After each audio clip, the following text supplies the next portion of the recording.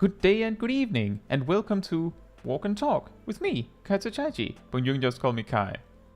Tonight, a bit of a smaller walk, but we're starting where we left off last time, which is here in the middle of nowhere. On Ravana Materia in OCE. So if you want to join in the walk, you just find us as we go. I've planned a shorter walk this time, partly because, well, the place I had an idea of going to is not that far away, but also because we have a lot of clips, so I'll try my best to get to them, but knowing me, I'll spend like 50% of the stream talking about something else, and then we'll only get like 6 clips or something. But hey, I'll try my best. With that said, hey Jake, hey TT Abood, hey Vince, hey Zaf, hey Tina Lee, hey Nox, hey Giraheen, hey Kazudragoon, hey Seros, hey Gazel, hey Agent Monica, hey Aerodel, hey Yoharis, hey Sally, hey Liv, and hey Ilana. Hope you're all doing very well. I don't know if you're... I don't think you're late, Ilana. It's fine. I'm glad you're here. Exactly, an attempt will be made. Speaking of, we should probably just start walking. And the trick, the reason why I always do these walks as a gatherer, whoops, not that one, is because it makes the enemies ignore me. Doesn't work if your gatherer is too low level, but that's the trick. You can also just kill the mobs as we walk through, but that is the reason why I go as a gatherer. Hey Sam, hope you're doing well. Now that's Galaxy Brain time, Nox. Just not be there when the music suddenly turns on, so that when you come back, put on the headphones or something, you're like, oh right, there's music now. Also, hey, goodbye. Hope you're doing well.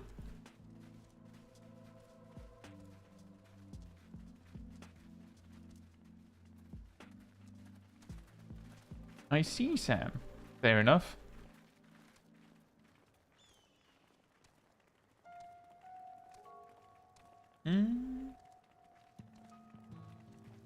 Let's see, Dave says the average walk and talk stream, 30% walking, 40% talking about WoW, 30% reviewing clips, and then another 20% overtime talking about random stuff. Yeah, that sounds about right.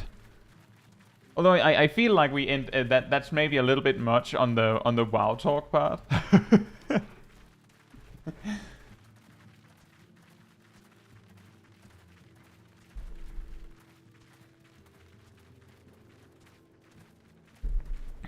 But we certainly get sidetracked a lot.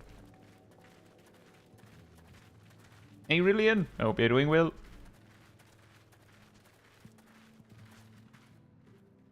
And thank you for celebrating 14 months as part of the Cult of the Pink, Matthew. Thank you so much for the support. And thank you for hanging out with me. Maybe let's talk about other MMOs also.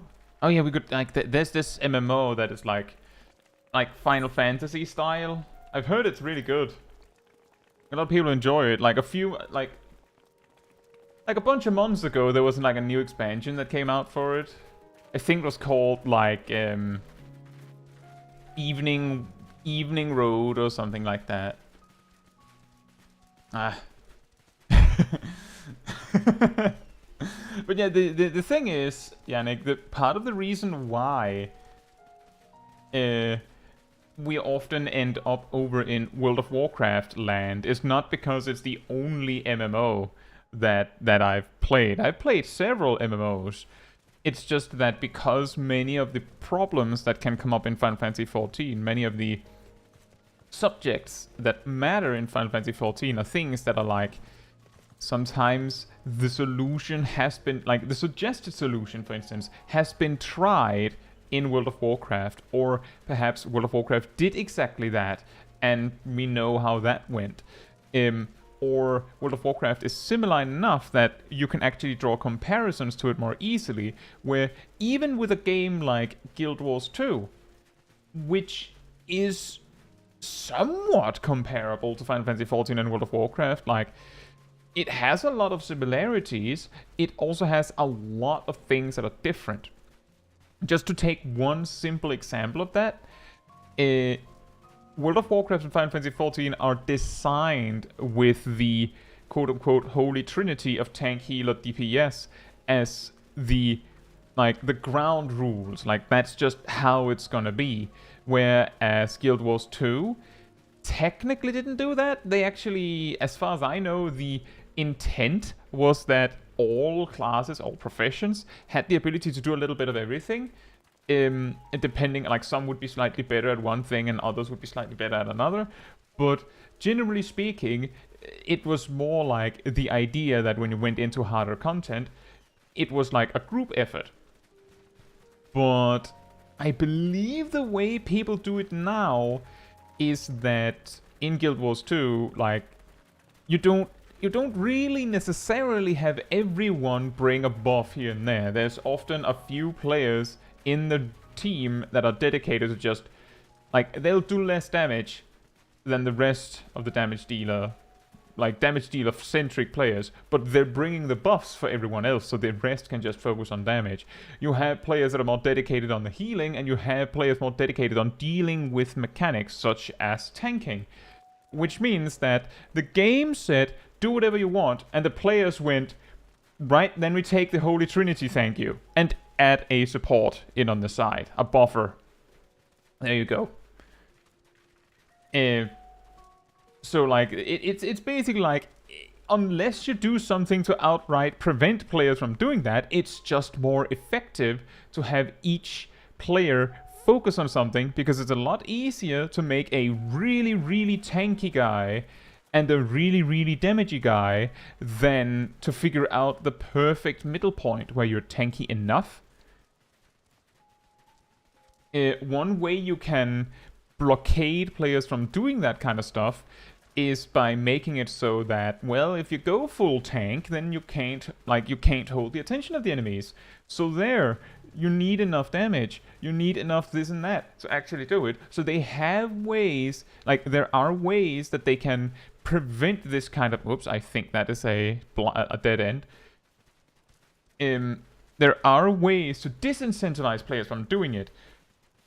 But doing that also comes with its own problems, because it will be a lot harder to make that work.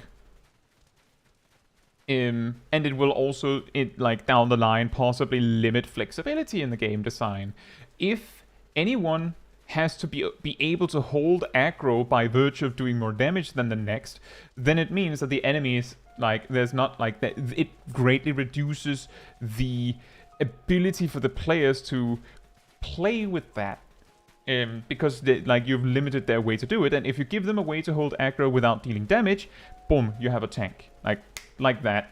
Like, it's just give them that, now they can have a tank, and they can just have a dedicated tank, and they'll just have that because it's more effective than having two bruisers, so to speak. See, Yannick says, fun thing, my favorite crafting system was realized in an MMO that was on a Minecraft system. That is quite interesting. Final Fantasy XI got an expansion recently.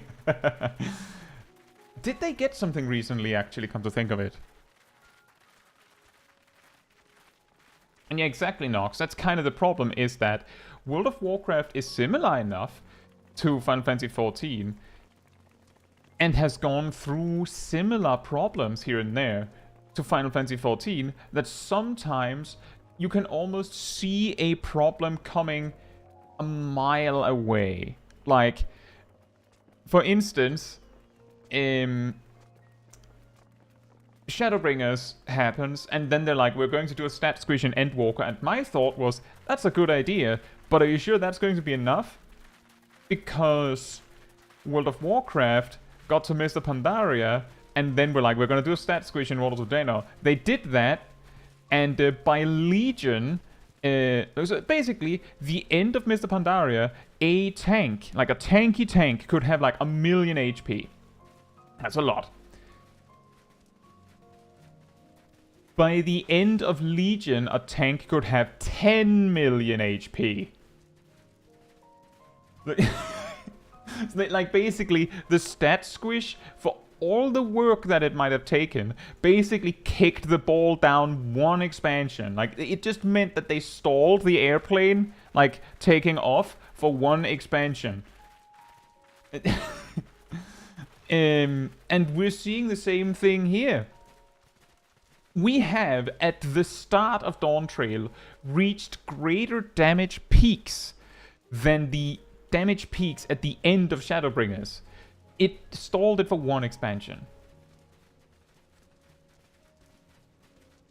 Also, hey Tarika and Samuel. Hope you both doing well. Samuel says, I just wanted to pass to like the stream and tell that I really appreciate the guide you do. They're great. Thank you. Thank you so much. I really appreciate it. Also, hey Bronto, hope you're doing well as well. And hey Viek, hope you're doing well as well.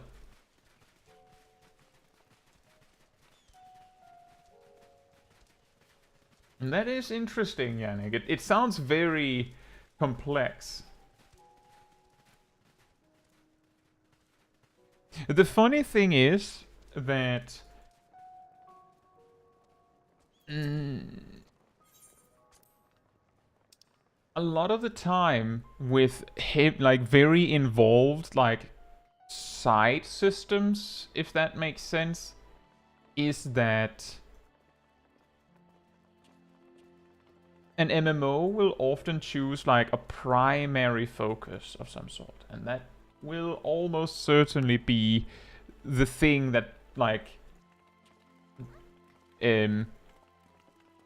gets players to play the game. We're going down the stairs properly, like civilized people. Which means that the other side quests that the game might try to have will be something that some players will interact with, but most won't.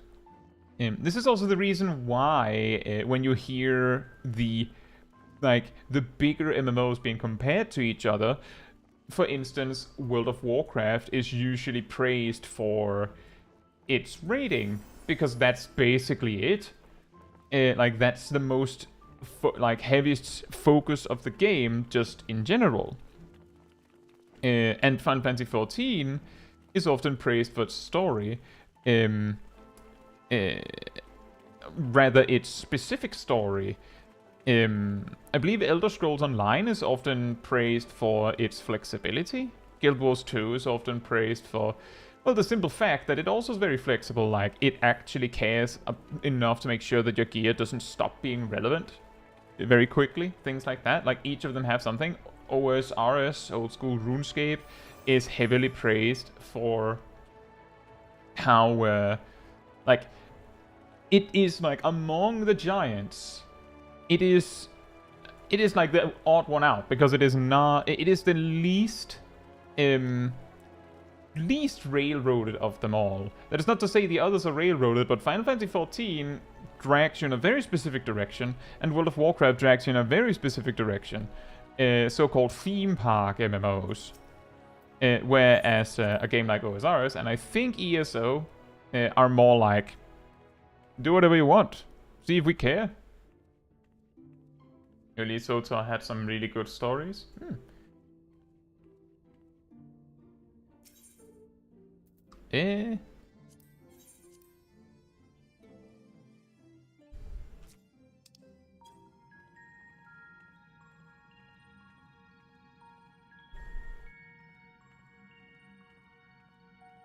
OSRS is complicated. VX says, what was the reason for the stat squish in 14? The 32-bit integer? The typical reasoning is a combination of things. Viek. One reason is that the greater numbers of the game requires heavier calculations, and if you can do it with smaller numbers, there's no reason to do it with greater numbers, because it's just more effort. The second thing Exactly, Sally says alliance rate HP causing server issues, which would make sense because the bigger numbers take basically more bits to calculate, which means that effectively the load of doing those calculations is bigger. The other reason that is typically given is as numbers increase, the numbers also become a little bit meaningless. For instance, speaking of OSRS, you start the game and your first battles you will do 0 or 1 damage. That's it. At some point you'll be strong enough that sometimes you'll do 2. Wild. Incredible upgrade. It's not a 100% DPS gain because it's just sometimes you'll do 2 damage. And eventually, one day you might do 3 damage, then 4 damage, and so on. But given that the HP cap on player characters is flat 99, there's only so far you can go, right? Bosses will not suddenly do 200 damage.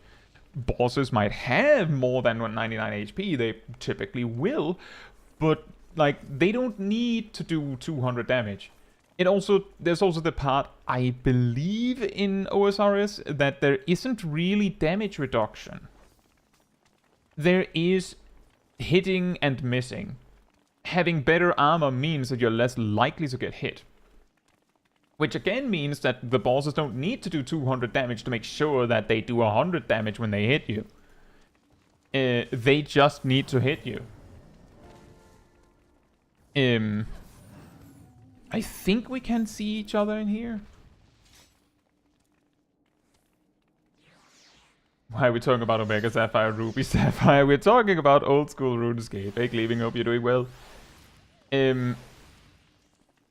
But because these there are these number limitations,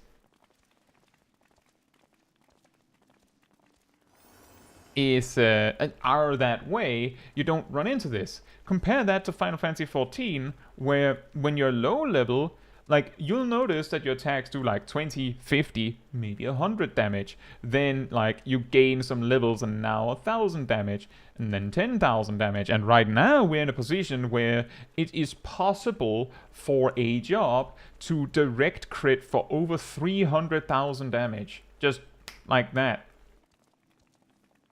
We've reached a point where I have genuinely had situations where someone went, oh man, the variance on my hearts, I think it was Angel that said this, that was like, the variance on my heart slash is like 2,000 or something like that. I was like, how much damage does heart slash do? And the reality is that the variance is like, 5%. But because the actual average damage is so colossal, it's like, it sounds crazy. But when you actually compare things, percentage-wise, you start to realize that it's not that bad.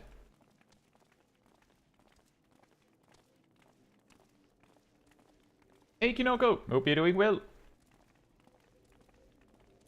And I'm glad to hear that. Thank you so much. It'll be 3 hits for over 1 million at times. Yeah, exactly. There is damage reduction, but it's very rare and usually flat numbers in old school RuneScape. Exactly. And that means that, like, it's relatively simple to see how much you can get away with.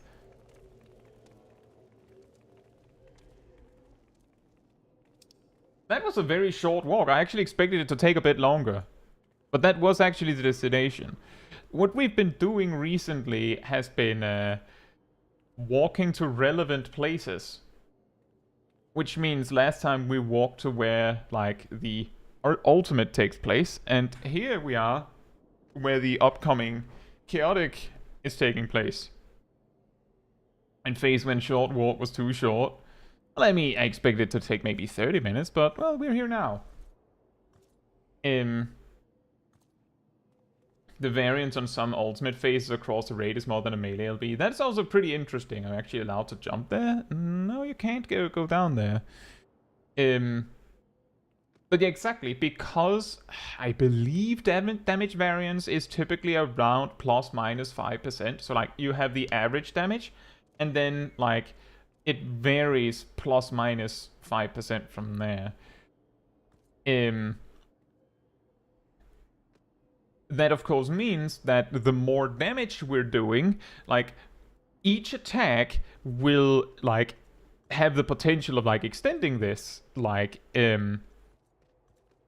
if some of you are into like competitive Pokemon, you may have seen damage calcs, which is to say you take your Pokemon against some other Pokemon and then you check, if I use this move, how many hits does it take to kill the other Pokemon? And the interesting number is usually, is it a one shot or not? Because you know, if it's a 2-shot or 3-shot or 4-shot or 5-shot, that greatly changes things. It's like each time it's not a 1-shot, it means that you have to take into consideration that the opponent also gets to have a move. And if it's a 2-shot, then it's either they move, then you move, and then they move, and then you move, and then they're dead, assuming they didn't do something to prevent you from killing them. If it's a 1-shot, at worst, it's they move, you move, done. Which means that there's a lot more variance the more moves there are. But there's also the damage variance part in that if it's a 1-shot, then you'll see like the damage variance from here to here, which I think it's like 10% in Pokemon. It might still be plus minus 5%, but I think it's like plus minus 10%. But it's like, I believe it's 16 rolls or something like that, so it might actually in reality be plus minus 8% or something to that effect. But if there's multiple hits in the calculation, then you could roll the lowest value twice. Which means that you go like, you imagine it like a plot on a, like in a diagram, and the further out you go, the wider the distance between the highest and the lowest possible result. So one hit, you're dealing with, say, 8% damage variance. If there's 2, then you're dealing with something more like 16% damage variance, because you could roll the lowest result twice or the highest result twice. And you just keep adding this. It's the same with Final Fantasy XIV. If every attack has a plus minus 5% variance, then every attack essentially adds another plus minus 5% variance. The variance in Pokemon, if I recall correctly, is 0.85 to 1. Right. That's about a 7.5% variance, because the average is then 92.5, right? That's about 7 or 8%. It's just that they've decided this is the maximum damage and the random number is less than that. Right? We could do the same. If we start at the highest possible damage in Final Fantasy XIV, then the damage variance is 100% down to about 90%.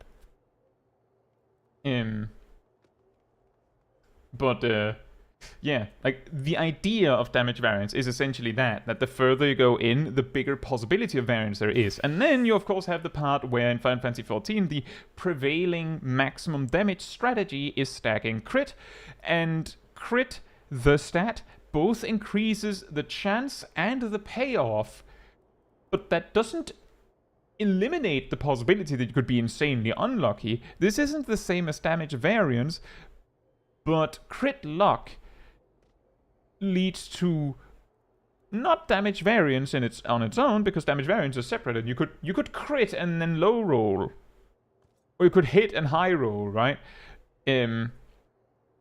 But the combination of these things means that the true end result, if you fought a striking dummy for 10 minutes, you could hypothetically only roll the lowest possible result on every hit. Like, you low minimum variance, like the lowest possible result on every attack. The possibility is minuscule, if even possible at all. There's a possibility that the way things are calculated evens things out in some way. I don't know the exact math on that in Final Fantasy XIV, but it is a possibility, considering the various RNG compensation actions jobs have.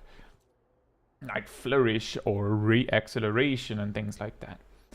And you also don't crit anything, you don't direct hit anything, regardless of your chance. That is a possibility that could happen. That's your lowest possible performance, regardless of how you play. If you then did the whole thing again, like 10 minutes again, and every hit the maximum possible result, and it was a critical direct hit. Again, insanely unlikely, but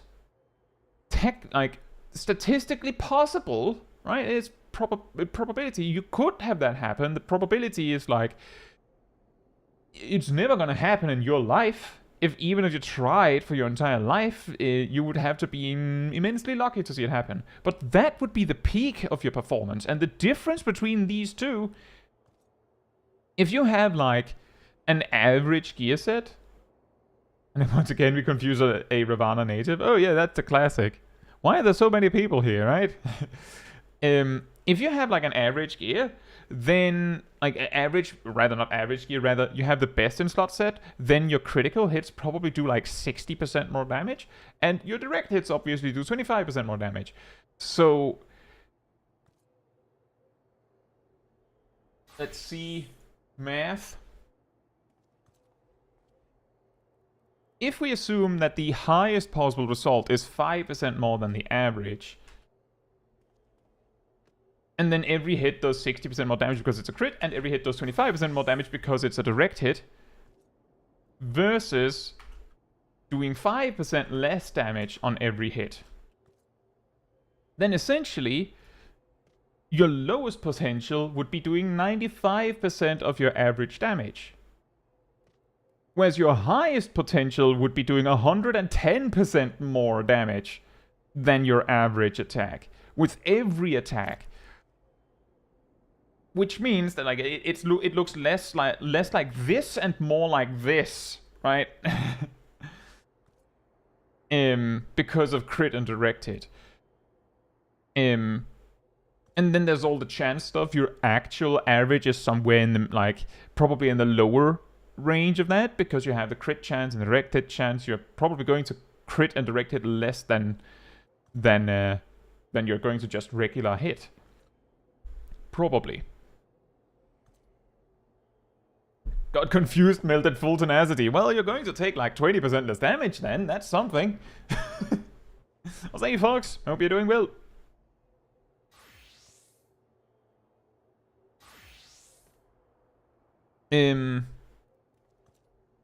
But that has that effect that variance is crazy. And that would still be the case, even if numbers were small. But the end of the day is, when we reach a point where you can direct crit for over 300,000 damage, would you, let's say you actually did that, would you say to your friend, did you see I crit for 321,253? Or would you say, I crit over 300,000 damage? Probably the latter, right? The 5 extra digits after the 300,000 is kind of whatever, right? Don't really care. But the 300,000 is interesting. That's a lot. So that's what you're going to remember. In the same way that I remember back when I was a small Kai playing RuneScape 2, which was before old school RuneScape became old school, before it became RuneScape 3, and then old school RuneScape became a thing, back when it was that's just RuneScape. At some point, you suddenly figured out, I'm doing 3 damage now, guys! Whoa! It's pretty early on, but you get the point, right? It's the same idea. Wow, you moved up a significant damage number. The difference between 200,000 and 300,000 is interesting. The difference between 200,000 and 250,000 is interesting. But the difference between 200 and 210,000 is not that interesting. VX says, depends. If I'm fishing for the highest damage per screenshot, then yes, I'll count all numbers. Exactly, Liv. I crit for 3 damage!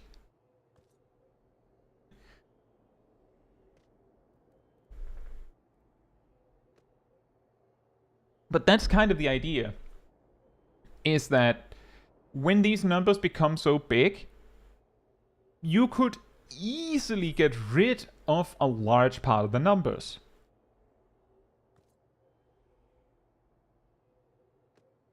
But to do that can be very difficult when you have 10 years of content to rebalance around the new numbers, right?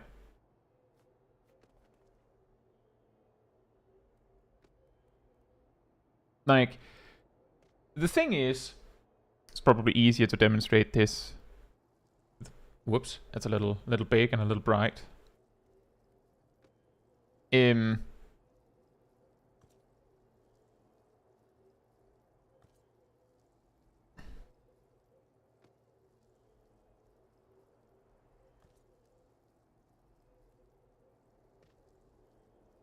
If we have like stages here, like this is ARR, then here we have Heaven's Ward, and so on, right? This isn't important. Like, it's just... Then, what you're going to see is, like, the relative power of the player character, like, relative to the content, usually goes, like this. Well, sorry. Let me try that again. Like this. And the intent is that it's like this. Right? That you go back down and then have to progress again. But because this happens, if you instead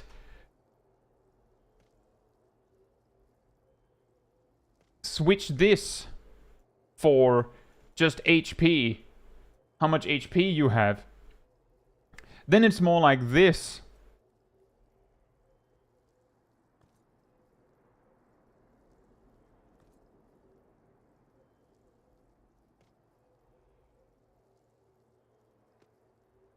You get what I mean?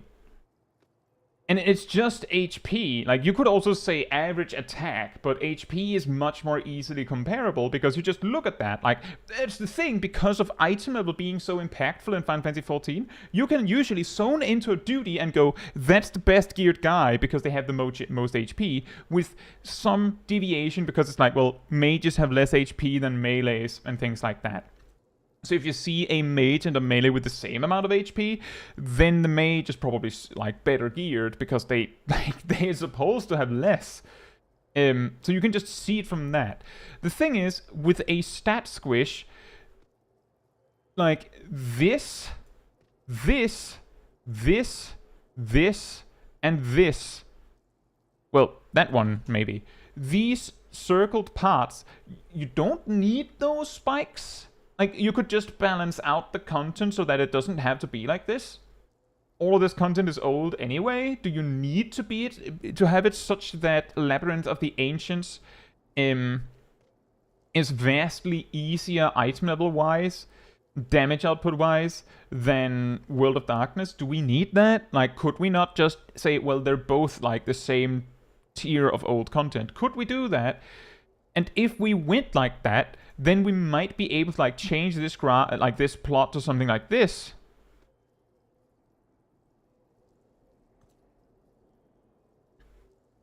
It doesn't have to be this large. But if you did that, then suddenly we have like this is a stat squish. Like, this is a stat squish. This is where you land in a situation where, like, at level 1 you have 20 HP, right? Or 10, your attacks do 1 or 2 damage. And at level 50, you don't have to be very strong. What you're targeting here is that when you reach the current endgame, the numbers are somewhat reasonable. The problem here is that this kinda works if that's the end point. Because what's going to happen is then Dawntrail ends, and a new expansion comes out. And then, like, this whole part looks stupid. Right? Now we're back where we started. We fixed some of it, but then this part ruined it. It's really hard to make the numbers make sense. And one way that games that, you know, add new stuff perpetually, like add a new expansion, a new gear treadmill and whatnot, that regularly they have to like squish things down to make things still make sense. We'll just do another stat squishing. Yeah, the solution is we don't do this. We just do this. Nailed it. Like the instant the expansion launches, you're like, oh, like you log out for the last time before the expansion launches, like your character has 200,000 HP easy. You log in. Why do I only have 30,000 HP now? Could you imagine? Could you imagine? Liv says, I have the perfect idea for a stat squish. You take all the numbers in the game and you move the decimal points 4 digits to the left. No issues could arise with this. Guys, I finally unlocked. I finally decided to try and pick up Thaumaturge. Why do I have 0.1 HP?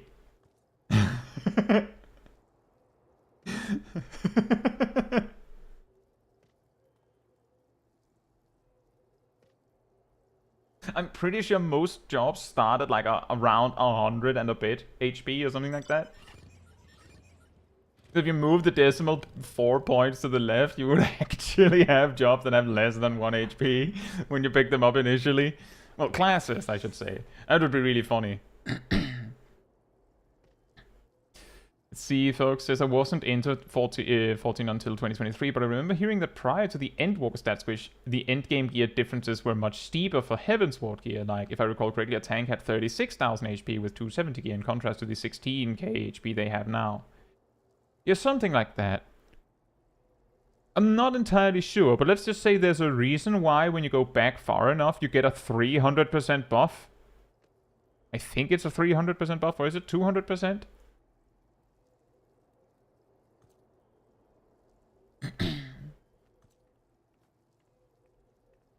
So says, I mean, D&D Wizard has D4 hit die, and in some old versions it wouldn't max out. So you could actually roll a character that started with 1 HP. Nailed it. Amazing.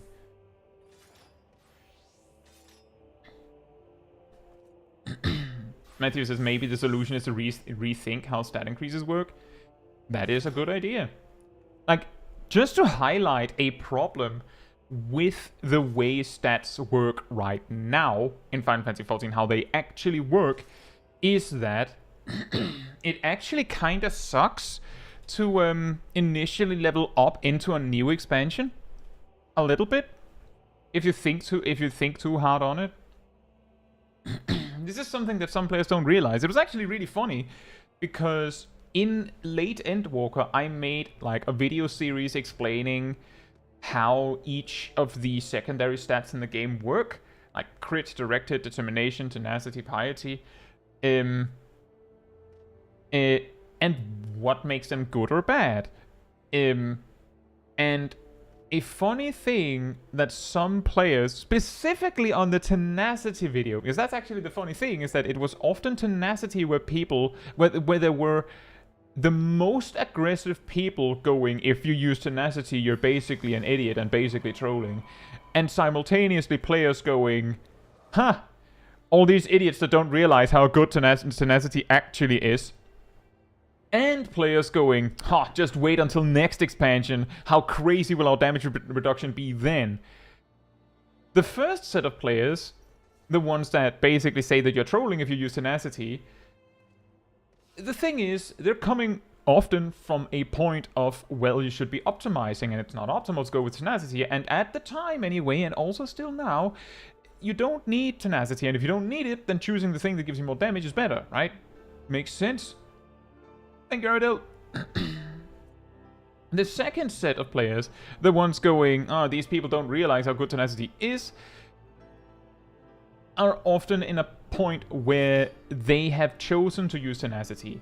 They may or may not have done the math on tenacity, but they've decided that it's good, and they may or may not have done hard content using heavy tenacity builds, and they've decided that that's the best move as a tank.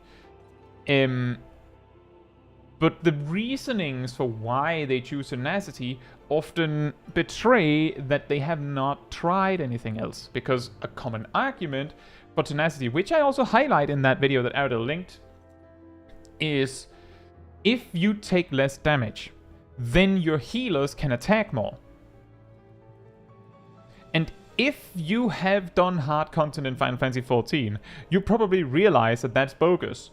Because unless you are in a group where the healers are actually having trouble keeping you alive, which should be a flag of concern at least, maybe the fight is actually really hard, but it is something to keep in mind anyway, then in all other scenarios, you taking less damage just means that when the healers inevitably have to cast an AoE heal for everyone, you get a little bit more overhealing because you have more HP than you would have had if you didn't have tenacity.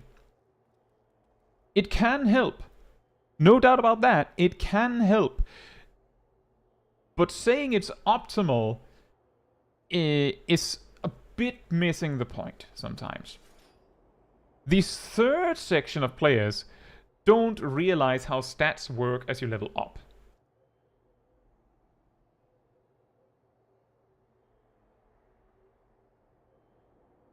Zippo says yellow material for proccing seems like a fine niche. You see, the thing is, Zippo, is that most hard content is balanced in such a way that you don't need that damage reduction anyway.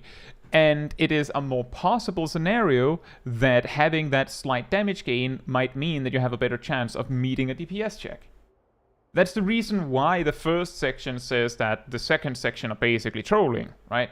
But I agree that if you run into a situation where it seems like having more damage reduction might help, you could do that. Similar with piety. If you actually run into a situation where you go out of MP, well, then you probably needed more piety. Possibly. But yeah, the third section, don't realize how stats scale with your level. If what they believe, and I'm not naming any names, what they believe about how the stats in the game work are true, then it means that when you have... Oh, do I have one of those items in my inventory? When you hit level 50 and have an item with 18 tenacity on it, it basically does nothing. Gives you like 0.1% tenacity. Which means like a full set of good level 50 gear will give you like... If it all had tenacity, you'd get like 2% tenacity maybe. Something like that.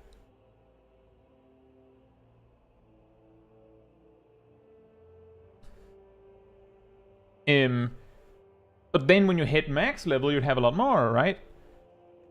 But the logic being that, oh, if we get 20% damage reduction at level 90 or 100, when we have like maximum tenacity, then imagine what we could do at level 110 when the gear has even more tenacity. Then we could reach 30% or 40%.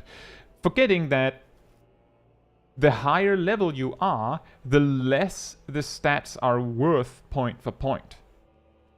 The most classic example of this is, and I don't even need to explain to you how much impact crit has at max level for you to understand how it doesn't work this way, or it wouldn't work that way, is at level 15, like when you could enter Sastasha, 1 point of crit, if I remember correctly, 1 point is worth 0.2% more chance and damage.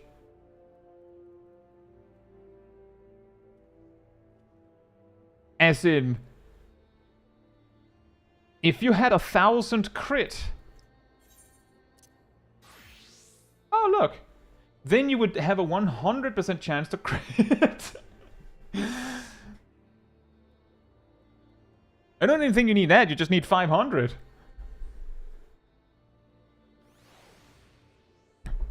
Like, just starting with that. You can see that it doesn't work that way.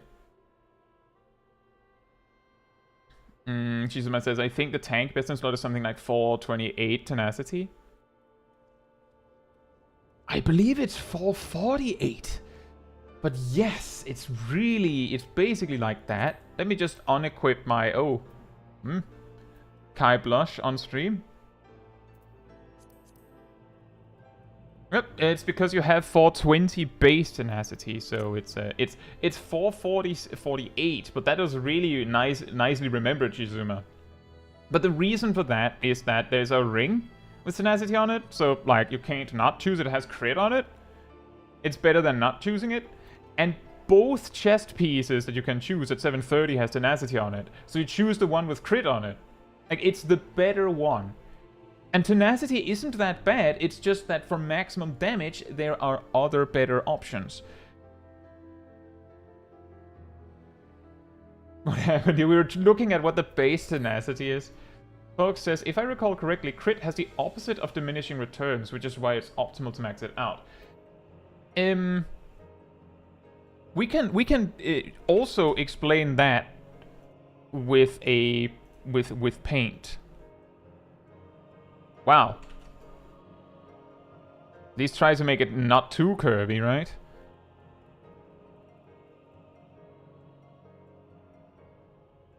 Quantity?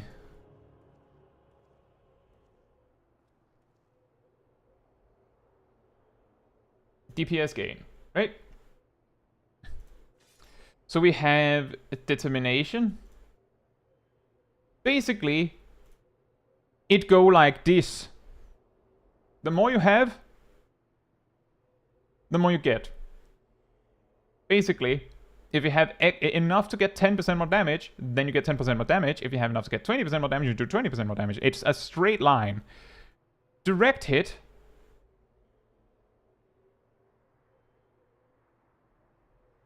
is basically also like this. The only difference is that determination is like a tiny bit better point for point, like a tiny bit better. Like, we're talking, if you have a 2% more, like you need 2% more direct hit, like actual points, to reach the same power as determination. It's so little that the only way it really matters is that if you're choosing between direct hit and determination, it's better to have a slight bit more determination than direct hit. But it ultimately doesn't really matter. Tenacity, in terms of damage output, is these are not exact, but it's basically like this. It's behind. That's the problem for tenacity, is that it falls behind the other two. This is not like accurate, but it's a relative estimate, right? So then we have crit. And the thing that makes crit really unfair is that it basically goes like this.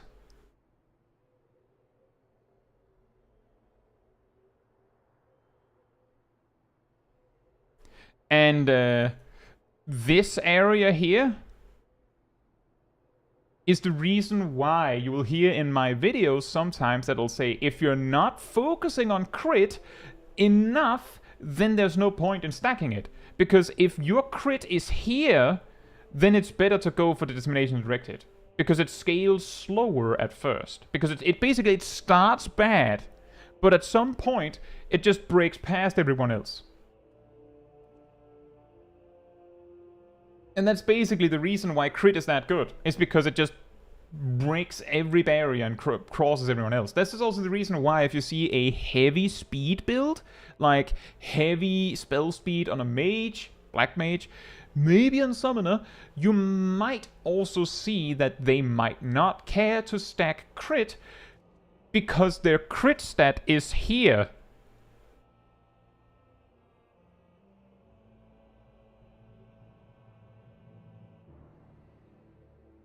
And another thing that makes this a little interesting is that I remember in Shadowbringers, I believe it was in Shadowbringers that it was generally accepted that direct hit, because in Shadowbringers, determination was 10% weaker than direct hit. Like basically, in Shadowbringers, determination was somewhere like this, right? So direct hit was a better damage stat. In the first raid tier, direct hit was usually the king damage stat for everyone. But then by the second raid tier, for most jobs, crit would take over. In Endwalker, we had a similar relationship where determination and direct hit were the best. But I think it was already in the first raid tier that people could put together best in slot sets that had enough crit that crit was better. And we see the same thing here, where crit overtook so fast that I think determination direct hit was something that was worth considering focusing on before the raid tier came out. And then the raid tier came out. Thank you, Aradil. Also, hey Zero Shade, and Tay, and Chili Taters, I hope you're doing well. And Solization as well.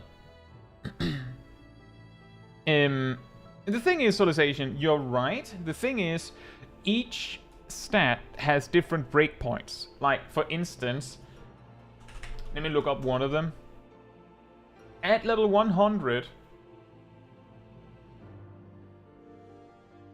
you gain point. Also, you, Cat Damon, sorry. I hope you're doing well as well. Sorry. Every 14 points of crit or so gives you 0.1% more chance and damage. These are breakpoints. But the general idea is still this. You can see in this plot here. This is also the reason why sometimes you'll see in best in slot lists that they'll be like, oh yeah, you want crit, and then like slightly more determination, then a little bit more directed. And then if it's a tank, you'll see there's a tenacity materia anyway. Like, by the way, there's a tenacity materia. That can happen. Why? Because, oh, there was a breakpoint that you could reach that was better than the alternative. Like, tenacity is weaker than the other stats, but if the breakpoint is such that you have the choice between 3 of these or 2 of these, then 3 increments on tenacity is better than 2 increments on determination. And technically, because of how tenacity works, 2 of these is better than 2 of these. Because tenacity does everything determination does, and also damage reduction. So if you can get 2 increments of those, you just get 2 of these and also damage reduction. The last thing, and this is something that it often gets a lot more mathy, is, and hey, tell them up, hope you're doing well. Exactly, 1% crit chance every about 139 points.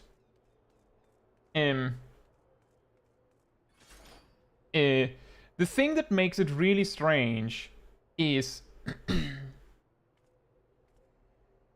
let's say, I think I've also illustrated this point in the tenacity video actually. Let's say that you already have 10% determination, right? But you don't have any direct hit. This is a possible scenario for a tank. Let's say that you have the option to gain plus 1% here,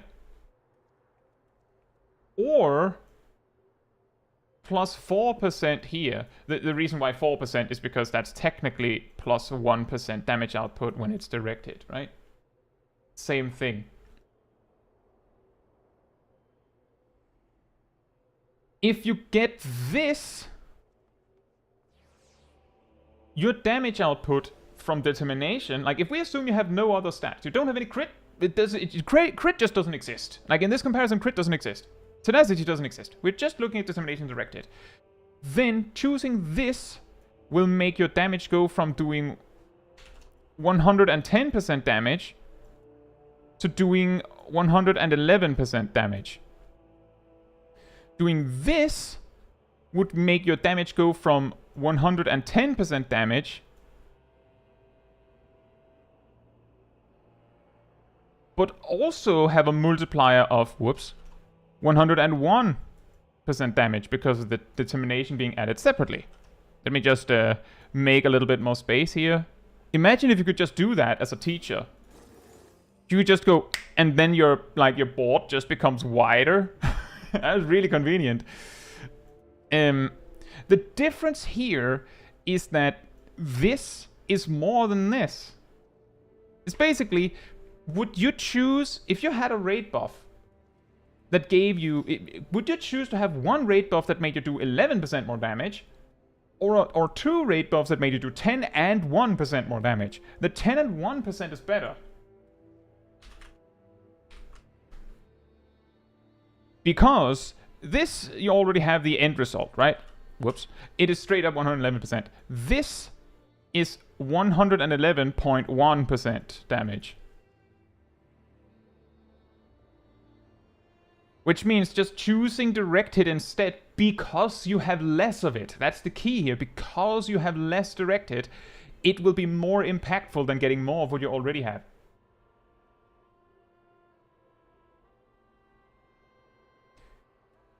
That's the reason, that is the logical reasoning for why we say try to get even amounts of direct hit and determination, because this interaction happens.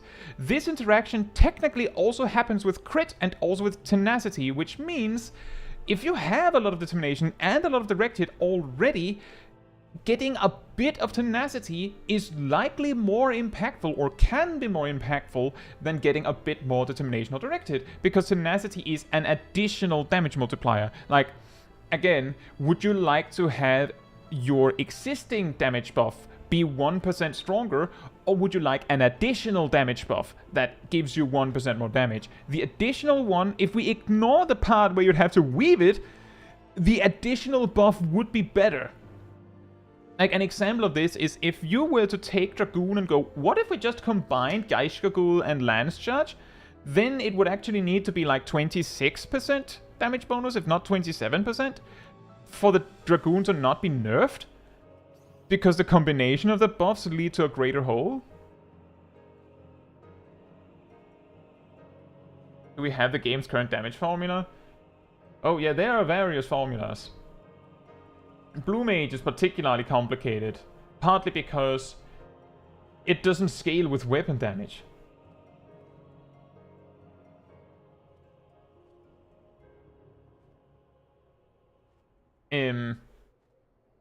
But see, if we go to this problem again, with determination and direct hit, this relationship where the one you have less of is better is always true. But if you bring crit into it, it depends on how much crit you have. And it makes it really confusing to make a good example of crit, because it depends on it. In fact, because of this, there is a breakpoint where crit overtakes determination and direct hit at the amount of determination and direct hit you have. Because essentially, if you're doing, I don't know, just for a simple example, 10,000 DPS, right? If you're doing 10,000 DPS and you're going, how can I increase my DPS by 1%? If you already have determination, increasing your determination by 1% will not increase your DPS by 1%, because your 10,000 DPS is already considering that you have maybe 10% determination. So you need like 1.1% determination to get 1% more DPS. This also applies to direct hit and tenacity. Crit works differently because of this interaction, and it will at some point break past this and be like, well, if you get 1% more of me, you'll do 1% more damage. And crit will first overtake however much value you get out of determination and direct hit at the specific amount you have, which is less than what you would get if you had no determination or direct hit. Like, if you had 0 determination and you did 10,000 DPS, getting plus 1% determination would increase your DPS by exactly 1%. Simple. But crit, because of this, can reach a point where crit is better than all the other stats. As in, it's better than even having the other stats. As in, if you could choose the exact stats on your gear, and you could choose that both of the secondary stats on your equipment was crit, that would be optimal. You don't need determination, or directed, or tenacity, or anything. You just need, well, you need your main attribute, but you only need crit. Ultimately, you only need crit.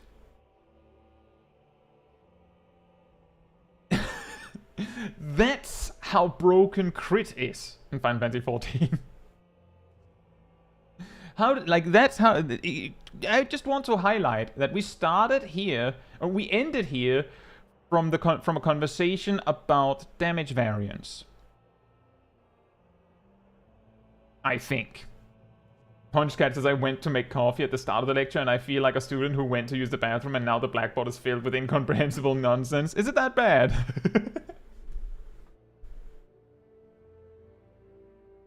Tangents be like, yep.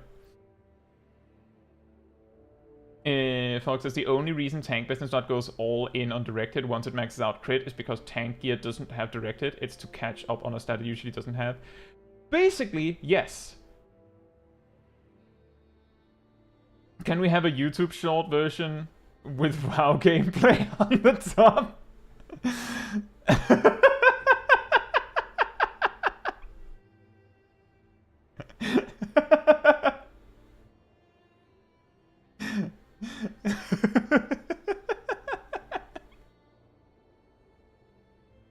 Yeah, a Subway Surfer. No, I just need to have an even deeper voice and have like long blackish hair and actually be tall. And like I have to make like white boxes when I talk about things and just put that in the bottom side. Right? I mean, if it works.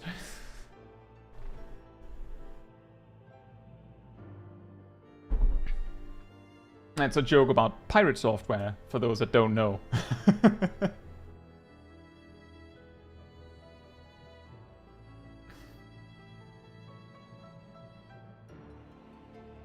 Then you have brown hair? It might have like very dark brown hair. But yeah, folks, that's kind of the idea. It's basically for tanks and healers maximizing damage is that they basically start with crit is God. So we do that first. And then you look at this. You need ferrets. Oh no. I don't have a pet at all.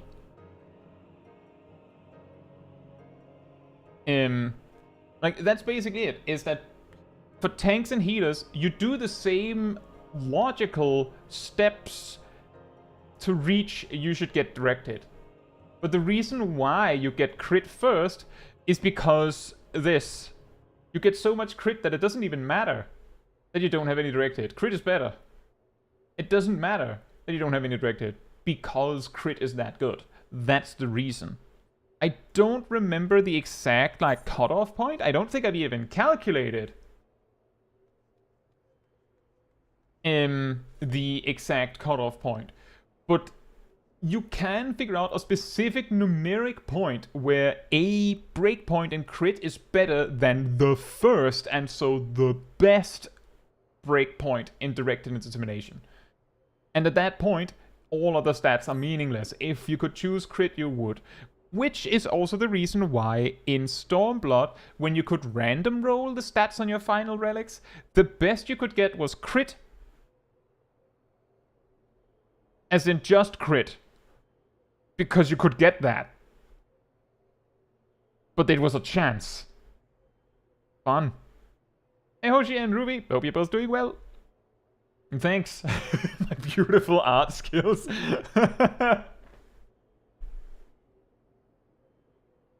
But yeah, Math Kai sidetrack.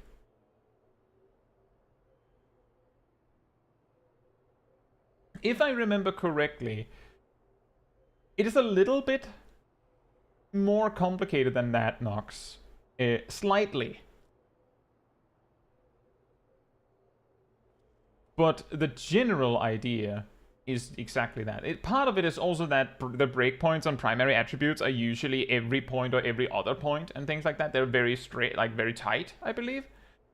But it is like primary attributes, as far as I've learned since, is closer to determination than you might expect.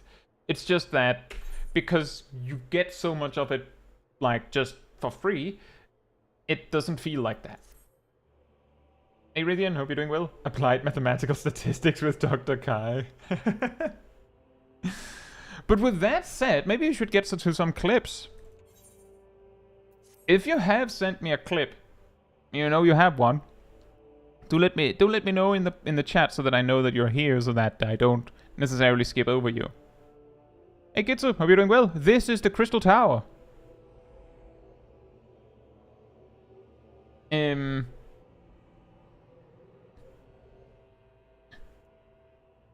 We could start with Yazel's clip.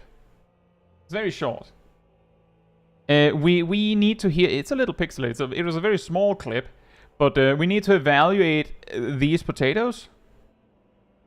We have to evaluate the potatoes.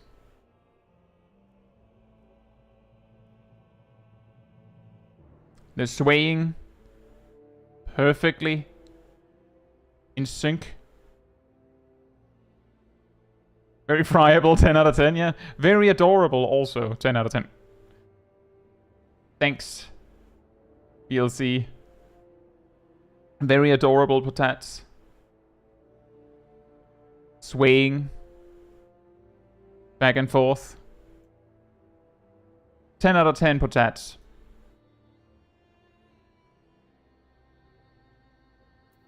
Yeah, it would have been nice if VLC didn't just switch to widescreen. The adorable potats. Right then, so we have many a clip. Let's see, I have Jake, Vyek, Licky, Orion. Orion has said that they wouldn't be here for it, so I'd have to let them know if we check that one. More Licky, Zaf, Shaq again, Matthew, Vyek, Emir, Kat, Emir, a few from Yannick, and Giraheen. We have a lot.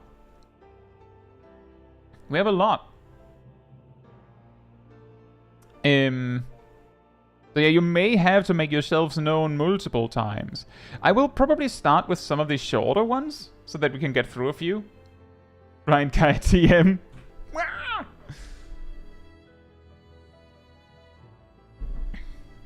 I believe this was Vyek discovered that you can actually survive the double tank buster in EX3 with kitchen sink. And if that's true, I weep for the off tank, who also used a bunch of cooldowns for nothing, potentially.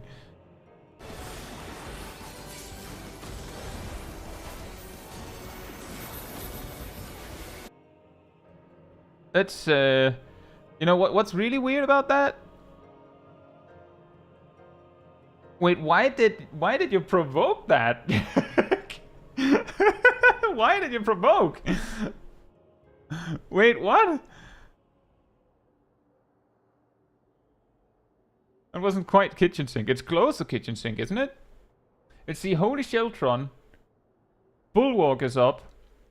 Guardian Rampart. Clicked too early. Oh. Well, the good news for future reference is that you don't even need to worry about getting aggro back, because the boss hits both tanks equally.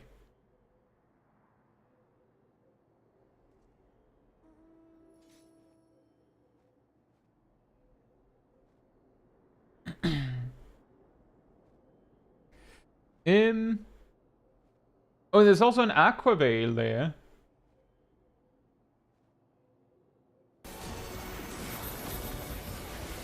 I don't know if the Keracholi that was active counted for the snapshot.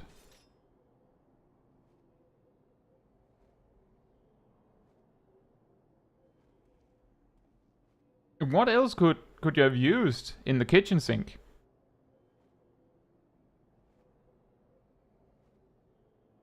I guess if you had used Holy Sheltron a bit later, so that you had both of the effects, right?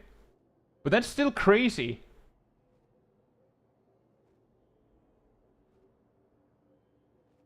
You could use Hallowed Ground. Well, if you use Hallowed Ground, then like it's basically nullifying the kitchen sink, isn't it?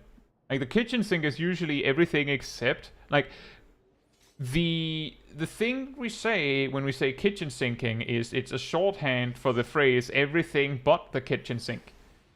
Hallowed Ground is the kitchen sink.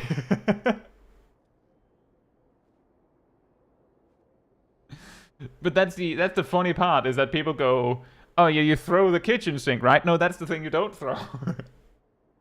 Okay, fair enough, Nox. Do you recall the chart of defensive cooldowns?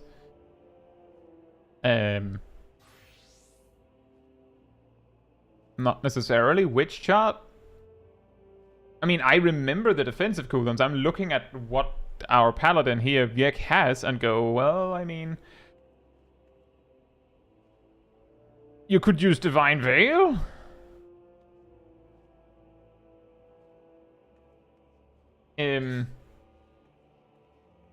But Hallowed with all the cooldowns makes you more immortal, right?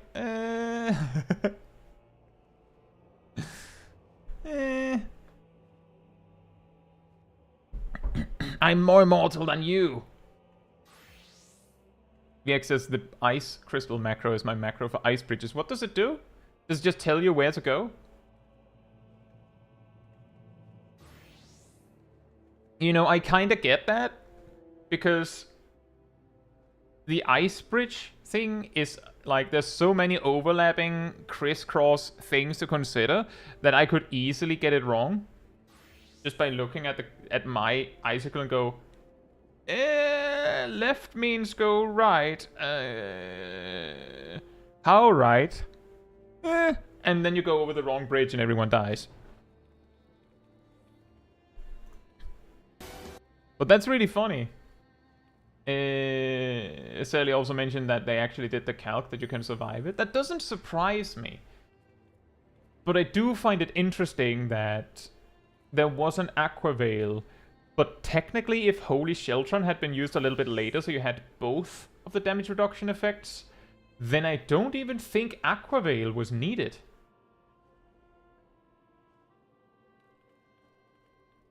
As far as I can see. But I'm not sure if Kiracholi counted. And if it did, then, you know, then Aqua Veil was probably needed. And if it didn't count, well, you know. Oh, that! The mitigation alignment chart. Reduce mitigation purist reduces damage taken directly. Method purist reduces damage using skills. Rampart is mitigation. Yep. Method neutral is reduces damage using game mechanics. Armor is mitigation. It is though. That is actually something that people sometimes forget. Like that's something that I kind of looked over sometimes. Is that back in Endwalker, because I was curious about it, because people have asked about this before, is when I use my weekly tomestones on gear upgrades, what should I prioritize first? And usually the answer is go for the things in your best and slot list first. Like, go for the things with the best stat line for you. And then the question is followed with, yeah, I know. Do I wait 2 weeks for the chest piece, or do I buy an earring today? And the thing is, at least in Endwalker, when I did this calculation, the relative power gain per tombstone in terms of raw stats seemed to be like almost exactly the same. Like, the price for an earring was exactly proportional to the price of a chest piece in raw stat gains, per, like, for the item level and all that. But the chest piece also gives you more defense, which the earring does not. Which means that your reward for waiting an extra week is more defense. And you will have to wait an extra week eventually anyway. So yeah, the armor is mitigation is fair, I would say. Reduces damage by any means. Fighting enemies unsynced is mitigation.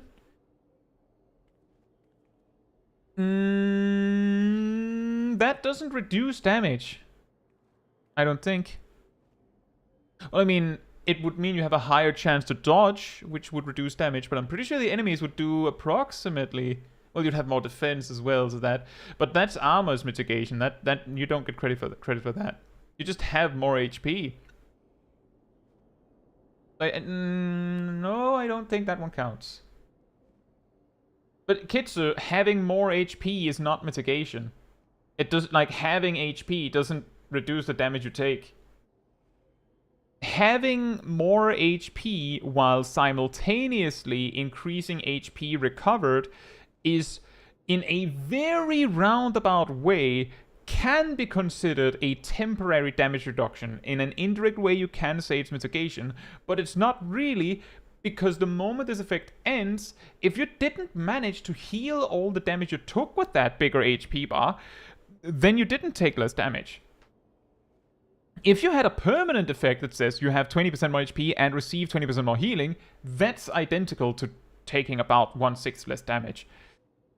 Which is what warriors used to have, actually. Something like that. There was actually a point where Defiance increased the healing received by more than it increased your HP. Weird. But yeah, that is like, it's an effective HP kind of deal, I suppose. That, I guess that in that sense, Caetsu, you're right in that it could be counted as mitigation. Next, we have mitigation neutral. Reduces damage taken indirectly. Low blow is mitigation.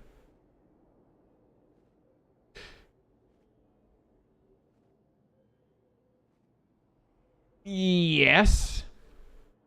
By removing a source of damage for a few seconds, you're reducing damage taken. I wouldn't say this is indirectly reducing damage. It's just, it depends on how you look at the damage you take. If you look at the damage you take as raw damage, then this is kind of indirect. If you look at it as how much DPS you're taking, then this is like, this goes in the top row. I've given this example before. If you use low blow and there's 5 enemies and the low blow successfully stuns something for 5 seconds, then it gives you Rampart for 5 seconds.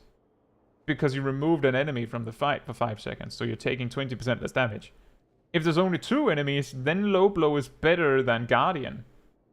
Because it reduced damage taken by 50% for 5 seconds. So it gives you the HP difference for free. That's true. But that makes Thrill of Battle a heal.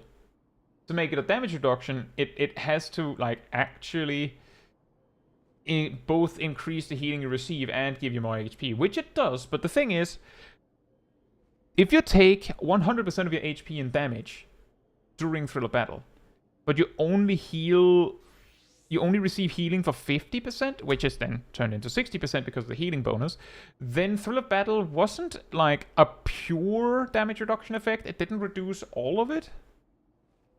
So low blow is better than invuln on single target. It's not better, but it's equal. Method neutral, turning off tank stance is mitigation.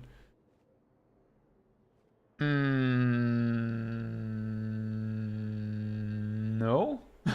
No? I don't think so. Because if the rest of your group just doesn't keep attacking, then you're still tanking. So, like, you actually need more than this? You need the rest of the party to be in on it?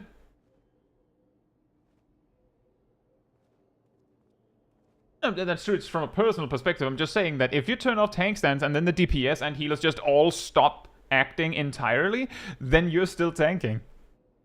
Then you shirk as well. That doesn't work. It only moves 25% of your enmity. You still have 75% of that. You need to have a very, very, very small head start to actually get someone else to take over. They would only notice it once they got aggro. It would work if you do it really early. Rebel method, playing healer or DPS as mitigation?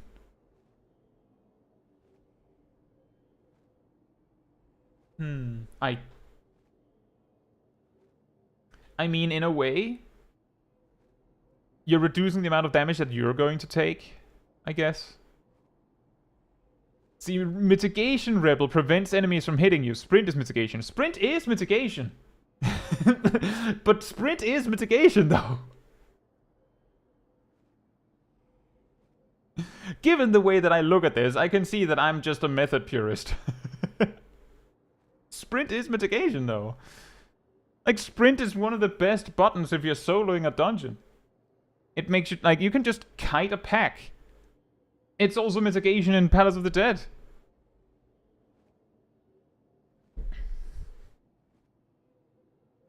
Just have your white mage use Benediction on the duty NPC to generate 1,000,000 enmity. That is actually pretty funny. Because that scenario is presented next to a pack with like 9 mobs or something. So it does play into how healing enmity is spread. And we have method neutral is dying is mitigation.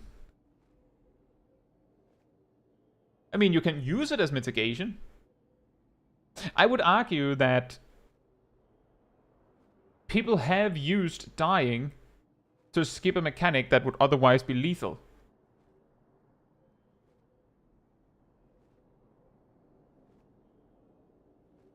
So you can use dying to mitigate. Method rebel logging out as mitigation. I would say IMO that for something to qualify as mitigation, it has to be functional while you're actively in combat. That's my opinion. I'm just saying. I'm like, technically, if you log out, the way you stop taking damage is when your character disappears and then they're no longer in combat.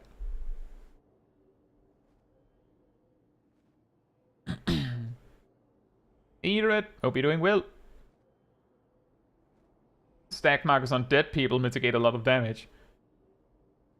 Yeah, if the marker stays on them.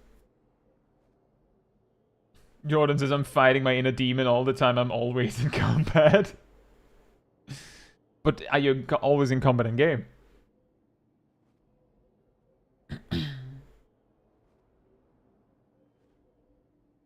Logging out functions during combat if you unplug a cable. No, Gazel, you misunderstand. If you log out that way, there's 2 things to that.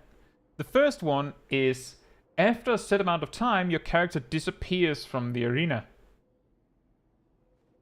and are no longer in combat. The second thing is if you try to use it to dodge something, because yes, I do believe if you actually lose connection as an attack is going to land on you, it is possible, however unlikely, that the attack will not hit you because the game failed to tell your client that you died. But I'm pretty sure you'll die anyway.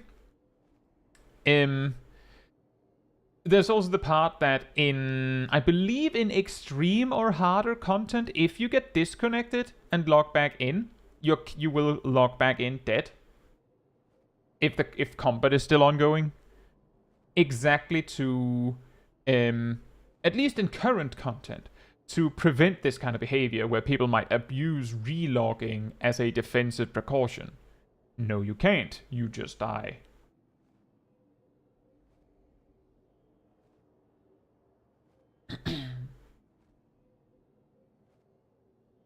Is it only in Ultimate and Criterion Savage? I thought it was also in regular Savage.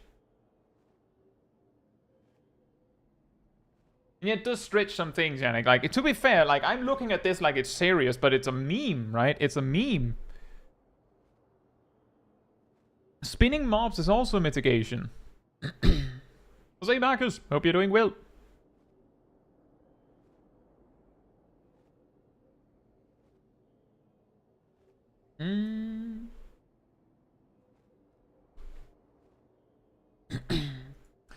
Let's see here then. We have a lot of clips. So I don't think I'll get to anyone who's not here. Matthew had a clip. And I don't believe Matthew have clips a lot. So let's take that one. Is there something that I need to know before we watch this, Matthew? Is there something specific that you want us to see? It's called a completely normal FRU phase 1. I've not like I've actually, I watched some part of the world first race, but I didn't pay close enough attention that I would be able to like recognize each thing. I've also seen a meme post about how people distribute a mechanic in Phase 1. It's a very serious clip where I want advice. I don't think it is.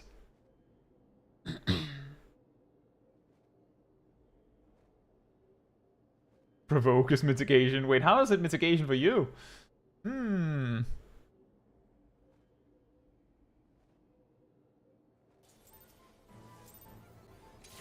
the only one fit to protect her. Oh yeah?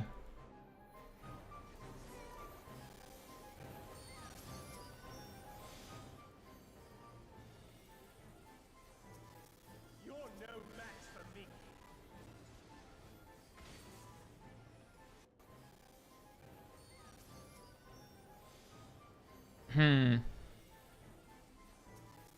You're no match for me.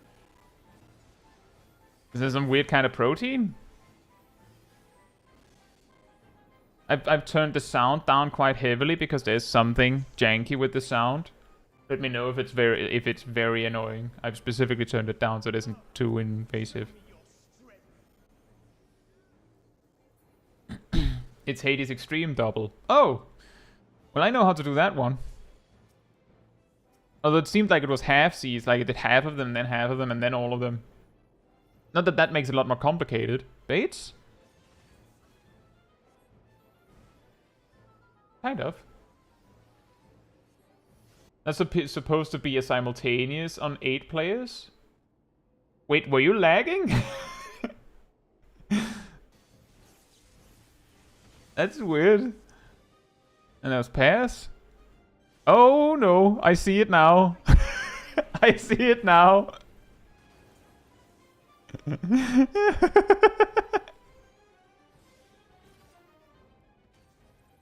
Oh dear. Well, hey, at least you know exactly where you need to be. Ow.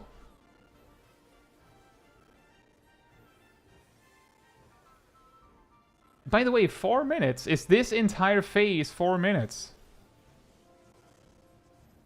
Well, we'll know in a bit, I guess.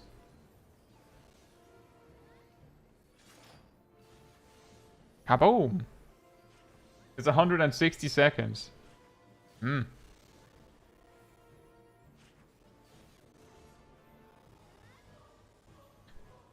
Burnished Glory. Isn't that the line AoE on the normal version?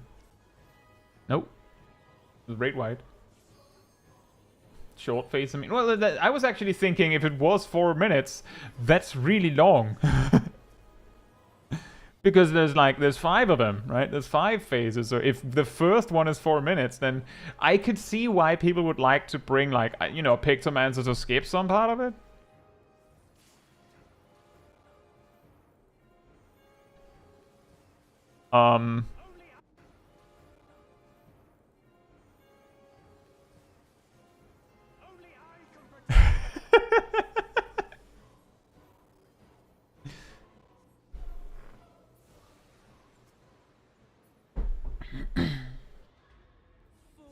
The mega lag.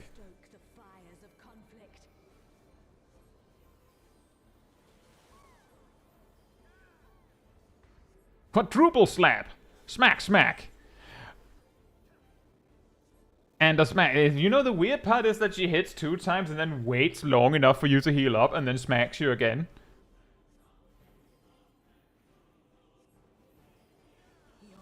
Or maybe you were lagging. That is an interesting... that is a good question. Since you were lagging... How long is there supposed to be between the 4 smacks?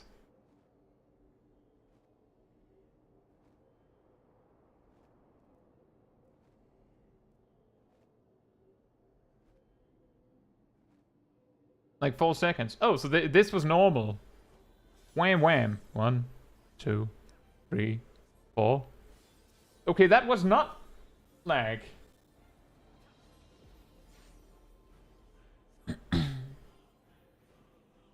It's just weirdly long. Like, with that much time between, she could easily have had a second cast bar. That's what I'm getting at. Reap? Reap! You didn't bring a Reaper, so that'll be difficult. Reap!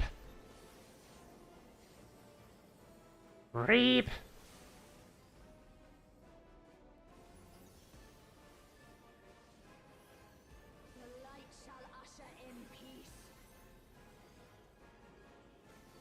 Hmm.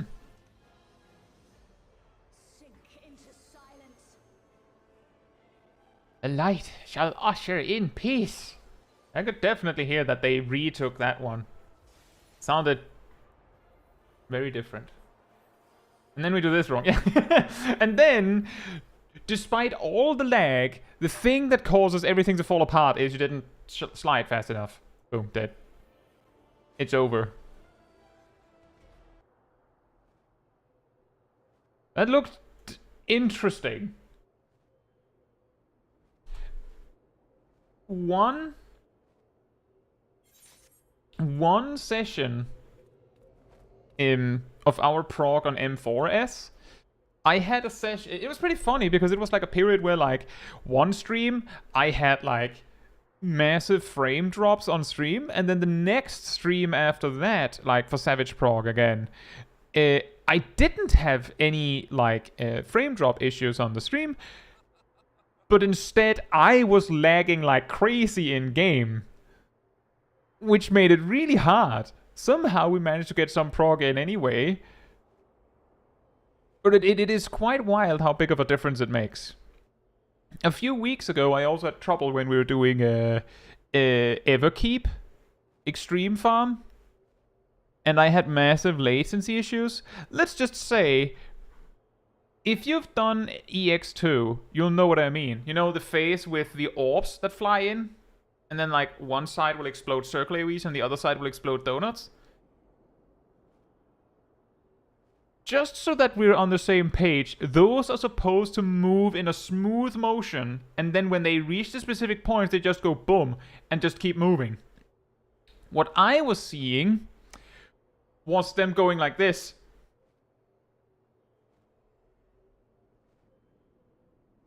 Boom. And like just pass over the thing and way past it. Like, they were basically playing stop dance, just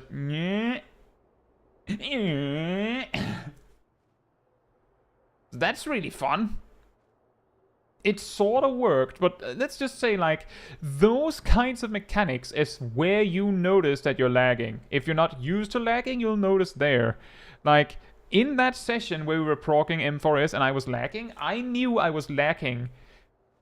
Like, initially, like, you can have that feeling of is it me? Like, am I just being a little silly tonight? Like, maybe it's not lagging, I'm just being stupid. Then you do M1S, and then she breaks the floor, which happens, you know, 1, 1, 1, 1, 1, 1, like in a smooth, like, sequence. If you're lagging, you will know immediately that you're lagging when that mechanic happens, because the way it goes is that she'll be like 1, 2, 2, 1, 1, instead of being like keeping the rhythm, because you're lagging. That's all you need to see. If that gets weird, then you're lagging. It's not the best way to test your connection. But if you're there anyway...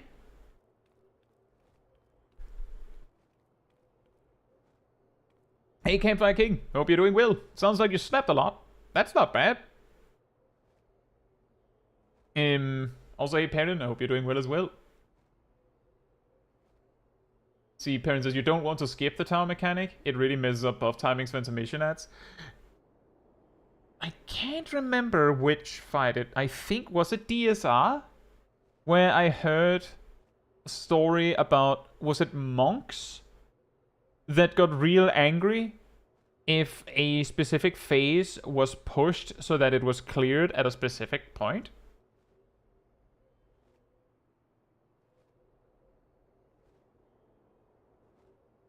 I think it was Monk. Hey Jack, hope you're doing well, and hey Nathan, hope you're doing well as well. I'm lagging M1S when I reawaken and I haven't seen the baited cones go out yet. I feel like I've forgotten something.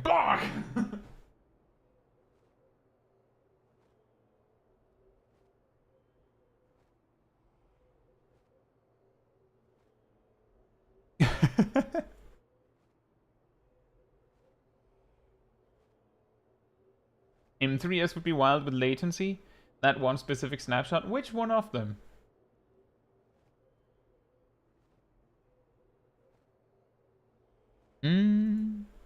By the way, since you're here, Shaq, should we focus on one of these clips? The bio breath one.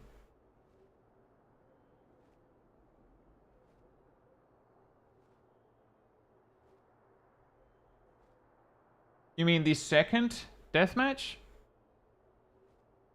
M1 is only 3 minutes long? That's true.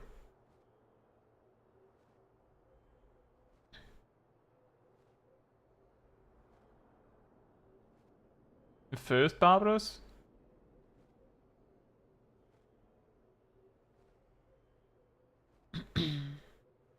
Wargarble says, any thoughts on best achievable in slot for people who don't do Savage? It's obviously not that important, but just as a point of curiosity.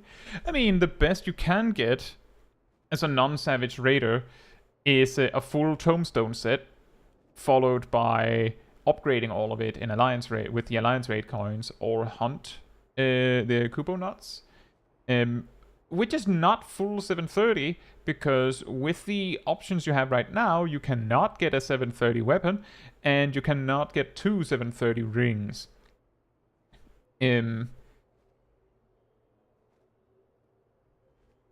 Thoughts on that? I think it would be nice if, in general, we had more gear options.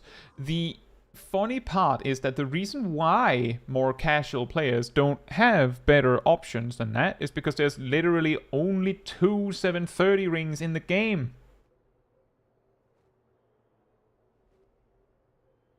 So if you're not doing the content that awards one of them, then, right? Thanks. It's not, like, that's not optimal. There's also the part that, like, we talked about this earlier. Tank best in slot has 448 tenacity because there's, like, not because they wanted it, but because there isn't a better choice. Like, if there were 3 chest pieces, the combinations that we've seen, there's a very high chance that that might have been the one that you choose. If there was a 3rd chest piece, which we will see with when the Chaotic Alliance raid comes out, if it has a 3rd combination of stats, maybe that becomes best in slot. But it's the same with the ring. One of the 730 rings has tenacity on it. You don't have another choice, so you're using that one. Like, at this point, I'm not even talking about if you're a casual player, what do you feel about the limited options you have? I'm saying, as any player, I think the amount of gear options we have is a little ridiculous. Like, the fact that rings are unique means that there should, in my opinion, be at least 4 rings. And you might be saying, why 4? Isn't 3 enough? No, 4 would be needed, because if you don't, like, that means that you have a choice. Like, basically, with the gear options we have right now, you could have, hypothetically, you could have 2 tanks roll up to a raid in completely different armor. And different earrings, necklace, and wrist. It wouldn't be optimal to do that, but they could. But the rings would be identical if they're, like, going for maximizing level. They would also have the exact same weapon, because 735, right? So, like, that, like, there's also a problem, unless one of them has cleared ultimate. Yeah, Emir, hope you're doing well. Yeah, I'm doing fine. But, yeah, my point is, I think that it would be nice if we had a 3rd option for all armor, which we will get with Chaotic, and a third option for these accessories, which based on what I've seen, that like usually they don't exactly show off the accessories from a new gear, from a new content, but I'm guessing that the Chaotic might not award accessories, and if they don't, then my point still stands. Third option for these.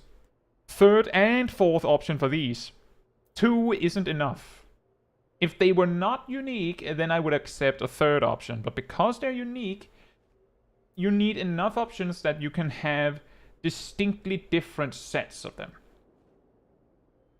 And they basically just a savage weapon with the 3 materia slots.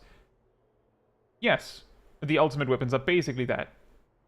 But they would be different. Like, it would be, like, just like, I would say it doesn't really count, but I would accept if someone said, well, you could technically have 2 different 735 weapons because the ultimate weapon, like, I would say, okay, fine, you win this one.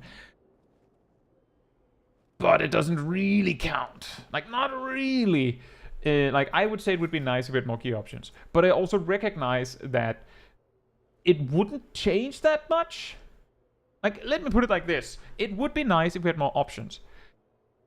But I basically led with this one. The reason why we're using this chest piece and not the other one is because the other one, I believe, has determination and tenacity on it, which is worse. So you choose this one because it has crit tenacity on it. If there was a third option that had crit determination on it, then we'd use that one. If the third option had crit skill speed on it, then we would use this one. If the third option didn't have crit on it, then we'd use this one. Which means, what I'm getting at is, if we had a third option for every gear slot, it wouldn't change anything unless we want to use that item. It would also feel much more meaningful if piety and tenacity was somewhat desirable. Also that, it's pretty ironic that they buffed tenacity in Dawntrail, and then put out the gear pieces such that tanks cannot avoid it fully. Like, you need some of it. Like, that doesn't count as the tanks actually using it because they like it. Like, it's just, well, I have to.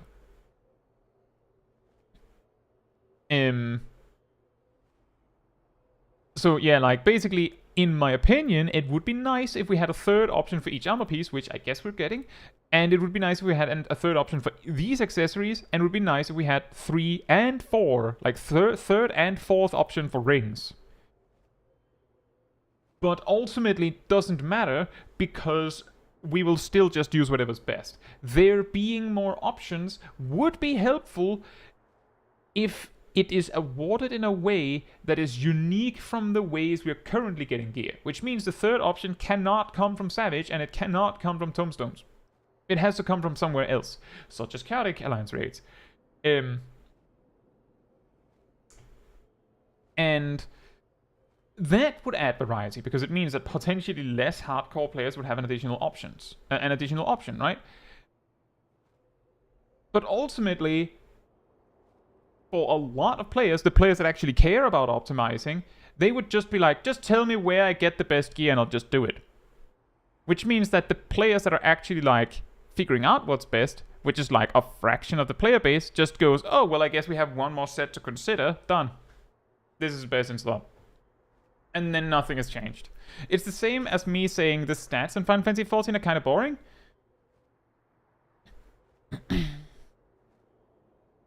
But if they were more interesting, it would be interesting for, like, the math nerds that figure out what's best. And most other players would just be like, okay, just tell me what's best, I'll just do that. So it doesn't matter. We've done, like, 3 clips, yeah, I think. Is there any job now where gearing stat priority now isn't speed to specific breakpoint, crit, determination directed? Not really. Say, Jonathan, hope you're doing well. I don't think there's sound on this. I can't remember. I think Shaq mentioned something about there being a sound issue in the clip, so they just cut it out.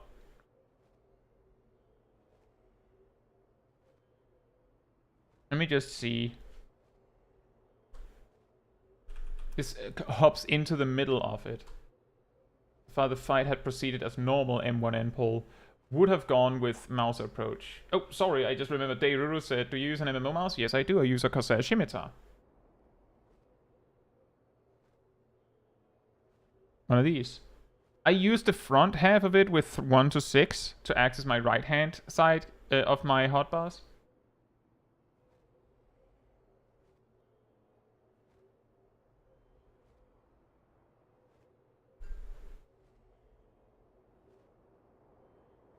Yeah, that's true, Perrin, but it is a minor detail. Like, ultimately, the stat priority that Emily listed is basically true. It just boils down to the same kind of stuff that you see in best in slot lists where it's like, oh, well, there's a breakpoint here.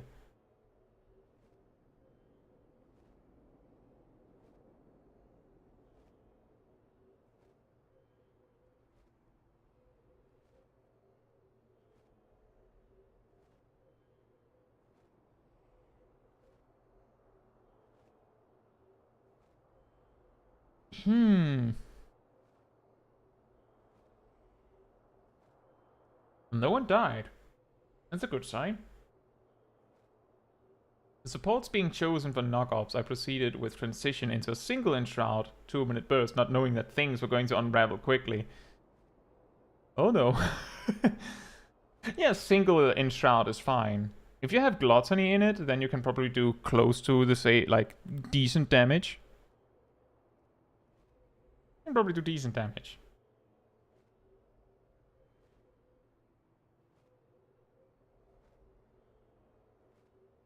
Uh-oh.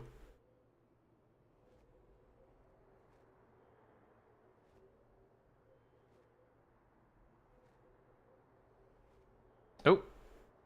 There's a drift there.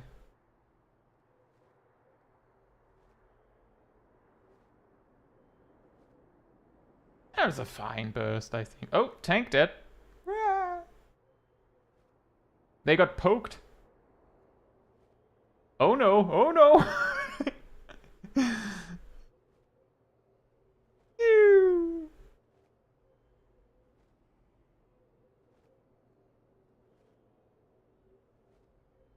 That's the saddest part. Like they you could see they were panicking. What the?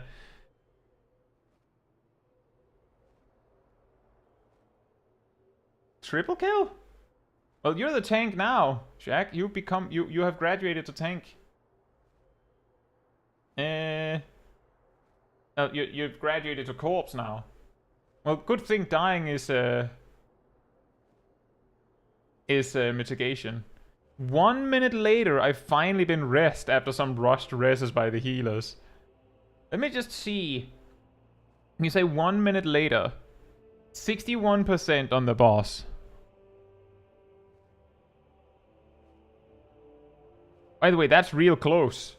One more swing and the healer would have died trying to rest. And they could have just been interrupted by the auto attacks as well.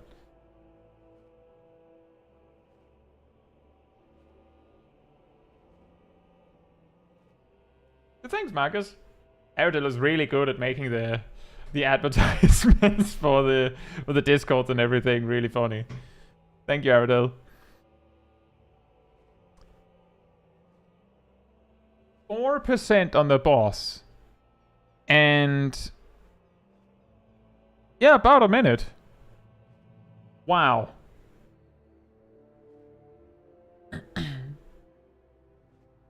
You might not want to be in that. Ugh. Okay, you were fine. Someone else died, though.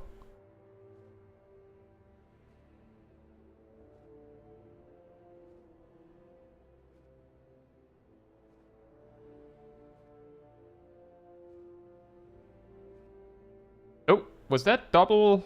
Yeah, that was double void. Ah, it's fine. Coming into Mauser 2, I lose track of the tile smashes and went automatically into Savage Brain. Oh no! Oh no! For those that haven't done M1N in a while, M1S has exactly 2 configurations for Mauser. M1N, or M1N, I'm not sure how many configurations they have, but let's just say that it seems like it's random. It's a lot more random.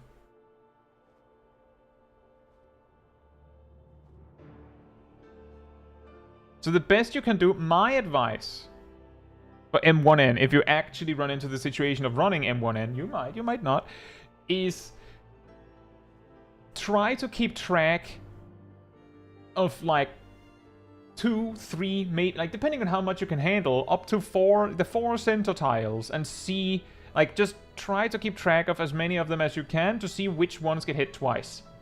That's what you care about. So like you could be like focusing on this tile and this tile, like these two, and go and like just glance at the other two, and then if you see either of them like get targeted twice, then you just stay away from that. So if we just rewind to here with that, this tile is bad, is already looking bad. The tile across is also looking bad because they're getting hit once each. This tile is also getting hit once. So far this tile over here looks great.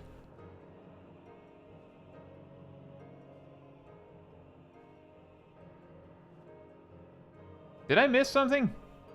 I don't think we got it from the start. Let me try that again.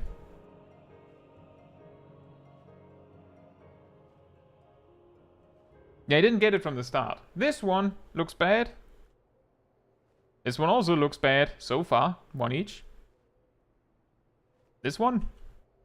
And then this one. And now we know all 4 is going to get hit. So the best you can do is like stay where you are because it's going to be safe for the longest. And then that one is death. You don't stand on that one because it's going to get hit twice. Like, that would be my advice. Like, if it's going to get hit twice, you just don't touch it. And that one is also going to get hit twice. So, like, we're staying over here, optimally. And then the rest goes. It's really easy for me to point out because I can pause, right? But you can see, like, this is death. But, as Shaq said, focused on the damage rotation, so...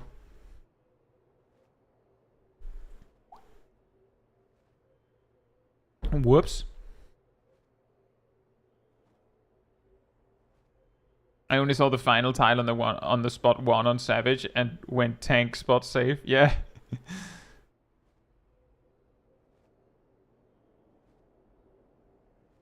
Well, let's see. This clears 10 minutes and a bit. How many die now? No one.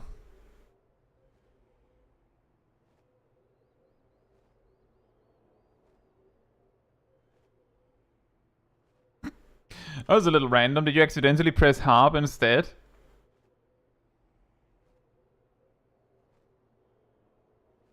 Yeah, 10 minutes and 22 seconds. Oh boy. Yeah, that was chaos. I would say that's a hard one to give advice on in general. Zav says I did this like 8 times today. Why did you do this fight 8 times today, Zav? On normal? Pretty sure you can just follow the 2 tiles behind her. You might be right. As you could see, it was specifically one of the 2 back. Like, there was the 2 left tiles that were safe.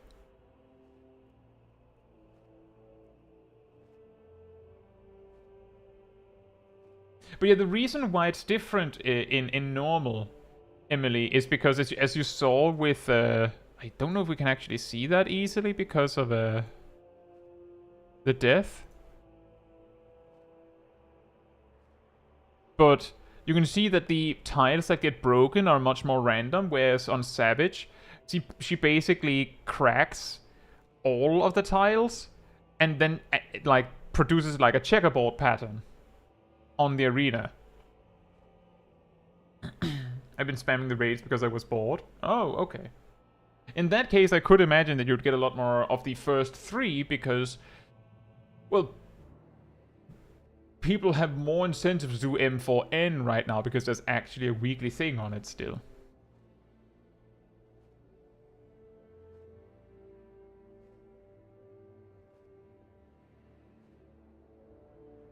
It always gives the tank a tile to stand on and a spot for melee DPS to hit positionals. Oh, and that helps that. Hey Skip, hope you're doing well. Spam them to get free gear for my retainers. I guess that's a way to do it.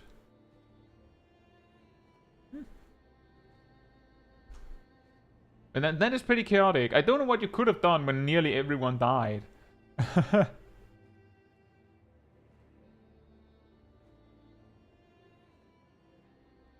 Mm. Right. I'll be right back, and then we will do more clips. In the meantime, sanity restored.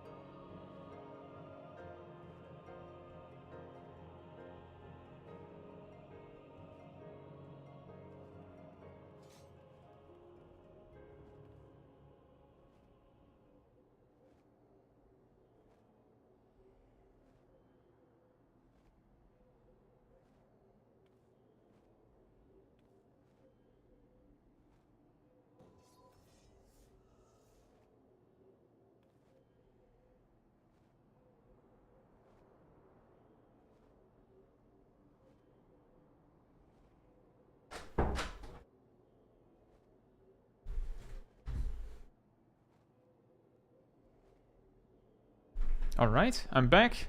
Testing unconventional mitigation strategies. See, Yannick says, well, Bloodbath was unused if we're to pick anything. That's true. I guess with you, like, Shaq might have been able to survive one more auto attack if Bloodbath had been used. It could have been.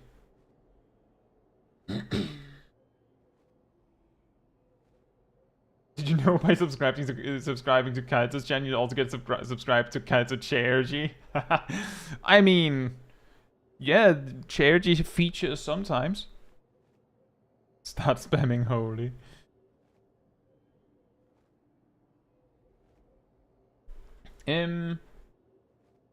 Well, I know Emir sometimes has to go a little early, so we could do one of those. Do you have a preference, Emir?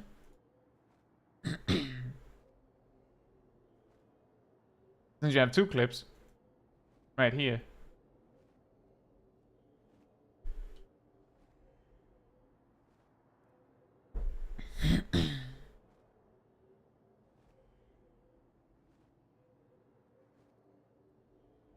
You don't have a preference. You have three? What's the third one? Oh, there. Same question. Do you have a preference?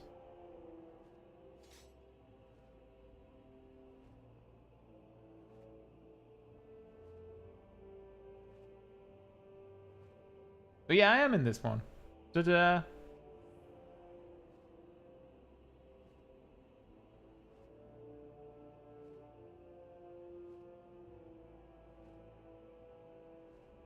So fun fact, listening to Kai calmly talk about stuff while playing Sonic Frontiers boss fights, which are giant mecha fights with metal music playing, is a rather surreal experience. I could imagine so.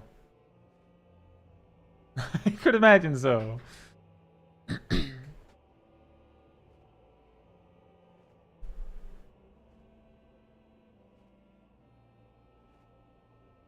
And the music from that game is amazing, by the way. I sometimes listen to that when I'm doing front lines. Campfire King says, I've listened to Kai while playing League before. Listening while fishing is soothing. Nice. Undefeatable gives you a damage buff. Yeah, exactly. Exactly. Well, I understand Ymir had a little bit of a discovery here, so we could start with that one. There is some voice over from Ymir, I think. Okay, so this clip's going to be a bit on the weird side. So, as you may know, you can, with cast bars, you can slide cast them, meaning that you face a different direction. You can do this with limit break as well. That's correct. For example, you can do it on Braver, so that you can do it in the wrong direction. And most jobs follow the same principle. Monk, though, as I just discovered while making a bunch of G poses that will probably have been posted by the time this is online. So Final Heaven looks like this normally. We dash forward, attack, and then go back. Now, what happens if you slide cast it? You still go next to the thing, so apparently the animation isn't actually tied to your direction, it's tied to your direction as well. So that is pretty funny. So it just slides you forward from the point of there. Let's see if I can face it backwards. Yep, I can. This is so dumb. This is so incredibly dumb. If I remember correctly, I can't remember, I think it was in Endwalker, there was a patch note. I can't remember if it was Dragoon or Monk or both, but there was like this weird thing where they were like, Limit Break 3 no longer changes your position, or something weird like that.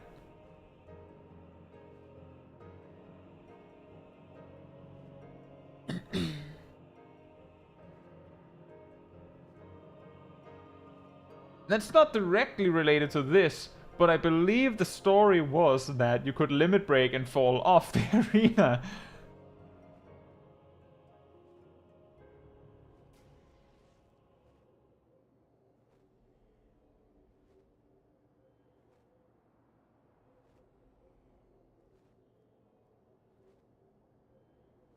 Well, that is pretty funny. I didn't know you could do this. I did know that you can slide cast limit breaks. In fact, I have a Mythbuster video where I went into this because some players said if you get rescued when you finish the cast of Limit Break, it ends the animation lock early, which is false, by the way. But that, of course, meant that we were testing this a little bit, and the slide casting window is the moment where the cast is already finished, which means that that's like your moment to rescue someone. Like, that's when you can start doing it. So that was like the timing. You can also weave Limit Break. Yeah. That one is really funny because it comes up. I would say it comes up more in PvP. But it is something you can do. Like, for instance, if you're a Viper and you're going to weave the Limit Break, you could use that, like, if you can line it up so that it happens to conveniently match, you could use it after Ouroboros, which is a longer GCD than normal. Like, slightly. I believe.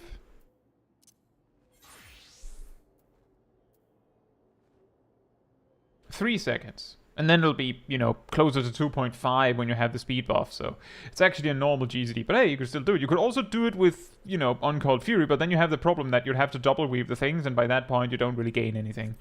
That's something you could do. Are LBs affected by buffs? No.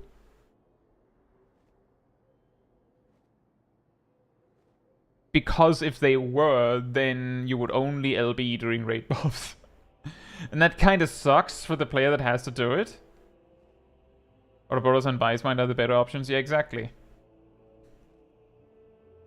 Weirdly, in PvP they are, though. Well, the thing is, in PvP, Limit Break isn't a shared resource. It's something like that, Perrin. Usually what I've been told is that it's either the average weapon damage of the raid, or the total weapon damage of the raid, or the average item level of the raid, or the combined average item level of the raid, or the total item level of the raid. The thing is, all of these numbers will, like, it doesn't actually matter which one. The only thing where it would matter is it the weapon or the entire, like, the entire thing? Like, is it the weapon or the entire outfit?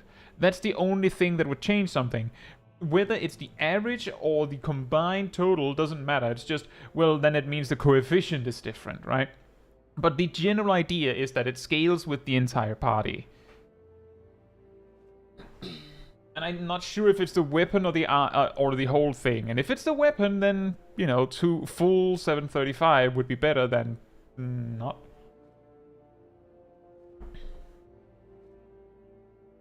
You should be able to check with a broken weapon. You should be able to check with a garbage weapon. Bondi says it's average party item level. Have you tested Bondi, or are you doing the same thing that I just listed? Because a million people have said it's this, it's this, it's this without checking. And the classic is that someone says something and then, like, the thing I just said about rescue and limit break was something that a lot of people believed that, no, it's true, to the point that when I demonstrated in the video, there were some people that said, no, you just did it wrong. So, like, that's the reason why I'm listing these things, because I haven't tested it, and usually people that say it's this or that haven't either. Tested like 6 years ago, but it could have changed. Fair enough. That is a much more satisfying answer to me. Thank you, Bondi. Campfire King says, I thought it was just a massive potency attack. Yes and no. The thing is, originally people wrote it down as an approximation of a really high potency attack. But because of the weirdness with the way it scales, and the fact that potency itself relative to different jobs is kind of weird, it would be misleading to give it a potency. What I mean by that is, if, let's say that we just said, oh yeah, LB3 is 5,000 potency for melee, and for mages it's 4,000. If we take that at face value, then the mage LB should be better, because the mage using it has maim and mend, which makes them do 30% more damage, so it's actually 5,200 potency. So it's not 4,000. So, like, that's one thing, and then the other thing is, like, how it scales weird. So it makes it really complicated. So it's just easier. The way that you will see in my videos when I talk about limit break is that I usually give a relative power level, which is what people have started doing anyway. Like, they basically say, well, a melee LB1 is so and so stronger than a than a mage LB1, and a melee LB2 is so and so stronger than a mage LB2. And the reason why we use mage LB1, 2, 3 as the middle point is because it is the middle point. Ranged LBs are supposedly slightly weaker than mage LBs. But the part of the reason for that, I believe, is because of opportunity cost. If ranged LBs were equal in power to mage LBs, hypothetically, because I don't think this might not actually happen. If mage LBs were equal in power to ranged LBs, then it would be better to have the bard, for instance, use LB than the black mage, because the bard can use it in the time frame where they're just using burst shot anyway, whereas the black mage will absolutely lose fire force. The machinist can use it while they're just doing 1, 2, 3s anyway. The red, well, that would lose them, some battery gauge and some heat gauge. But the red mage is guaranteed going to lose some melee combos. And you could have the dancer just do it when they're supposed to do filler rotation. Sure, they might lose a little bit of S-play gauge, but that's usually not a problem. And they'll probably get their feathers anyway for their burst. But the summoner is going to lose some part of their rotation. Like, some part of it is just going in the trash the moment they start LB. Pictomancer could do it and be like, well, I mean, I just lose one full 1, 2, 3 combo. 25 pallet gauge, right? Which is not so bad. Like, that's the kind of idea is what I mean by opportunity cost, is that the mage in this hypothetical scenario loses more DPS by doing not their rotation for 10 seconds than the ranged physical job does. At least in this hypothetical scenario. Therefore, the mage LB has to be stronger so that the mage has the incentive to LB anyway. It's kind of the same thing with melee DPS, although because theirs is single target, the balance is completely different. Hey Harkin, hope you're doing well. And also Azure Antlers, and Delane, and Bibi. Do you think they'll ever do a scripted healer LB in a fight like the few required tank LBs? Isn't there... Well, the thing is...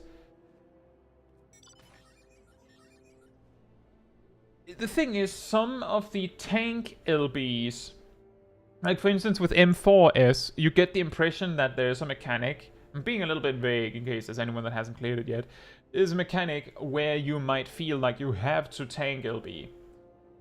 But you don't, it turns out.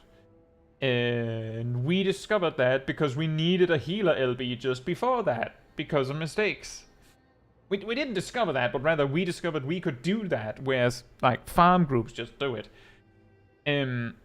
Ultimates that try to require healer LB, people just find a way around it. In top, there is a moment where every single job is required to LB.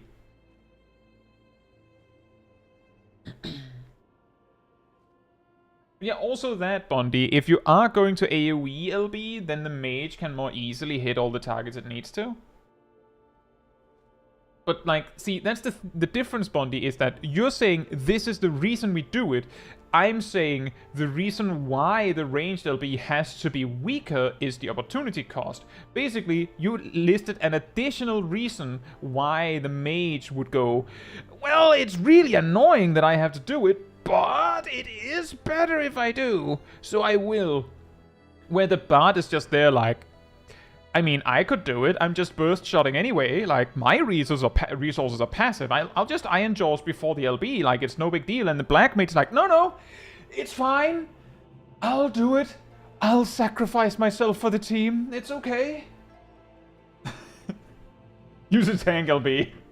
Just Paladin just kicks them both away. It's mine.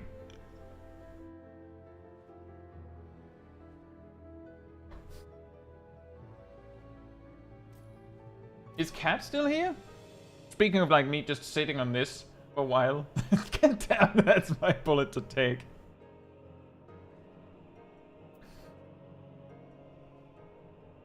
Cat is still here.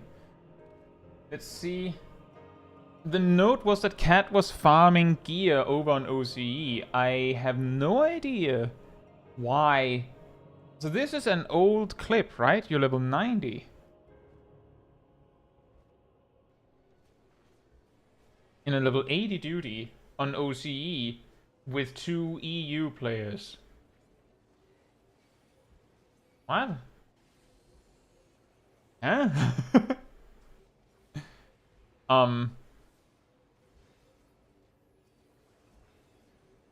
That looked weird.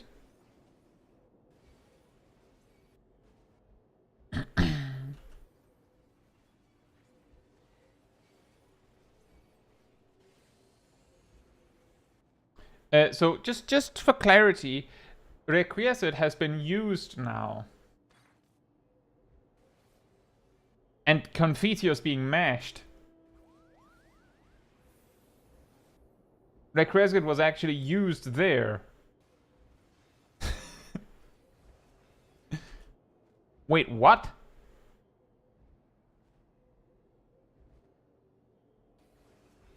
So there's Confiteor. There's the animation for Confiteor. And there's the animation for Confiteor. What?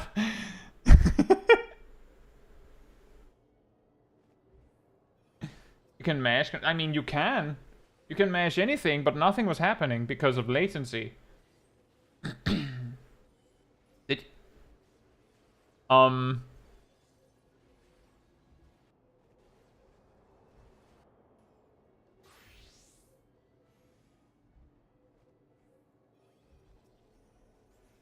1, 2, 0 damage, 3, 4, 5. Oh, well, Requisite ran out now. 6 somehow.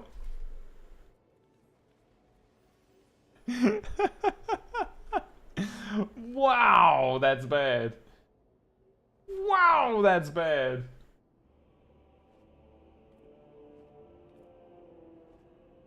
I've had bad latency, but that? No, that's bad. Ilana says, I once had a tank at level 80 using LB as soon as it was available. I didn't have quite that. Back in Endwalker, I had a mentor roulette. I believe I was playing healer, where the tank would use tank LB if LB was available and the boss was doing a raid wide. As in, they were basically using it as a raid wide defensive cooldown. After the final boss, I had basically seen them do it 2 or 3 times, so I asked them if I could give them some advice.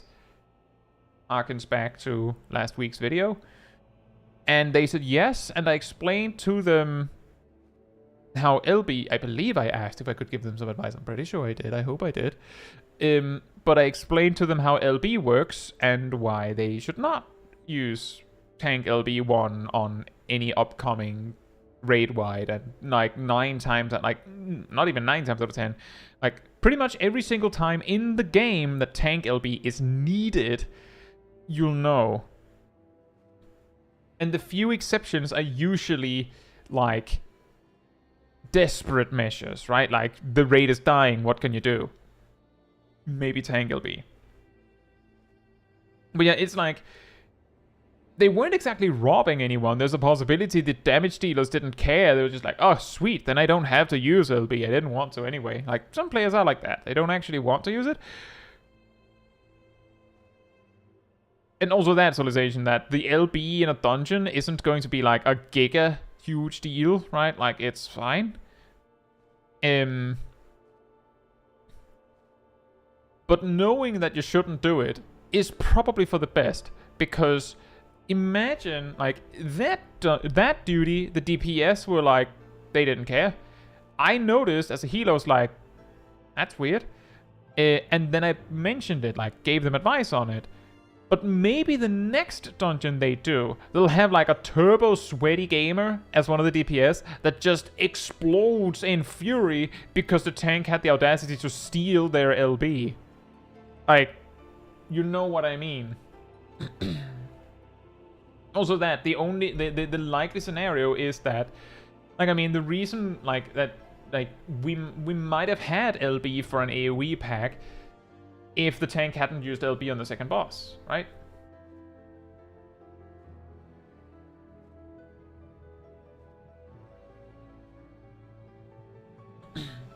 Yeah, it also doesn't help that, as Campfire King mentions, that if you've played other Final Fantasy games, the limit break is usually yours.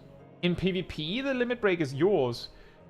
But in PvE content, Final Fantasy XIV, the LB is the communist LB. It's ours. You using it means that I can't. And most of the time when I run into people that are using the LB quite aggressively like that, they usually get it when the explanation is the LB bar is shared. You using it means I can't use it. So it's important that we use it right. Most of the time, in my experience, that makes them go, ah, okay, yeah, in that case, I don't know when the right time to use it is, so I guess I'll just not use it. Like, it's that easy. If you go, oh, it's not mine, then, like, most of the time people will just be like, I'll just not use it until I'm told, unless I'm told to. Because I'll figure out when I need to use it then. And then you'll run into DPS that are not using LB, but that's fine, right? Like, now we're back to the difference between being optimal and being good enough. Punchcat says, I was so afraid of using LB in PvP for so long because I thought it was better spent on one of my teammates. Oh, man. Yeah. Right. We can also check out the Yannick clips. We have 2 short ones. Fitting with all the Palace of the Dead that I've also been doing. And we circle back to the tank using it after the final bosses. I mean, that's funny. When the tank or the healer just goes, well, no one used it, and then they just use it at the... I would say, I think it's already funny when the tank steals the LB when the boss is so close to death that, you know, if the DPS actually uses LB, they're basically just choosing to not attack until the boss dies. Like, that can happen. If the boss is so close to death that they will die before the cast ends, then you not using LB would actually do more damage. Because you're doing nothing.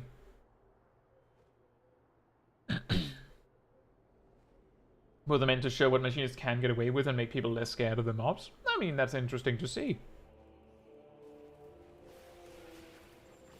You have a pudding?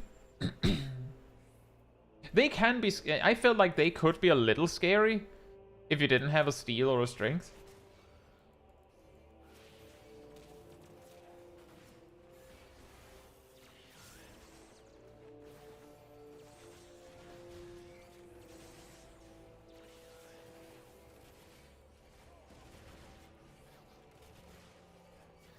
Yeah, the Shabti spends a lot of time using Death's Door, it seems. And the 2 gremlins there also seem to spend a lot of time using telegraphed attacks. How much damage increases that vulnerability up, is what I'm wondering.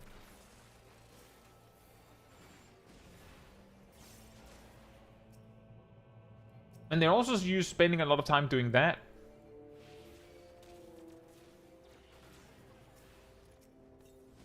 Okay, that there is a little... What would you have done if that chest was a mimic? Would you have been fine with that? Like, a genuine question. Would you have been fine if that chest you opened there was a mimic?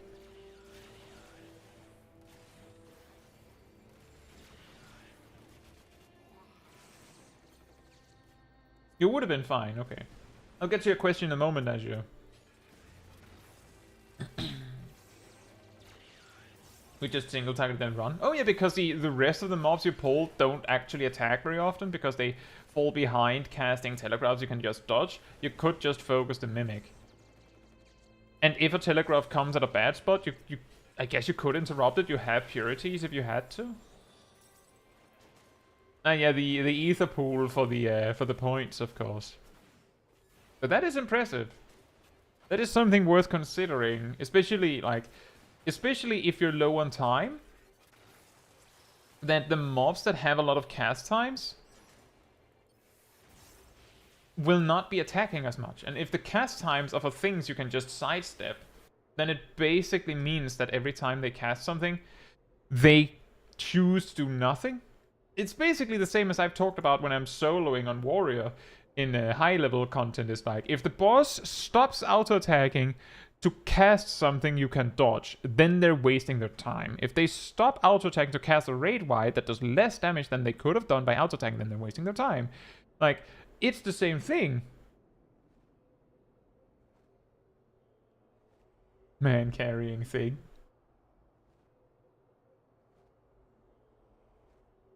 Ta-da! So your question, Azure Antlers, says, as someone who has barely done any deep dungeons, would I be better off playing a class like Warrior Sage for survivability or playing a class I know better? If you're doing a group run, then you could play whatever. Like, I would say it's better to have a balanced team. Like, you could have a tank, a healer, and 2 DPS, right? So you have like a little bit of everything. It could even be a good idea that one of the DPS is a summoner in case the healer dies, but you don't even need that. But like a balanced team is not a bad idea. If you're more experienced, you can, you'll know what works. Technically, you could go 4 machinists, if that's what you wanted to do. Because every job can solo it. In fact, people have discovered that classes can solo it. You just have to be really, really good. But if you are soloing it, there is a plus and a minus to everything. Healers don't really have any issues with enemies that have a lot of damage, because the healers can typically out-heal it, right?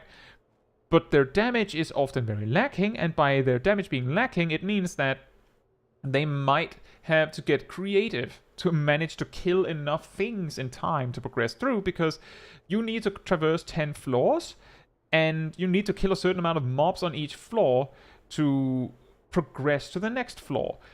So you ultimately have about 6 minutes per floor. So if it takes you a while to kill each mob, then, you know, if it takes you a minute to kill a mob, then hopefully you don't need to kill more than 6 things, right? And usually you need to spend less time than that, because the boss might take 7 minutes. And sometimes the floor is just a little harder or a little easier. But each one has a weakness, right? As I said, healers, like, if we take a quick second on, for instance, like floor 171 to 180, which is pretty hard and has like a really hard boss there, healers wouldn't have any trouble basically slow playing the boss if they have enough time, because the danger there is that the attack the boss does near the end, which is like a DPS check, does damage based on your max HP. But if you're a healer, you might be able to heal as many times as it takes to kill the boss. It's just that it'll take 30 years to kill the boss. Because every time you do that, uh-oh.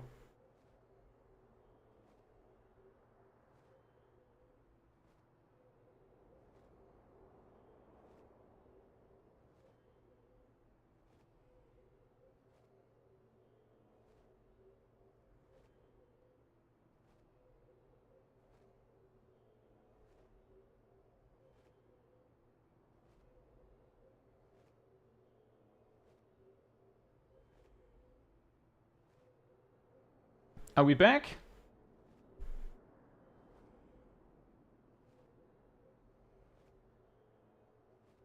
Are we back?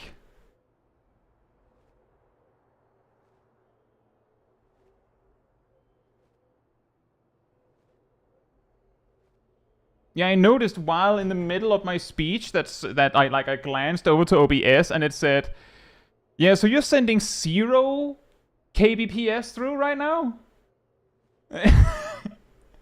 And it looked like it was like trying to take off, and then it dropped again, like up and then down again, then up and then down again, and it took a while to get back, but I think we're back. And by the way, it was as I was saying, are we good again, that YouTube said, it seems like you're having trouble. Thanks. You're a little bit late. I think we're back now. When did I get interrupted? Did I get to the part about floor 171? Jose Zarian, hope you're doing well. And Andy Blessing and Mizunaji. Although I think Mizunaji has been here for a while.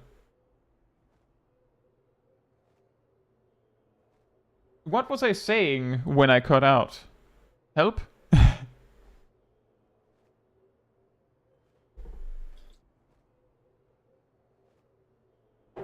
Does anyone know?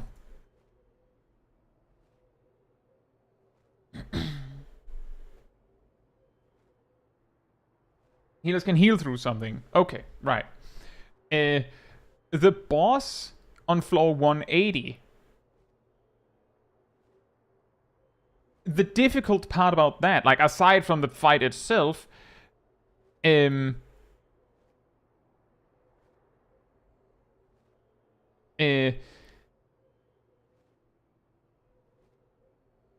the difficulty of the boss itself is like you have to reach the DPS check, but when you reach that, the boss basically spams meteors, and each one does like 90%, if not 95% of your max HP and damage. So if you can't beat that before you run out of health, then you die. Like a DPS job doing it alone like Machinist, you usually have to eat 2 of them, which means you have to go fully down to like no HP and somehow heal back up again in time with the second meteor.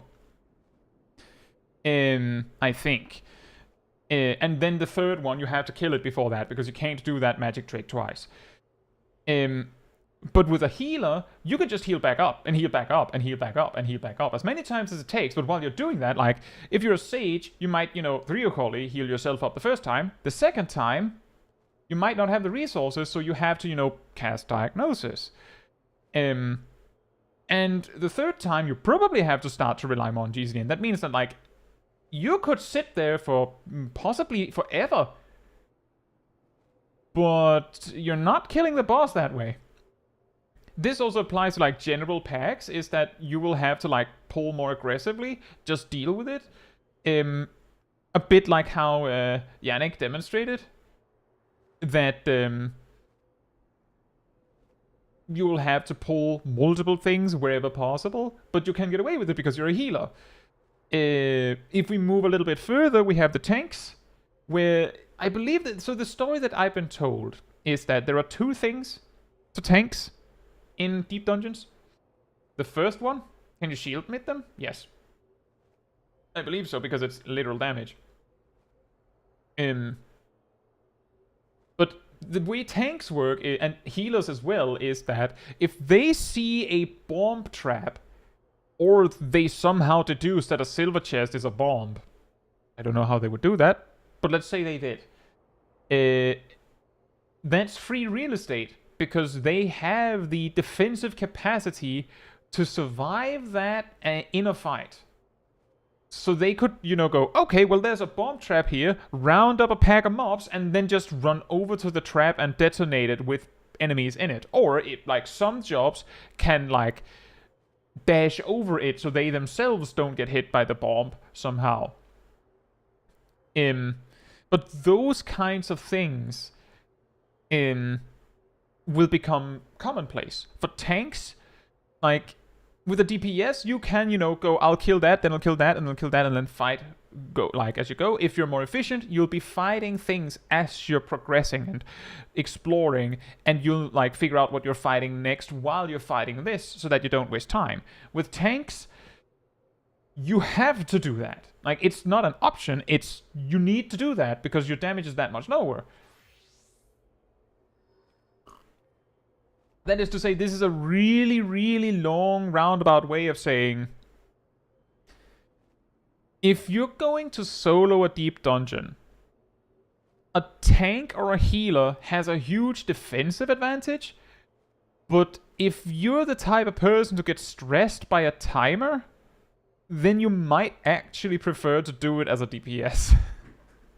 Not that the timer becomes irrelevant if you're a DPS, but it becomes less of a problem as a DPS.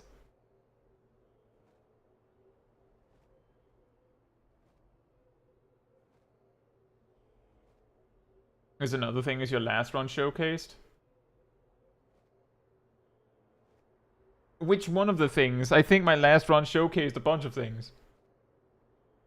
Oh, that one, yes. Just like how tanks and healers rely harder on, I would say, getting a strength pom, so that they can do damage, DPS instead rely on a steel pom to actually fight things without dying. Civilization says I use tank for farming ether pool. You could do that. I would say in the ranges where you could grind ether pool is probably low enough where it's not a big deal. But it's a really, really long way to say. Whoops.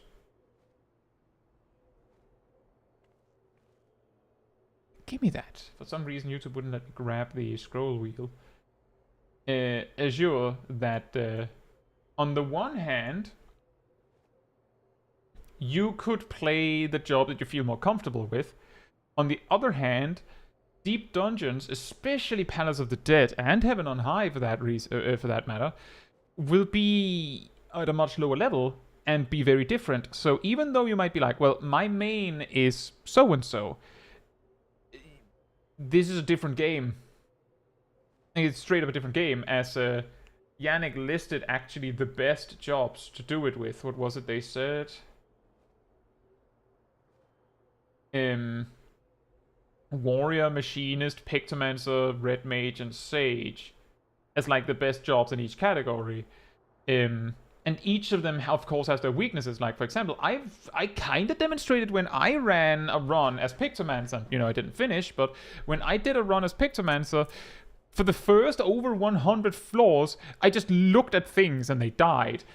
But when you reach a point where the enemies start being able to fight back, it starts to get more difficult. Especially because every time you see a mimic, you either have everything and just destroy it. You just delete it from the planet. Just completely. Or you get pox. And you can't stop it, so you get pox. Like, either you hold everything so you can use it when a mimic appears, which is not good for your damage output overall, or when a mimic appears, you get pox. Meanwhile, Machinist and Warrior can just say no whenever it tries to use pox. You just deny it, just nope, interrupt that. And Pixelmancer can't do that.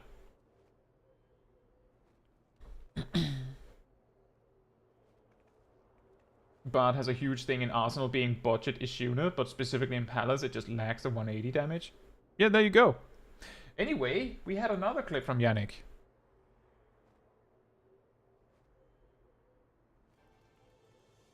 Easy mob multiple continues. And you have less max HP on this floor. That's fun.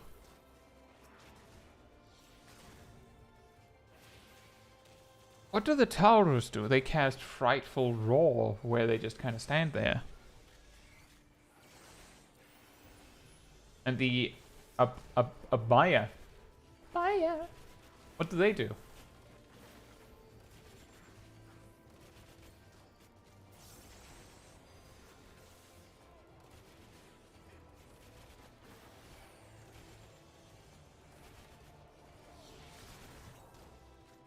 New sustain potion.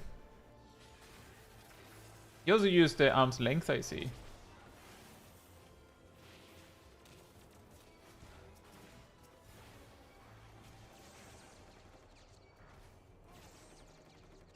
They buff themselves after like half a minute in combat. Oh, so okay, that's pretty funny. Like, I'm imagining this might be one of the first times you've pulled them in bulk like this. So like, you didn't realize that it could be a problem until they got time. No worries, really. And usually I figure out what clips that there are before I start a stream. That thing, Yannick says, they were a bit more scary because they had a buff they'll use after like half a minute in combat. Reminds me of one of the first times I ran Palace of the Dead more than, you know, just quick, was I would do it with one friend as a duo. And we had one run where we wiped on some floor, whatever. And we were like, let's run that back. We can like quickly speed through like 50 plus floors and be like way ahead again. And for whatever reason, we started on floor 1. We decided to do that, right? And on floor 12 or something like that, I think, we wiped because we pulled a slime and pulled more. Turns out that the slime explodes and kills everyone in sight after a certain amount of time. So anyway.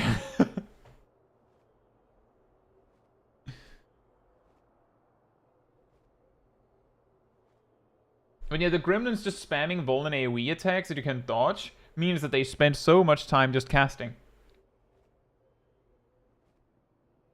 It's just as I think I underestimate the range DPS ability to interrupt. Well, the thing is, normally, the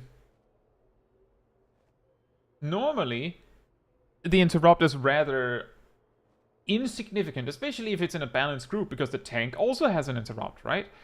But if you're alone, then what you have is super important. And you really recognize how good an interrupt is when it's down to whether you have an interrupt, whether anyone has an interrupt, or whether you have a Shuna, if anyone has a Shuna. Hey, Be Kind. Hope you're doing well. Let's see. Is Ymir still here?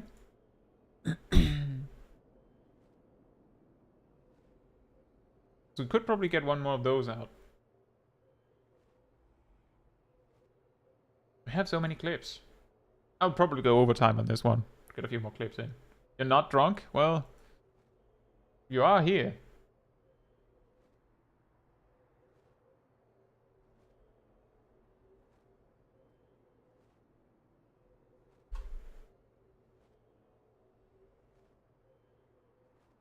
We could do the monk one. It's a little shorter.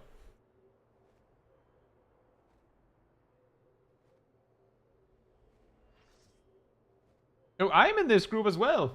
I'm the black mage. Wow. This is, by the way, just random thing. Like, usually on Tuesdays, after the stream, I'll take a little break. Like, I'll take a little break. And then after that, I'll try to put together a group for the weekly alliance raid. And then we'll like either use the same group or like refill for this, which is M4N. And then I'll do like frontline after that. Maybe an expert roulette or something. But specifically the weekly stuff, I get done there. And usually when we do M4N, if we can, we bring only one tank and only one healer, because you don't need any more than that, assuming that things don't go sideways.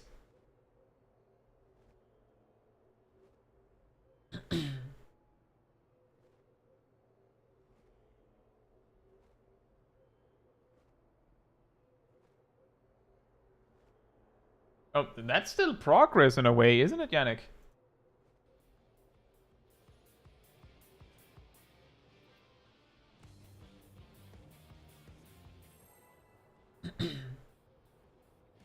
Emia's weekly run an M4N with most of the static, yeah. Yeah, I can't remember why. I think the reason why I chose Black Mage was because we already had a Pixomancer. Oh, was that intentional? You'd miss Riddle of Fire?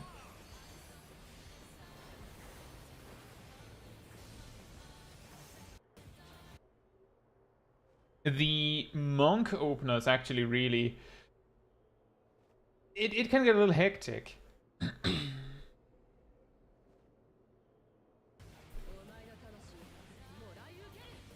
Oh, I think you missed the riddle there. Good recovery. See, this is why I rewinded. Does Wind's reply give a form shift? I can't recall. Is it only Fire's reply that does? Yes, it's only Fire's reply. I'm always subbing for Ham. I don't think you're always subbing for Ham.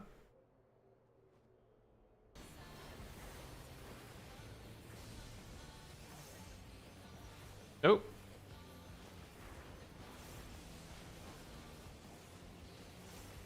In that case, it looks mostly right.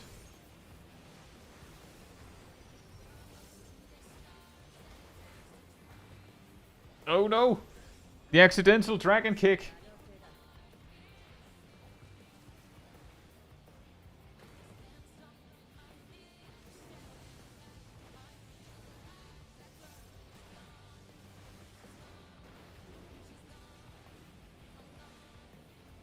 And Pixelmancer looks very ham-shaped. It is very ham-shaped.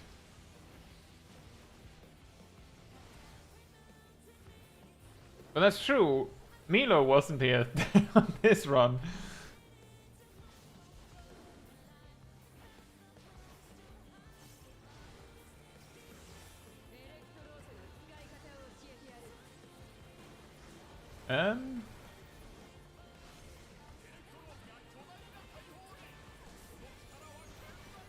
Oh, right.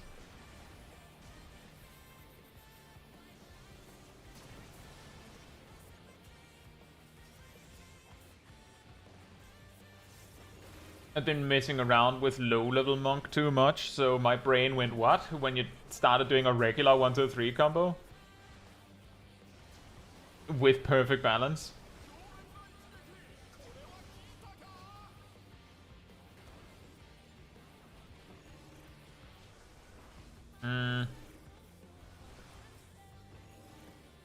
I think you're lagging here.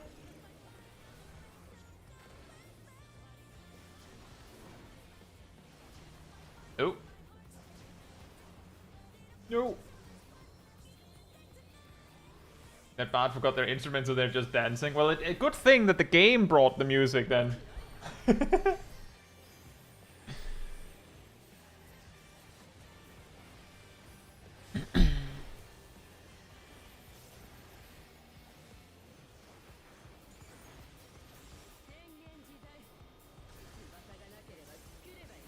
Uh-oh. Did you override a form shift there, I think? Yep. No, you had to do Dragon Kick, then Fire's Reply. That's actually the difficult thing about Monk, is that because it goes a little faster than most other jobs, it can get a little, like, panicked. Oh, you should probably use Bloodbath here.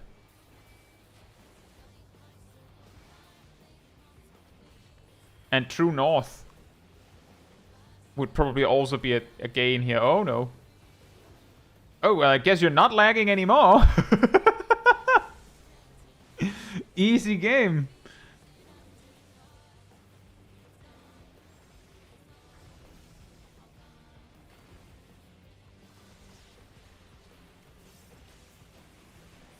Well, that looks about right.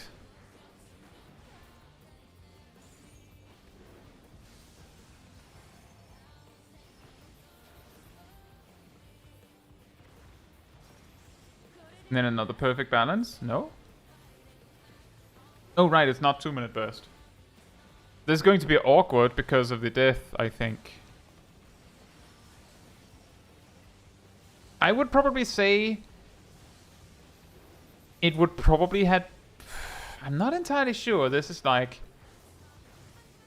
the awkward part when like your rotation drifts. Is it better to get an additional perfect balance during your odd minute burst? Because the question is, will you lose a full perfect balance use from this? I think the answer is yes, because you have to sit on 2 charges for half the cooldown of perfect balance, give or take.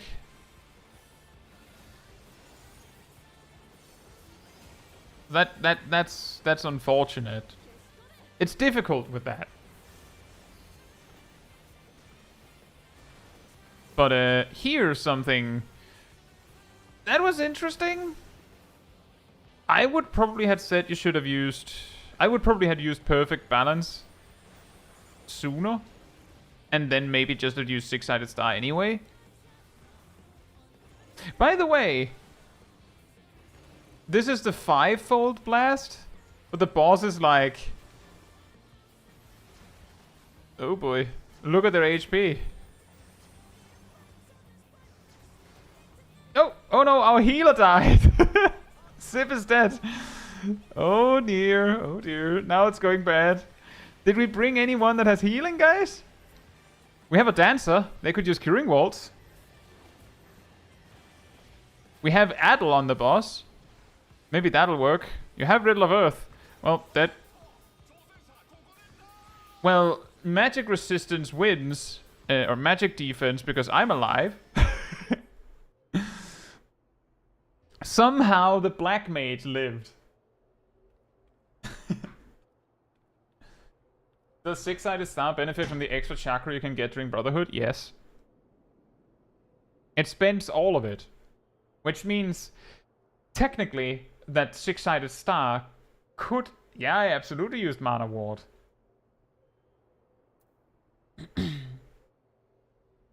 But 6-sided star's maximum potential is 1580 potency. That sounds amazing. But the thing is,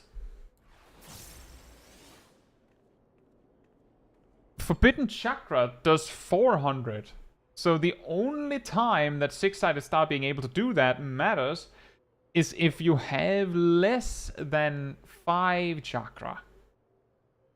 That tank could have used LB. Now that you mention it, yeah.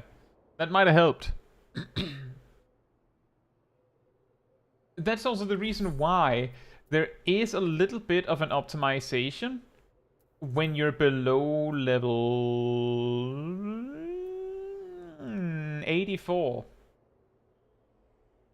Because at level 80, when you get 6-sided star, it does 80 potency extra per chakra you have. But before level 84, Forbidden Chakra does not do 80 potency per chakra you have. Which means that 6-sided star is better at converting chakra into damage than Forbidden Chakra is. Which means that there is like, alright Yannick, enjoy work. There is a rather niche scenario where 6-sided star is good. I think I talked a little bit about it in my monk guide, like briefly. But basically, the potency of 6-sided star, even with 10 chakra stacks, is such that you would rather, I believe you would rather use Forbidden Chakra and a normal GCD, unless the next GCD that follows immediately after is outside of damage buffs, meaning Riddle of Fire, Brotherhood, etc. Which means that finishing your burst with 6-sided star with as many chakra stacks as you can as the final GCD before your buffs end would be a gain, a significant gain specifically, until level 84, where it's no longer as significant. But at level 80, it is a trick you can do for a damage gain. Not a huge one, but a damage gain. Because it means you can basically get 800 potency out of 10 chakra, when normally you'd get less than that. And then I imagine if 6-sided star crits, right? Or direct crits even. You get some funny numbers. You can still do that at level 100, but it's not optimal. Would you mind sharing your Final Fantasy XIV UI template? I don't quite understand what you mean, Antikythera. My UI, like...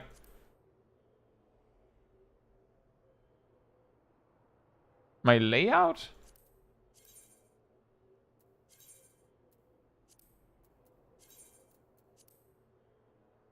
I don't know if they can be exported like that, but I'm pretty sure that most of it is like basic.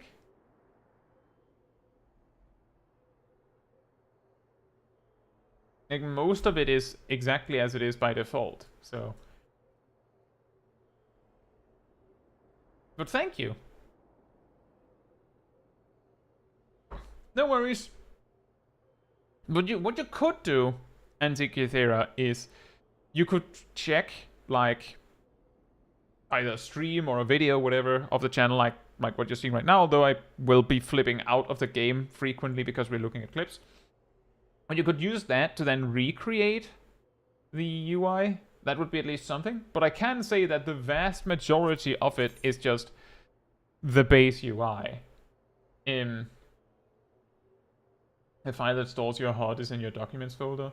Well, the problem there, Mizunashi, is that I'm pretty sure that that file stores your HUD on the character.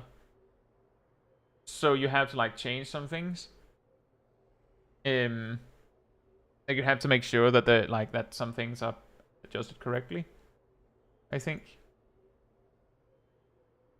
But yeah, like most of my UI is close to the default. It's not entirely, because there's some things that like just wouldn't work, but most of it is default exactly because it makes it easier to follow. Like if you're a new player, it's easier if my UI isn't the first thing that confuses you when you check in on my videos or my streams.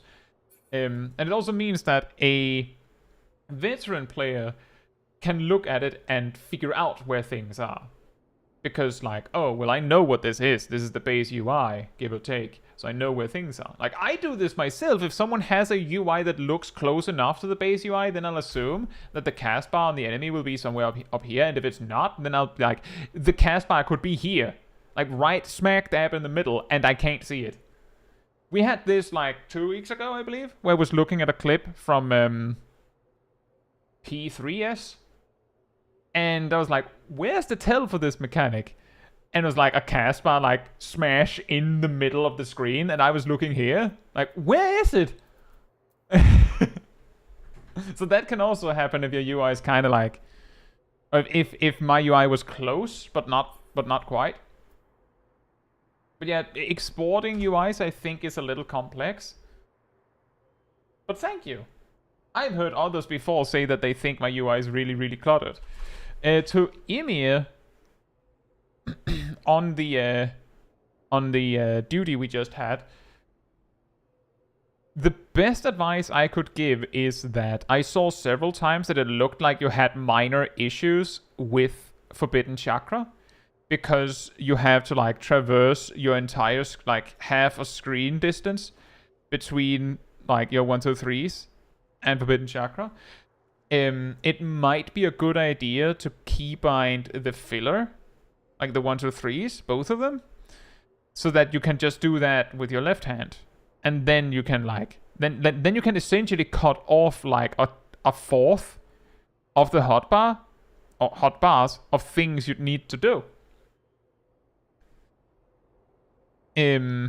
Or need to do with your mouse, at least. It's all, I know, Emir, but it being keybound is completely inconsequential if you don't use the keybind. Use party member specific macros or tank abilities like Nascent Flash. I really like having the one button for helping out my co-tank. I don't. I usually target them and then use Nascent Flash manually. But when I am the off tank, I sometimes sit there like, man, I should really have a macro for that. So yeah, you could do that. I just don't.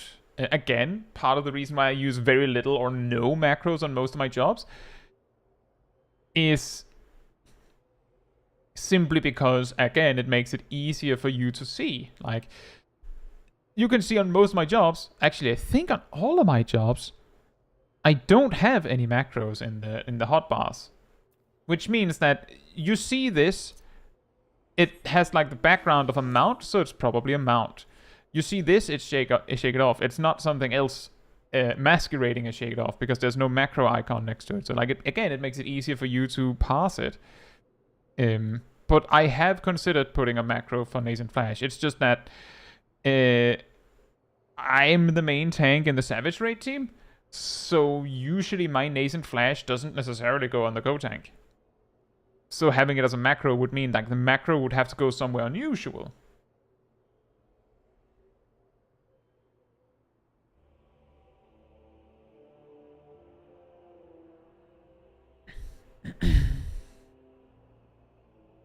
Brunton says, I used a macro for Living Dead since what happens is the healer just keeps healing me anyways. But what happened was it only worked like 50% of the time, so I stopped using macros. Yeah, there's two things to that. We've talked about Living Dead like a million times at this point.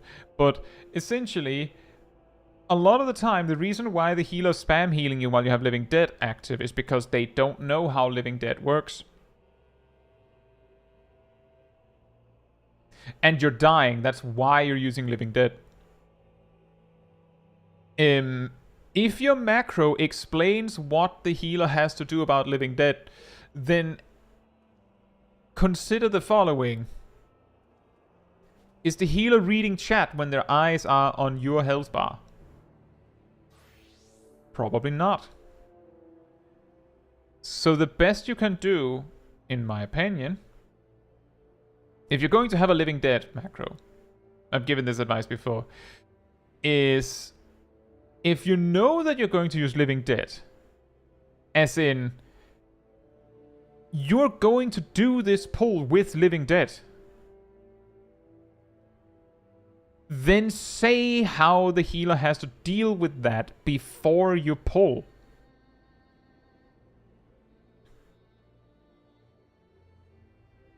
Because then they have a chance to glance at that before you're near death.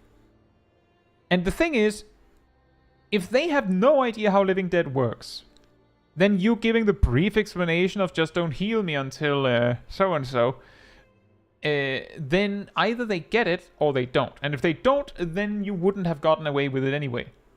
If they get it, then they might react on it.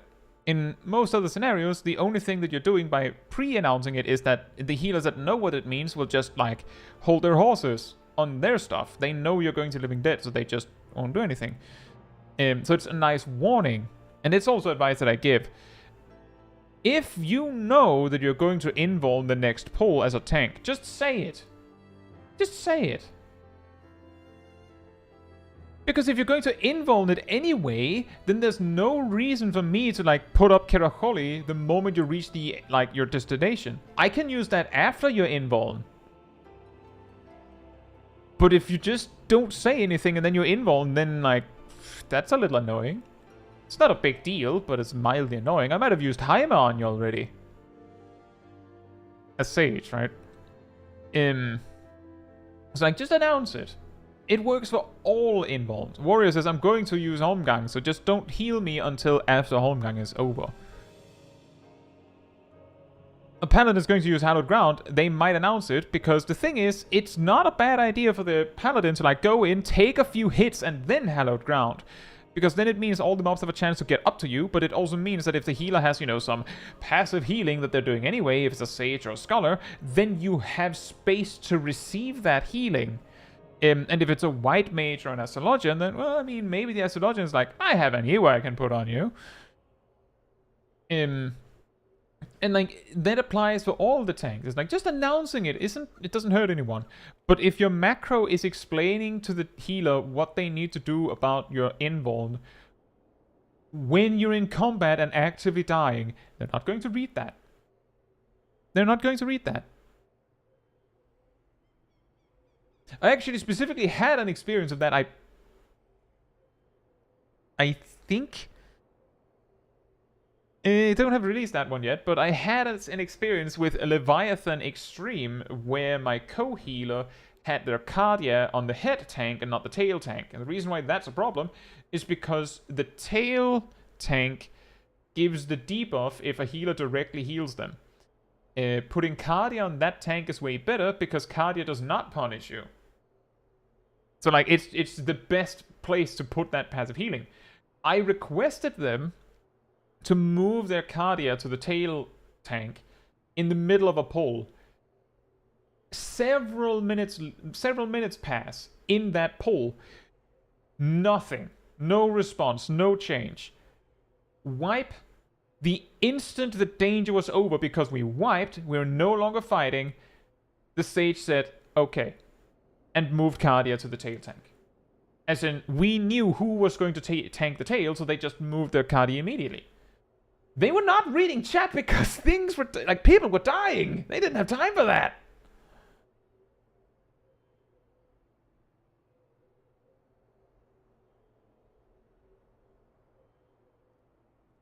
No worries, Rillian. Enjoy your day. And also, hey, Leah. Hope you're doing well.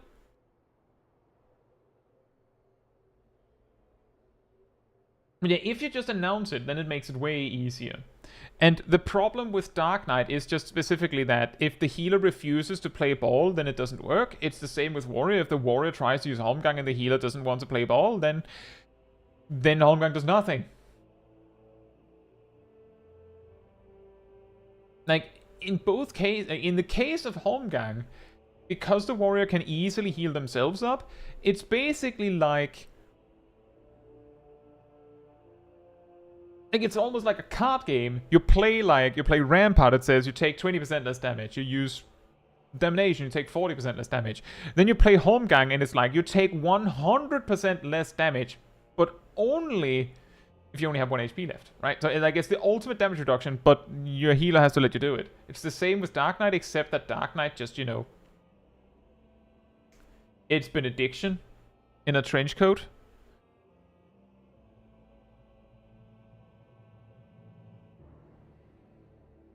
Liv says, alright, I have a bunch of Fairy Gauge. I can use Ether Pack in the next pull. The mischievous Paladin using Hallowed Ground as soon as I press Ether Pack. Well, in fairness, Liv, you can just cancel Ether Pack then. You can just click it again to cancel it.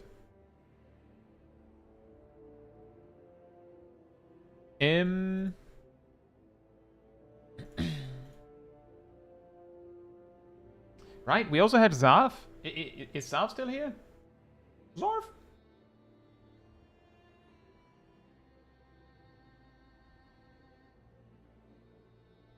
I'm not biased, I'm based. Nice.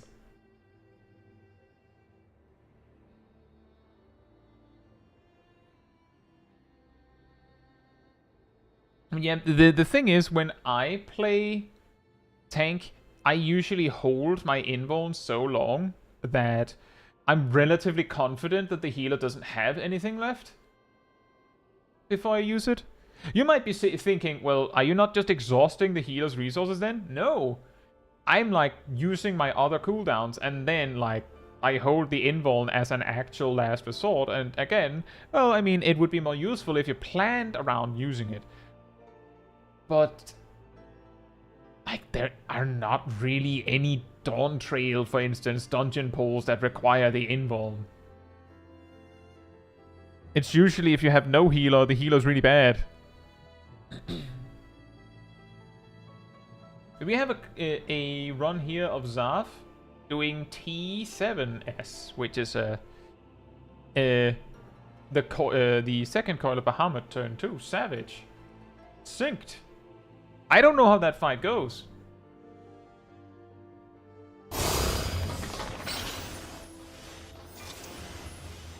But, let's see. Yeah, that's a classic Bluefish. I find I'm most likely to do that with a warrior. Like, I hold it because they're probably going to use Bloodwetting. Surely they'll use Bloodwetting soon. I sure hope they're using Bloodwetting soon. And then they don't. There's damage stop at 83, 69, and 52%. Damage stop. Because it will skip something?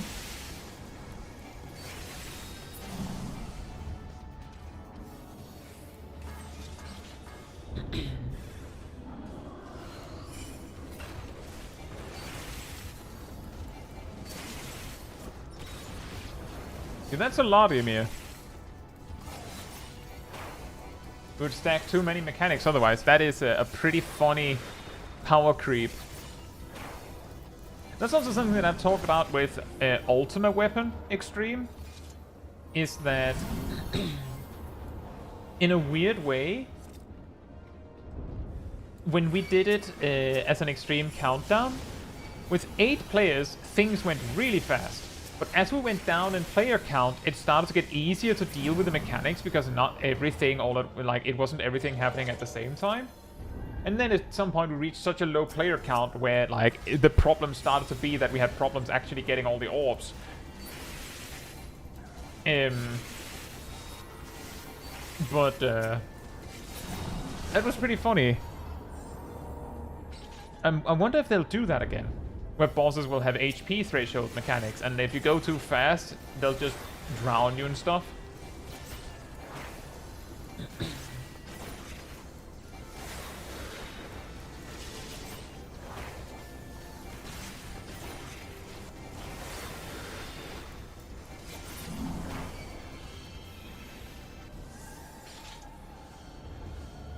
The warrior and the white mage playing chicken with who uses their healing first. Well, on the bright side, nowadays, now that white mages can weave unholy, they don't have to play chicken as much.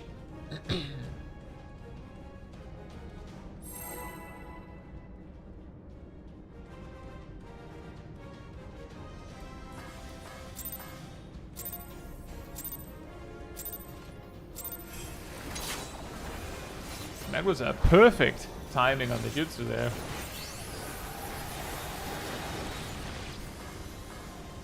Uh-oh.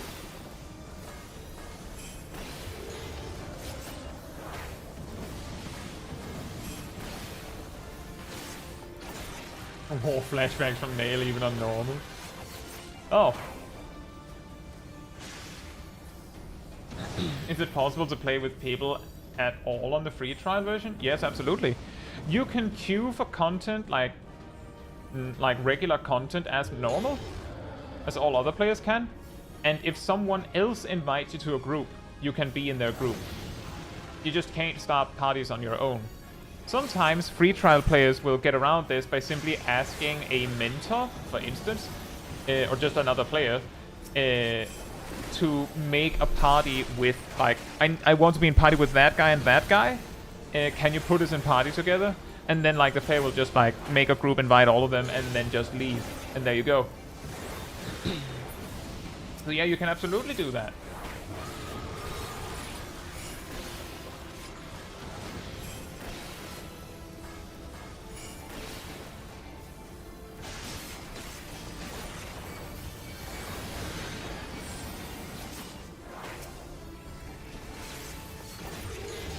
This nail gives me PTSD as well. Is this the true reason for the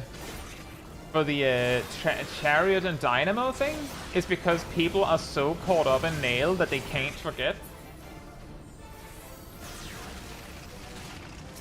I think there are certain high-end content that you can't do as free trial. You cannot do the ultimates that are at level 70.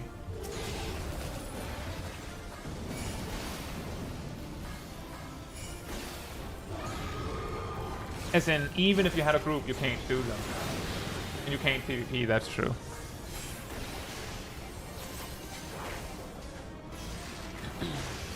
Hey Jared, hope you're doing well as well. Thank you. We had a little bit of a hiccup with the connection a bit earlier. Other than that, I think it's going well.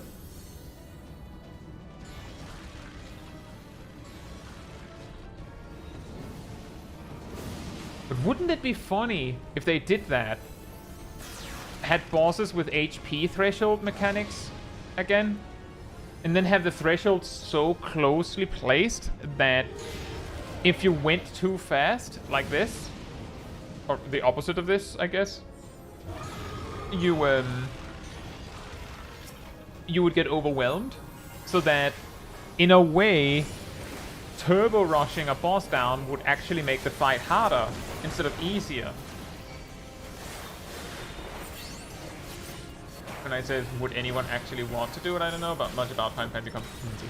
If you went to a main city and just went up to like a group of people and said, like, and you had like your friend in tow that you want to get grouped with, and we're like, hey, can anyone put us in group together? We're on free trial in Say Chat. I'm like 99% certain that someone will invite you. In fact, there's a possibility that they'll run into like the players will butt their heads into each other because one person will invite you first and another person will invite your friend first, and then they'll have difficulty inviting the other.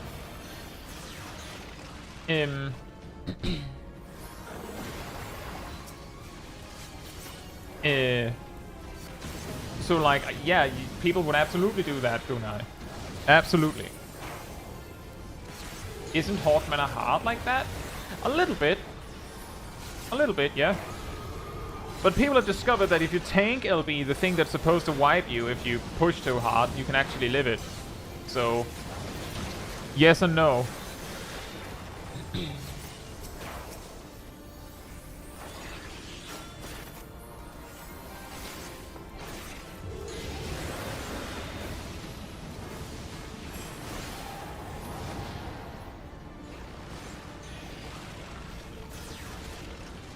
There's so much here, by the way, that I don't like. I'm not sure. Like, this is an ad that the off-tank, of course, seems to have to tank. The Renaud, the Cyclops, needs to be petrified, from what I can tell, which is done in a specific way.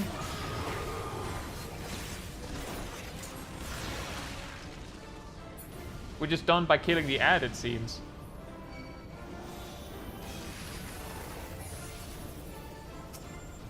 Like, there's so much that the only way I could know for sure is by looking up a guide.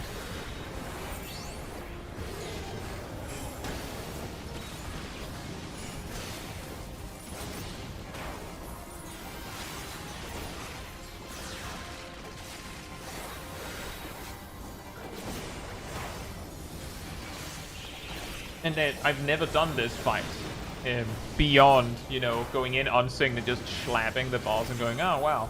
But only on normal. I don't think I've actually ever entered this studio on Savage. They work as a line of sight for the circle debuff I had, where when the Renads are petrified. Oh yeah, I did see something popped from you, and you stood behind them.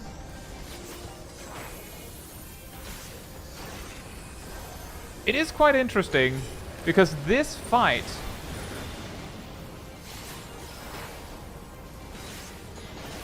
like, it looks when you think, like, is it wrong to say this fight looks like total mayhem, like just total chaos? But there's not that many mechanics when it really comes, like, I mean that in a positive way. I mean it as in, oh, by the way, it looks like the group is falling apart. You just have to kill her before she kills you, it seems.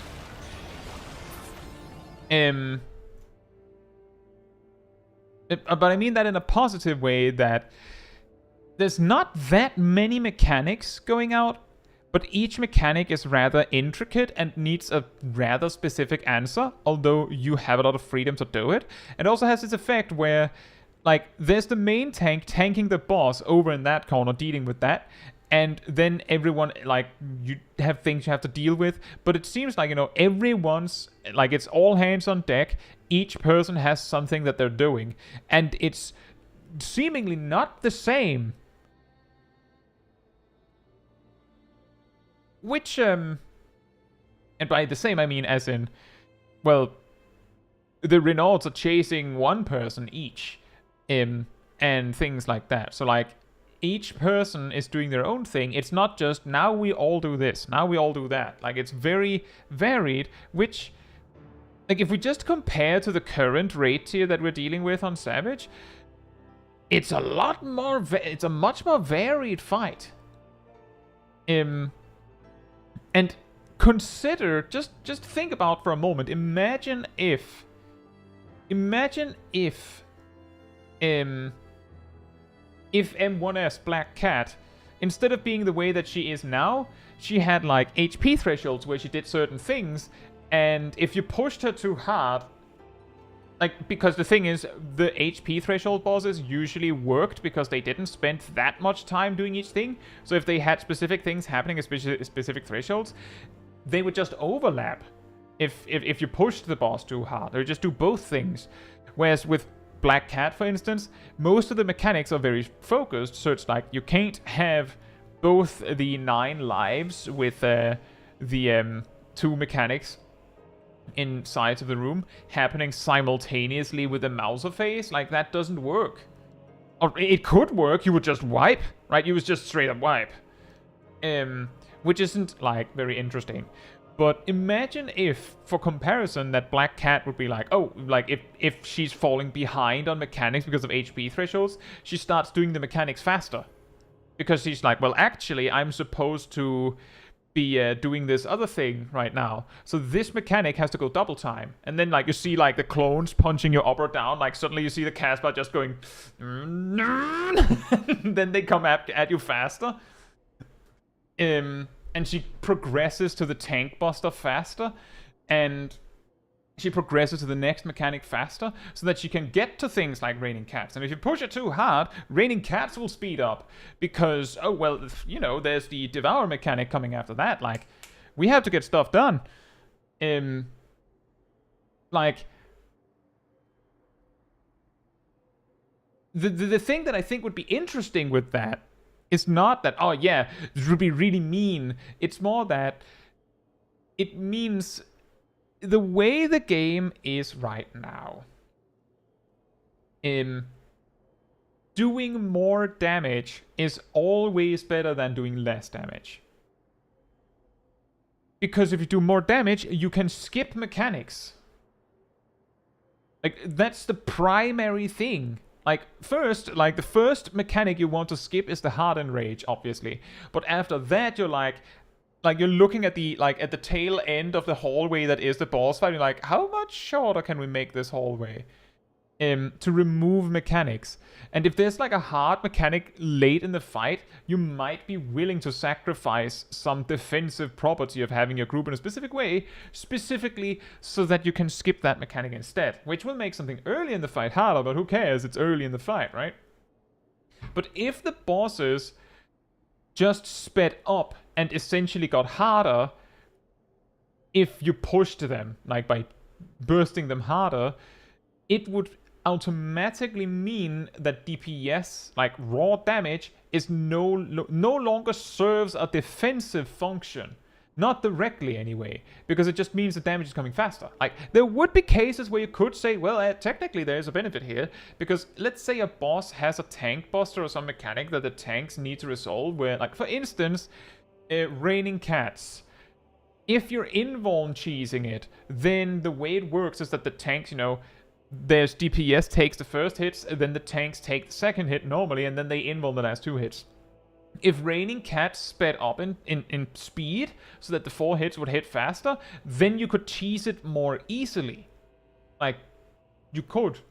So you could say that by speeding through the fight, you will see Raining Cats because she will rush to it, and if you burst her hard enough, she will feel compelled to speed run Raining Cats, which means you can cheese it. But because it's not necessarily consistent, and because you had to speed run everything leading up to Raining Cats to reach this point, you might not actually feel confident you can do it consistently.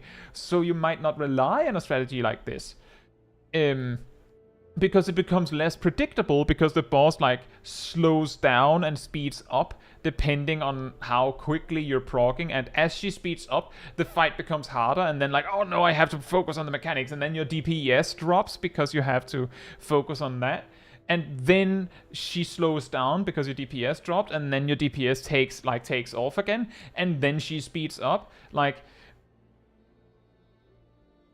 I'm not saying this would be better necessarily. I'm just saying that it would be an interesting way to approach it. Like, the alternative is not to have the mechanics go faster, but rather, like, have mechanics that more reliably can overlap in the way that this fight was, that if you push the boss too fast, there's too many mechanics, you die. Like, that would be the same as if, like, if Black Cat had 1 HP threshold for skip to Mauser 2, or rather, had 1 HP threshold for 9 lives, specifically the 9 lives, with one clone doing the half-room cleaves and the other clone doing the quad leap, the leaping crossing thing, quad crossing.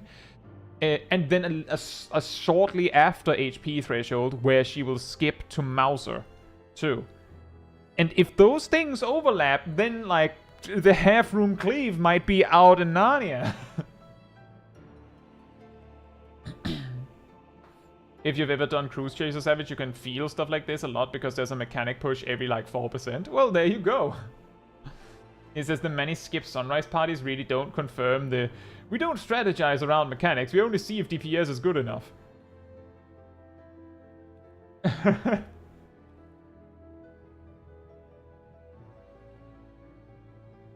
I'm a little confused about that statement. Really don't confirm we don't strategize around mechanics, we only see if DPS is good enough? Sarah says, if the hardest mechanic comes last, you can just skip the most interesting part, and then people whine that the fight is too easy. Yeah, exactly. Leah says, I've never seen a skip sunrise party that actually skips sunrise. Well, I mean...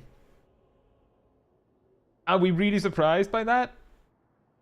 Clear parties are EE prog, and EE prog, or EE2 prog, are Witch Hunt prog. So all M4S clear parties are actually Witch Hunt prog in disguise. Except when they go well. We've proven it on stream. We did our re-clears, and there, like, I believe last time, we had trouble with Witch Hunt messing us up, like, once or twice.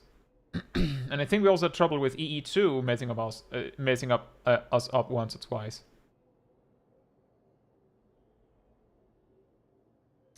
Well, that sounds boring, Bundy. Sunrise is a really interesting mechanic.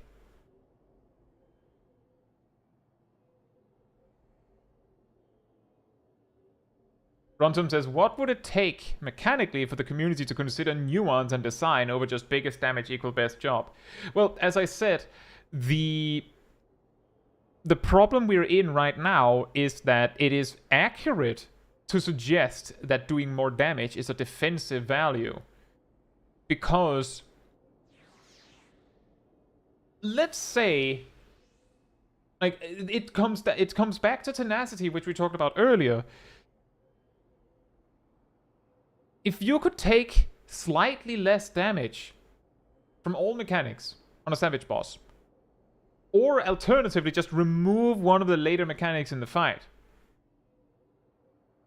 the removing of the mechanic itself would increase the success rate because it would reduce the complexity of the fight, whereas the damage reduction would just reduce the punishment of the fight, how hard it punishes you for a mistake. But if there's less mistakes to make,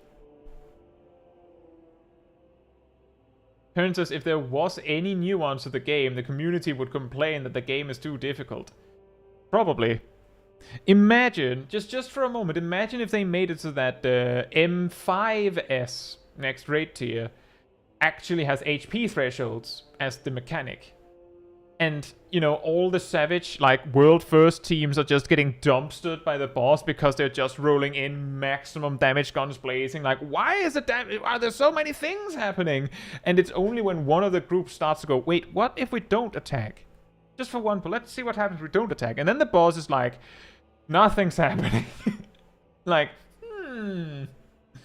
Like, I'm just saying, we've reached a point where, like, to make the game balanced and fair without making it overwhelming, you can't let damage output be the winning factor anymore. Imagine if they gatekept the next tier by putting in Devour again. That would be pretty funny. But, like, we've reached that point where the bosses are like, first of all, the bosses are on rails, pretty much. And because they are, if you can kill the boss early, it becomes easier. And that means that the better groups will find the fight exponentially easier, because not only are they better at the game, so they find the mechanics that are already there that they will see guaranteed are easier, but also the mechanics that they're skipping makes it easier. It's actually, it goes back to something that I've talked about before, that a thing in casual content, notably things like dungeons, one of the problems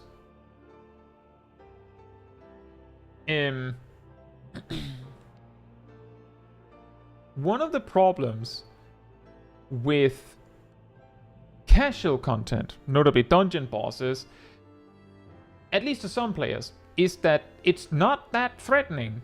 Like, there's a reason why tanks can usually solo the bosses if they're good enough. Like, as far as I have not tested Uewata Field Station, but all the other dungeons in Dawntrail are soloable by a warrior. And one way you can make it more challenging is, for instance, by putting in a Hardened Rage. Like, now there's a DPS check, technically. You could also make it so that the boss just starts to do more damage the longer the fight progresses. But the problem with both of these solutions is the players that are saying it's too easy will never see either of these mechanics. Ever. So it will make no difference for them. It will mean squat. Nothing. Because they'll never see them. But the players that didn't need that, the players that already said, this is too hard, will meet the Hardened Rage. They will see the boss get damage buffs as the fight progresses. They will see all that, and they'll find it even harder. And I guess one way that you could make fights harder for the players that actually want a challenge would be to make the boss become harder if you push it. Like, if you push it on damage, the boss becomes harder. How would you do that?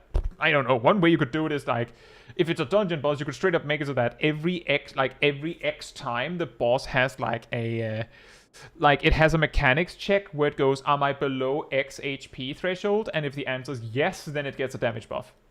So if your damage is slow, then it does not get this damage buff. If the damage is fast, then the boss gets every damage buff on the way down to 0. Which also means that you would be incentivized to relax. Like, if you're finding the mechanics hard, you can just slow down on the damage. And they could do the same with the Savage boss.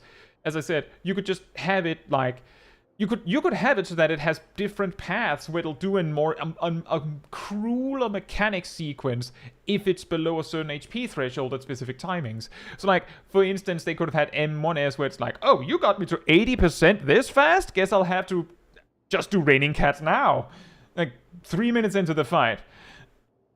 Like just skip to that and then just have other meaner mechanics. Like she just skips to hard, like to super hard mode. Perrin says it's a nice concept, but it ultimately results in healers complaining that they need to do work. Well, at that point, Perrin, we can probably agree that then we might as well just not have a game, right? Like right now, we have the problem that some casual players, think the game is too hard in some aspects. And the really good players think the game is too easy. So if the game is already too hard for some, then whatever knob we tune on at this point has to be one that leaves the players that are already stretched alone. They can't go any further.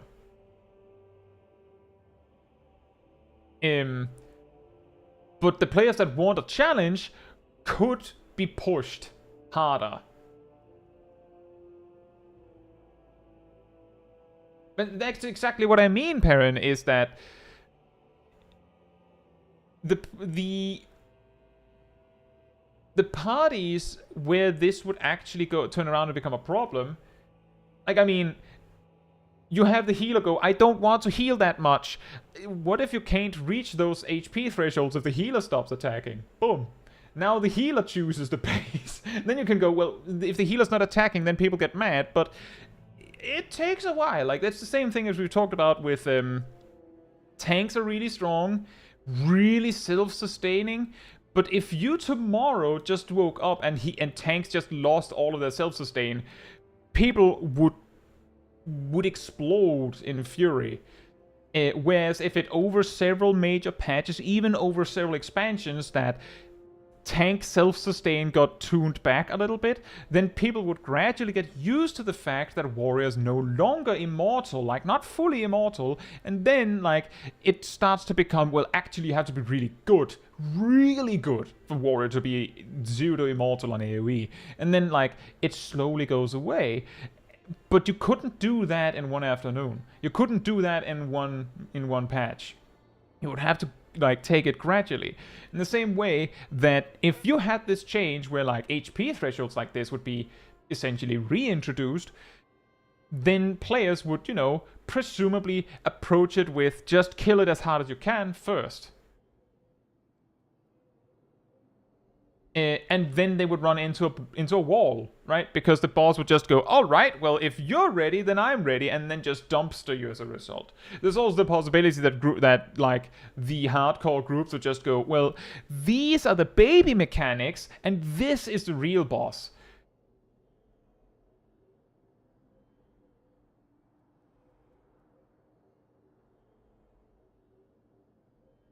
Dairuru says, I feel a lot of the too good players who think it's too easy don't really question why they feel that way and don't really know what they want. That's probably also true. I'm just saying that there might be a way for everyone to be happy. That's what I'm trying to suggest here. There might be a way to actually make everyone happy. And I'm just saying, if they made it so that pushing the boss with a lot of damage would cause it to become harder, then you would have a more interesting balance. Hold your damage until X happens at 70% sounds dreadfully boring. That's true, Cat, but it could also mean that instead of going with the full maximum, that like the thing is, that's basically what happened in the group that Sav just demonstrated, right? Hold it there, and there, because otherwise we wipe. But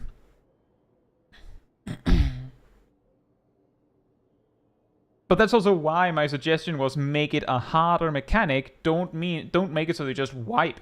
That's why I said it wouldn't work very well with M1S, because specific combinations of mechanics would just wipe you automatically. So that's not interesting. But if you had that the boss would get meaner at specific HP thresholds, you would have situations like, well, I mean, you could just grab the 8 jobs that do the most damage, so the 2 tanks that do the most damage, and the 2 healers that do the most damage, and the 4 DPS that do the most damage.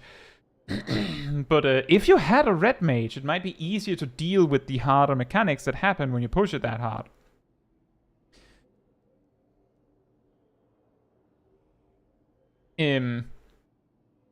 Like, basically, what I'm trying to suggest here, I don't know how well it could work, it's just an idea, is if we had essentially a type of punishment for bursting too hard, and it's not really a punishment, it's more like a challenge.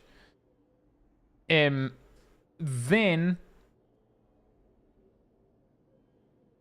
those that want to speedrun the fight will have a harder challenge, and it would also mean that being the DPS job that does the most damage isn't as big of a deal. The damage difference between the DPS jobs and the tank jobs and the healer jobs wouldn't be as big of a deal if bringing the 4 DPS that do the most damage means that you're basically guaranteed to get the hard version.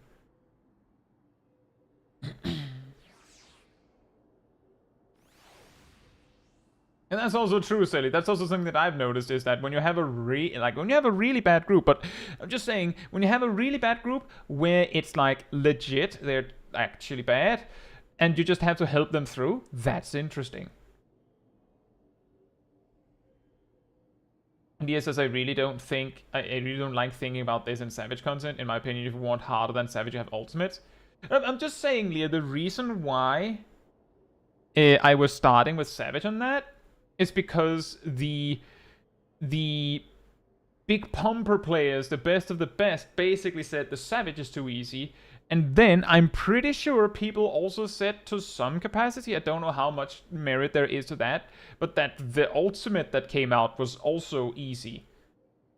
So I'm like, they also complained about the ultimate. So how about we just take it from the top and say, well, we will have some bosses that have this weird gimmick. Like, that's something you could try. And the thing is, Leah, this would also be a tuning knob. It's perfectly possible that the way they would go about it is, like, let's take M1S as an example. Let's say that the HP thresholds are designed such that they are intended to slow you down by, making the fight harder, if the DPS you have is sufficient to skip raiding cats. That's quite a lot of damage. Not everyone can do that. A lot of people can, but not everyone. This means that you will not see this on your first clear. You will not see it on your second clear. But the pumpers that go, that raiding cats mechanic, but the boss was close to death, so maybe we could just skip that, they will be met with a hard wall going, are you sure you want to do that? And those would be the players that need this greater challenge to be challenged. So it would essentially be like designing the same fight, but with the ability to switch it to hard mode. World of Warcraft actually played with this years ago.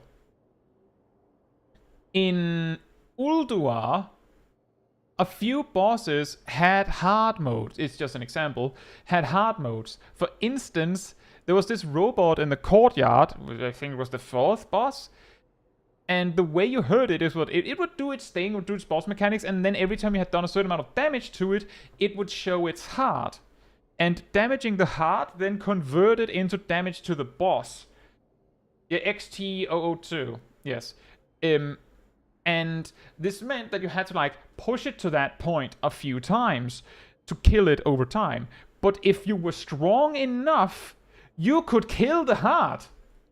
You could just, because the thing is, every time it would show the heart would have recovered HP, so you could hurt it to damage XT again. But if you killed the heart, then XT would go bazinga and turn into hard mode. Which meant you could only do that if you were really, really strong, and there would be groups that would go, no, don't kill it, don't hold, when the heart was going low because they weren't ready. for the hard mode, but they were strong enough to reach it.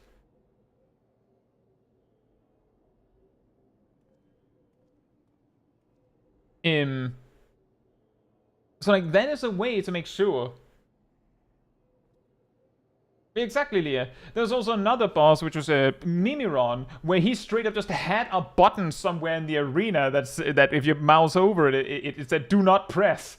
But if you pressed it, it would switch to hard mode, which is a hilarious way to do it. But yeah, XT is an excellent example because XT basically had a hard mode that if you didn't have the DPS to reach hard mode, then you probably weren't skilled enough to do hard mode.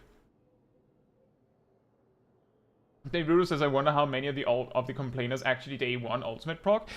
I would wager a guess that there's probably a large amount of players complaining about the game being too easy, just parroting what the best players are saying.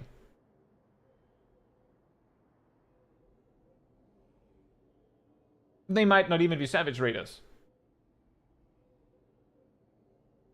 And the thing is, we can't be sure because a lot of the players that say this are saying it anonymously on the internet. Was there extra reward for killing the hard mode? Yes. There was a slightly better loot.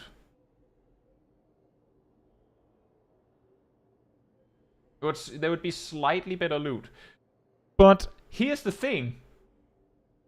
Just going to, which is the reason why I didn't suggest the boss switching into hard mode, and this in the Final Fantasy XIV example would give better loot. The reason why I didn't suggest that is because in Wrath of the Lich King, these hard modes were initially something people discovered, and it was pretty common for groups to just go, well, we don't have the skill necessary to do it, so we will just not do it. But when Wrath Classic came out, it was almost hard mode or bust. Like, some players almost demanded that the groups they ended up in did hard mode day one, if it was even remotely possible. Because there would be loot, potential loot they could win, that would be lost if they didn't do it hard mode first try. And this kind of focus on hyper optimization would carry over in Final Fantasy XIV if they did that as well. Like, if, for example, if you pushed a Black Cat hard enough that she would, start using harder mechanics, because my initial suggestion would be that she would choose mechanics, based on how hard she got pushed, so she could, reel it back if you slowed down.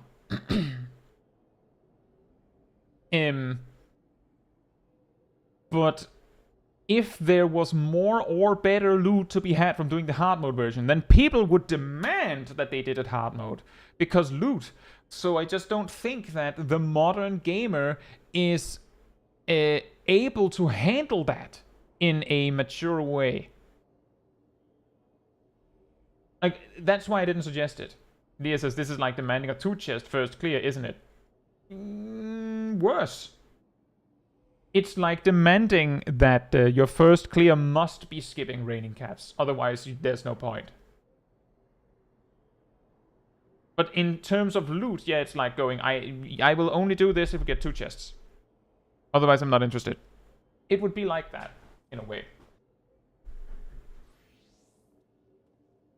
But yeah, a good point about the loot thing. Exactly, week 1 skip sword is banned, yeah. And a good point about the loot thing is that if we had let's say we had this for an entire raid tier, every boss would get really mean, like extra tough, if you pushed them. But there's no extra loot on the line. The winning strategy would probably be, because the thing is, the difficulty of boss mechanics is a little bit subjective. Some people think that Witch Hunt is mega easy, others think it's the hardest thing in the game. There would eventually become appear a general consensus that, oh, well, I mean, the hard mode mechanic on the 80% threshold is pretty easy, on the 60% threshold is pretty hard, but the really difficult one is on 20%, so if we just make sure we don't get that one by making sure we pace ourselves at this specific point, then we're good. Whatever, I don't know how you would design it, right? But like the idea.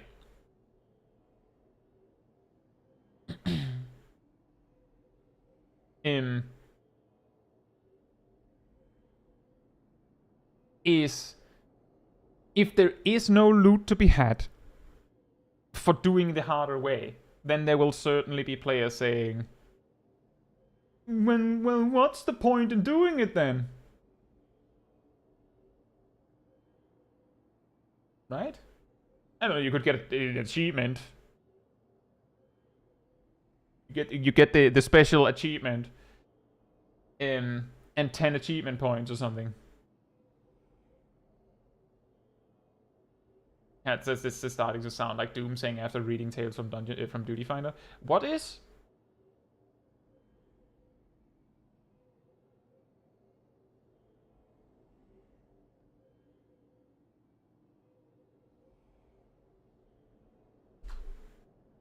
I'm just saying that we specifically saw in, like, we've seen before that people will do hard content if there is a reward, but if they see that it isn't interesting enough, then they'll just not do it, even if they think it's fun. Even if they think it's fun. So you could add a super hard version of a fight and then just be like, oh, by the way, there's no extra reward for doing this harder version. Then people just wouldn't do it, right? Like, that's ultimately what would be, like, what some part of the player base is basically radiating. Nathan says, what happened to playing games because it's fun? I know, right? First time I did an Unreal, I didn't know you got stuff from them. I just wanted to do the fight. Well, there you go. So it says, the extremes have gotten too easy with the new gear. That one. Abyssal Fracture had this quote-unquote problem. And Extreme 3, I believe, also has this problem that it is allegedly dead on arrival because it's too easy on release. Set the guy in full best in slot that doesn't actually need any of the drops. Right? Like, congratulations, you dumpstered the boss that was intended as a catch-up mechanic for the players that are behind you. Nice! You nailed it. Bluefish says, I feel it's weird to not enjoy the experience. I agree. I mean, he says, it does kind of feel like modern live service free-to-play game design has conditioned a lot of players to want their games to be an abusive relationship with the Skinner box. Yeah.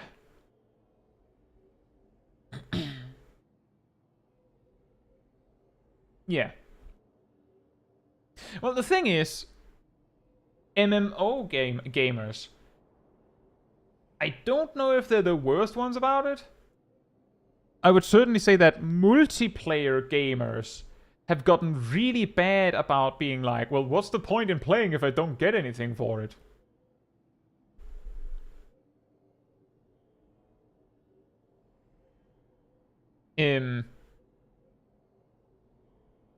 Which leads to this weird situation where we have some players that don't jive with this. Like, they don't care about this.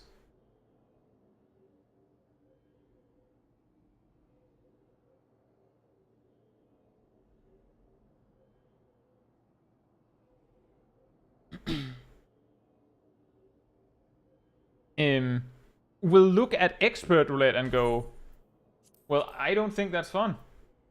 Why would I do this? And then someone who's, like, you know, incentivized by rewards will be like, well, it's right there. That's the reason. That's why you do it. And that player will then be like, well, I actually don't want any more weekly tombstone gear. Like, I'm good. I have my main geared. I don't need anything else. So what am I supposed to do? And a lot of players will then, you know, not have very, like, you might not have anything to suggest. Like, there's a lot of optional content you could do that doesn't give rewards much. And that's, I believe, what they do. Like, do old hard content in a difficult way. But a lot of players will basically not want to run dailies if there isn't an incentive to do it. That's not everyone. That's a lot of players.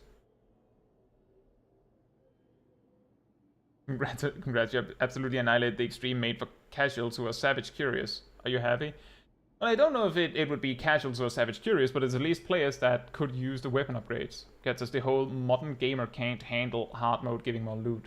Sound like a friend who kept talking about WoW Classic community being insane because one Utgard Keep group demanded full tier 6. I feel like you're adding a little bit more to what my statement was than it actually was. Like, I'm just saying that I saw the exact conversations that I described about people not being able to handle not getting hard mode loot on week 1. And we see the players going absolutely ballistics over trying to make sure they get their first clear of the new Savage raid on week 1 because they need that gear. In fairness, and yeah, I will run that back then. The players that cannot handle the harder version of the fight, giving slightly more or slightly better loot than the regular hard version of the fight in a mature way, are probably not as many as we might think.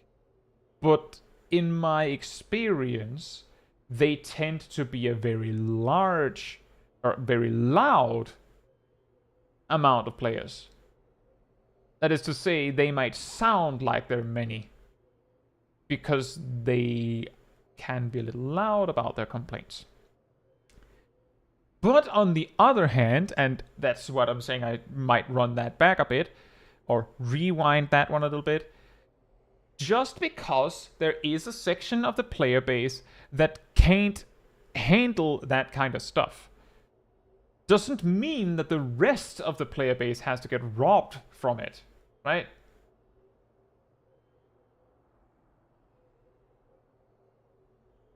And I guess I can see that as a counterbalance to that.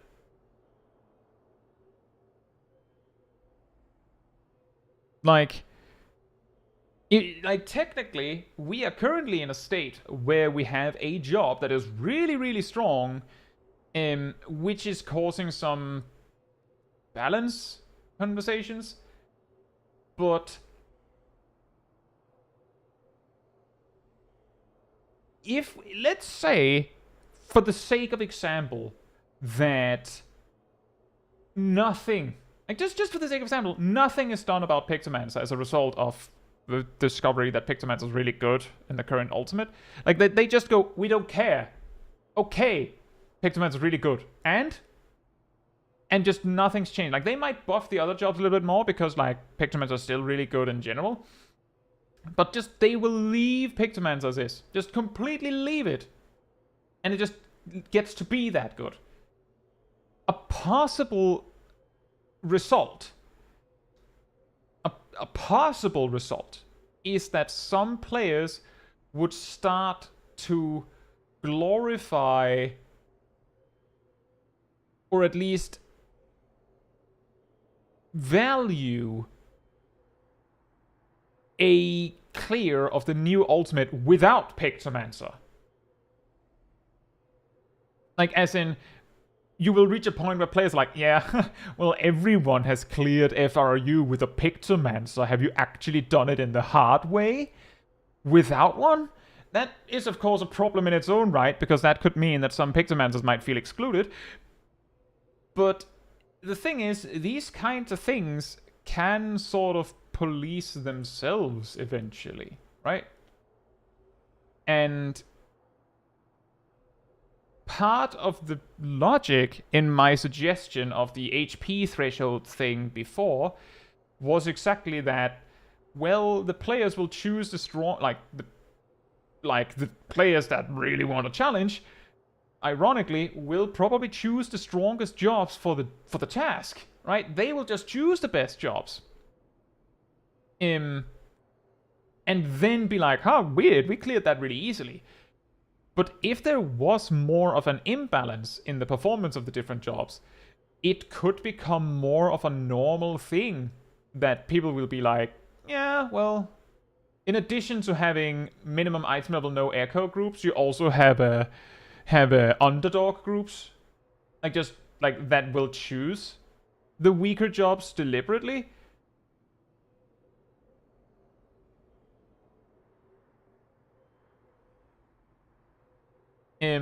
Like, we kind of see this thing in other games, not so much in MMOs, I don't think, but we do see it in other games where, like, for instance, with Souls-likes, where people are like, can you beat the game with this weird underpowered thing?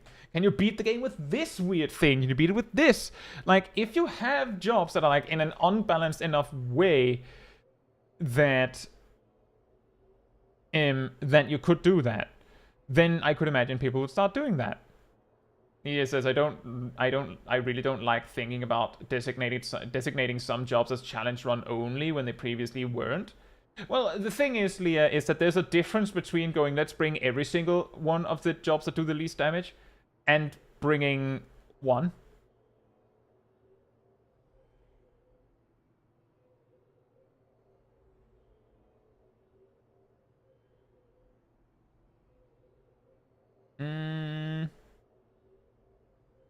There's this outrage farming definitely is a thing, yeah.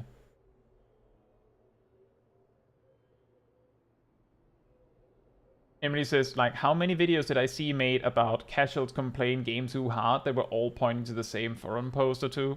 Part of the problem there is that it's like an avalanche, because once people start talking about it, the origin can be difficult to find, and it can be difficult to find how many are talking about it because of the conversation, rather than than it just being, well, we're talking about that because they're talking about it.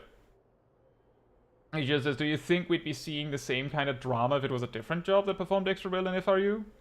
Yes.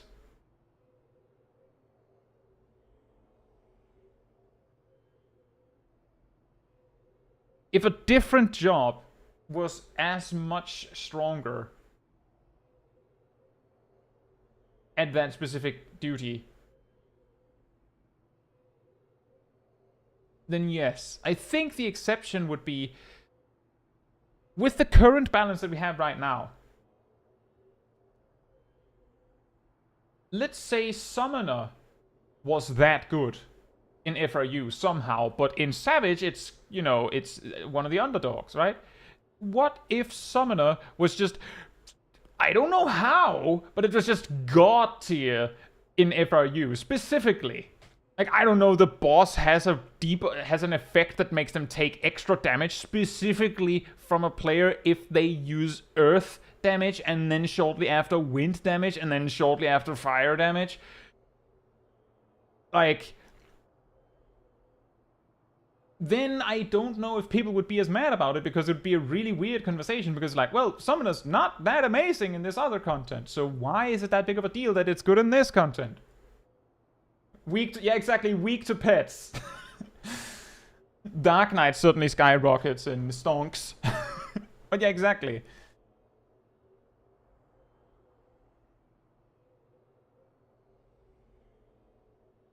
Zarv says, I did have someone complain to me about Sync Academy's minimum item level no echo runs, because minimum item level is not really minimum item level, and we should use the spreadsheet someone made to properly have minimum item level. Yeah, that's the case of you just can't satisfy everyone, right? But that one is really, like, I can see their argument, but also,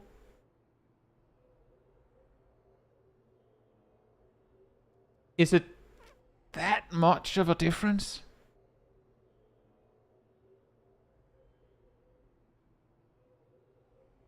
And wouldn't the logic there be that what you're arranging in that case is minimum item level no echo, which everyone knows what is? Whereas what that person was requesting should go by a different name? Like true minimum item level or something like that? Or literal minimum item level? Because minimum item level no echo, like, it's right there. Like, this and this is what's being advertised, right?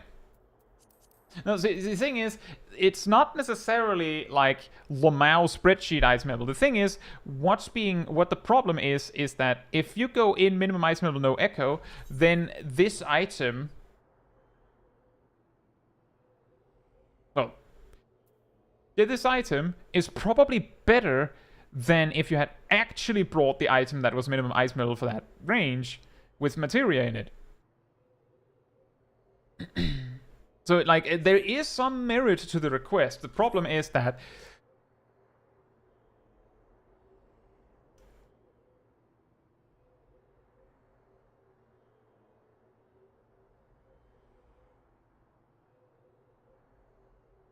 I don't have a good example. But it's like ordering a specific thing on a menu, and it says exactly what is in that thing, and then you receive it, and then you're mad that something is missing from it. But the thing that you say is missing is not on the menu. Like, that was not actually offered. But you want it. And you order a burger, and you get a burger, and then you're like, where's the fries? And they're like, well, you ordered a burger. And like, well, normally there's fries with the burger, not in this establishment. Like, a little bit like that. You ordered that. And when you do minimum item no echo, you order this. So I can see how it's like a little silly, but I can also understand why they would have that complaint.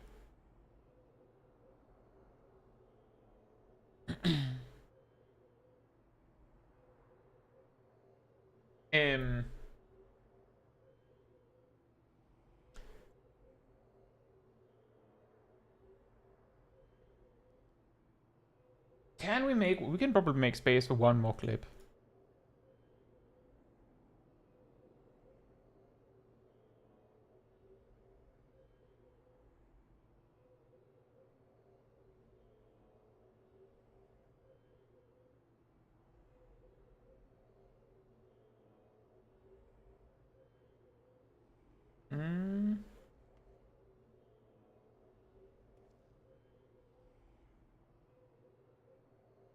So he says, I think some posts just managed to break out of the forum hellhole on occasion.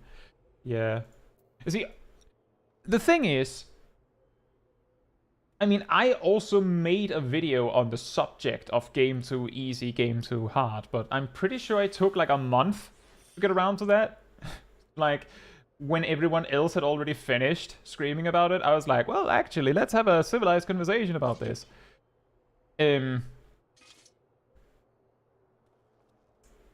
But it took a while and you didn't include the post itself, if I recall correctly. I didn't know there was a specific post, silly. You told me that today. All I know is that I have legitimately seen the complaints that game too easy, and I've legitimately on my videos seen complaints that game too hard. So that's what I had.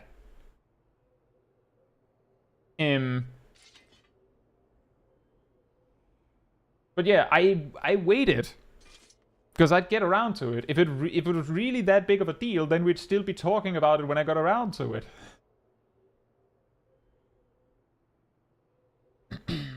Bluefish, let's see. Ezra says it's probably closer to ordering a hamburger and complaining it doesn't have cheese. And Bluefish adds, funny you say that, because a lot of places consider cheeseburgers to be the default hamburger now. I'm glad to hear that, Emily.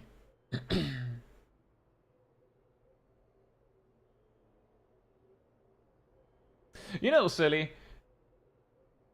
I think that this one was actually a comment, a commenter and a comment chain on my video about game too hard or game too easy, not like I don't like name and shame, but I do remember that I repeatedly saw notifications of comments from a specific name who was steadfast and unmoving on their opinion that the game was too hard now and not casual friendly. If some of you have put comments on that video that suggests that the game is just right or easy, then you may have received a response from this person because, man, they were dedicated.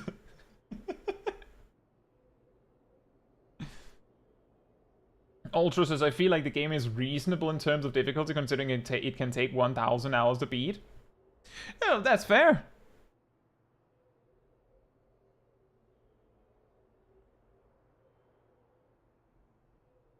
Emily says, for what it's worth, I genuinely sympathize with some people who for whatever reason, found the difficulty of Endwalker dungeons being their limit, and who suddenly feel like they can't deal with the ramp up. See, the thing is, and this is something that I try my best to get across in my videos, and this was something that has also been a little bit of a topic in one of my more recent mentor-led videos. One part of the accessibility of Final Fantasy XIV is how doable, how beatable the casual content is. Someone who actually feels that the Endwalker level of difficulty was too much might not be able to do it with trusts, like, duty support, right? They might not be able to do that. But they might be able to do it with 3 strangers. Because those three strangers might each individually be perfectly capable of doing it. And they might even be capable enough that they could do it without you. So you not being good enough is okay. But the thing that I'm also trying to get across in my videos is that there's a giant, like a massive difference between actually not being very good, which is okay. No one's saying you can't be bad at the game. That's okay. And playing badly because you're lazy. Like, that's where I draw the line. Like, that's my line. That's where I get annoyed.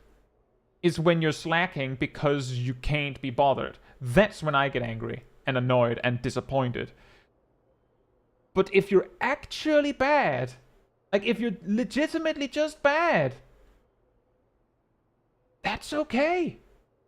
Like, that's alright. We'll probably win.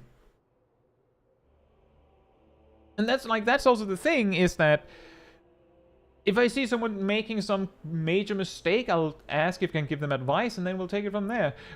But the problem is when they outright admit that they are that they don't want to be better.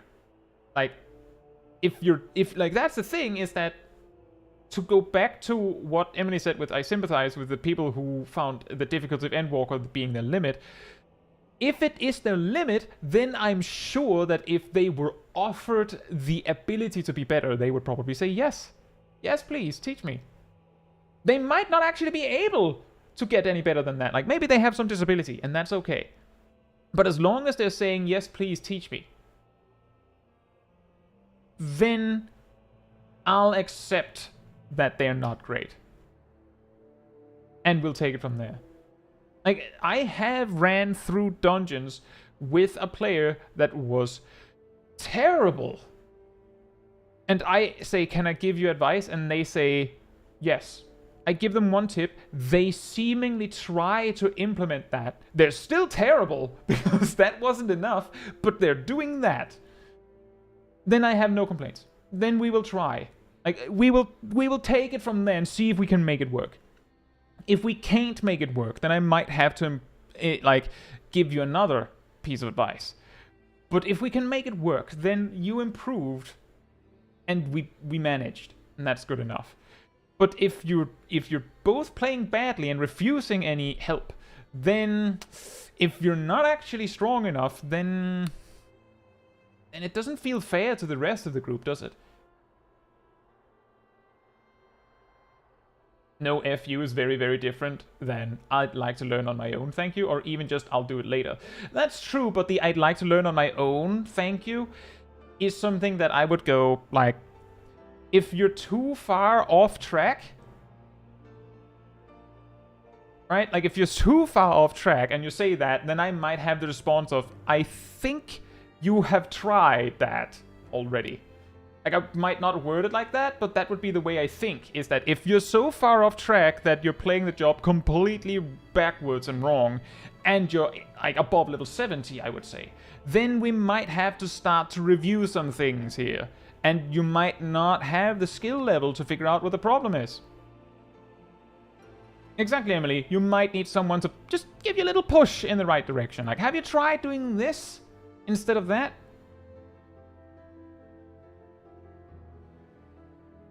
Robert says, I found that a lot of people's ability comes from knowing what all other jobs can do. I've been leveling all jobs to 100 and it has skyrocketed my knowledge and skills. That's awesome. You're level 100, log in and press glare.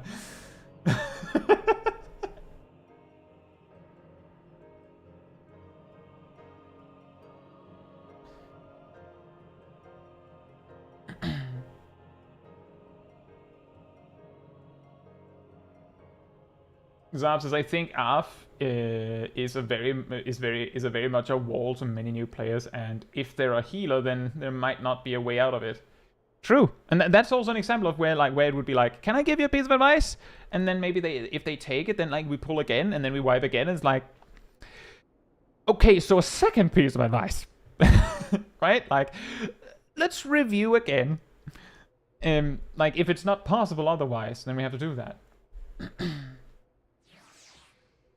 But like that's something that I think is really important. That's also like, I made a video that is actually called "It's Okay to Suck at Final Fantasy XIV," and I said this in my in that video as well, that the game has the flexibility to allow you to be bad and you can still succeed.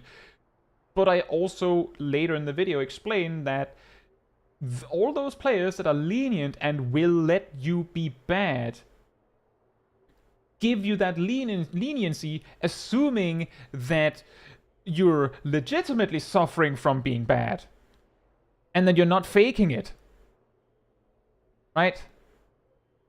Like, that circles back to what I just said. Actually being bad versus choosing to be bad, essentially, while having the skill to not be bad. And refusing to move on that. Like, that's where a lot of people get agitated. I also made a video a long time ago that nearly no one ever saw, called something to the effect of accessibility in video games is a good thing. And I list a bunch of other games and talk about a bunch of other games in that video. Crystal Project, which technically doesn't offer that much accessibility, but it offers assist options, which is a good thing. I mentioned Crosscode, which actually has assist options and things like that. But I also finish on Final Fantasy XIV, where the accessibility of Final Fantasy XIV heavily hinges on you don't have to be alone. You don't have to do it alone. Your group can compensate for your inability to do something, whatever the reason is that you can't.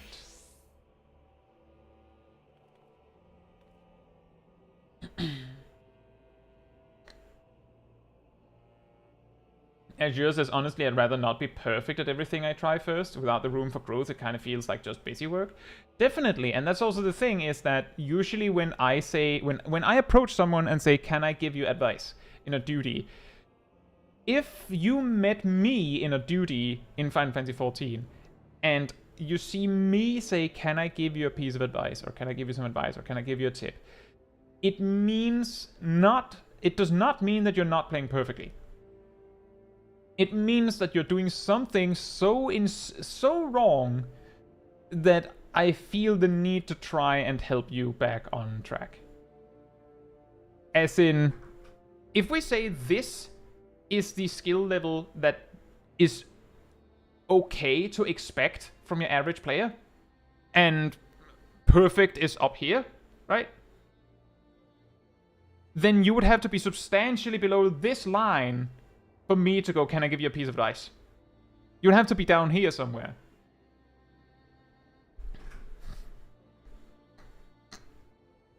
And the tip usually is about getting your back up here.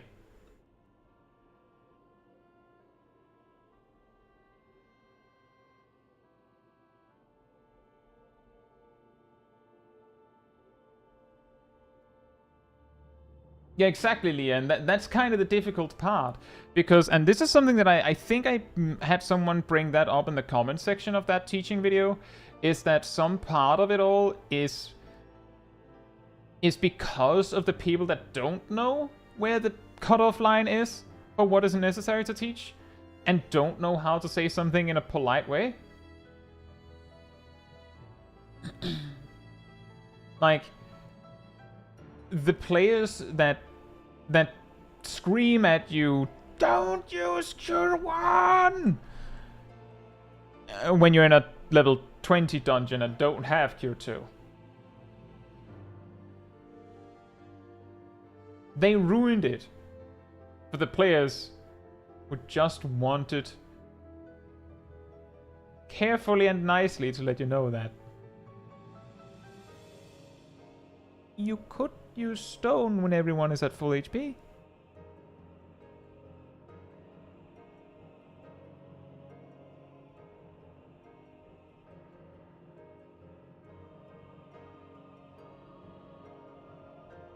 Leah says, I mean, if I'm in an AI extreme or coils, I will use the healing that I please.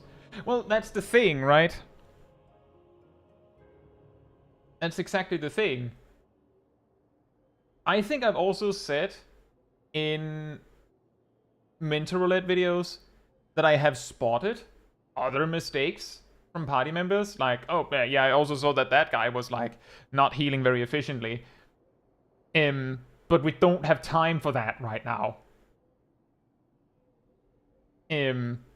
So we won't talk about it. Like, I can't remember which one it was. I think it was one of the earlier mentor roulette videos where I had a run in Shiva Extreme where both of my healers were white mages and they were clearly sprouts. And at least one of them, based on what I know now, was probably absolutely terrified and had no idea what was going on because they were spamming Medica 2. Like, they were basically spamming Medica 2 until they ran out of MP. Regardless of whether people needed it or not. Like, basically, every time the boss winded up to do something, that healer was ready to cast Medica 2, in case it was AoE damage. And I think the only thing I did about that was I think at some point I suggested that they relax a bit with the Medica 2 spam. It wasn't because they said they couldn't do it, it was because they were running out of MP. Like, save some for later, right? But yeah, exactly.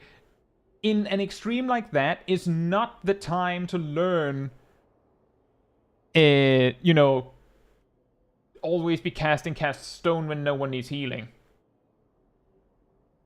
Right? Like, that's not the time for that. And that's also like, I had a Sephiroth run in one of the Dawntrail mentor roulettes videos where I saw a ninja use Doton on single target on Sephiroth Extreme, and I didn't even notice it until like the third or fourth pull or something, and when I saw it, I was like, by the way, you should probably use Raiton instead for single target. Anyway, let's move on. Then they used Raiton instead, I think. But ultimately, it was like, if I actually spent 5 minutes to look at what they were doing, I would have probably been like, right, so this. But who cares? The boss was dying, it's fine. It was just, there was like, that Doton is right in my face. You Dotoned right in my dinner. Like, really? Can we not do that? And it took 5 seconds to, like, address that, right? And then we move on. Now they know. And then they also got told by someone who could say it in a friendly way. You dotted in front of my salad, yeah, exactly. Whereas if I didn't say it, then maybe a few days from then, they would go into Crystal Tower and use Dotson on single target, and then someone would scream about it. And that's also just not the time for that, really.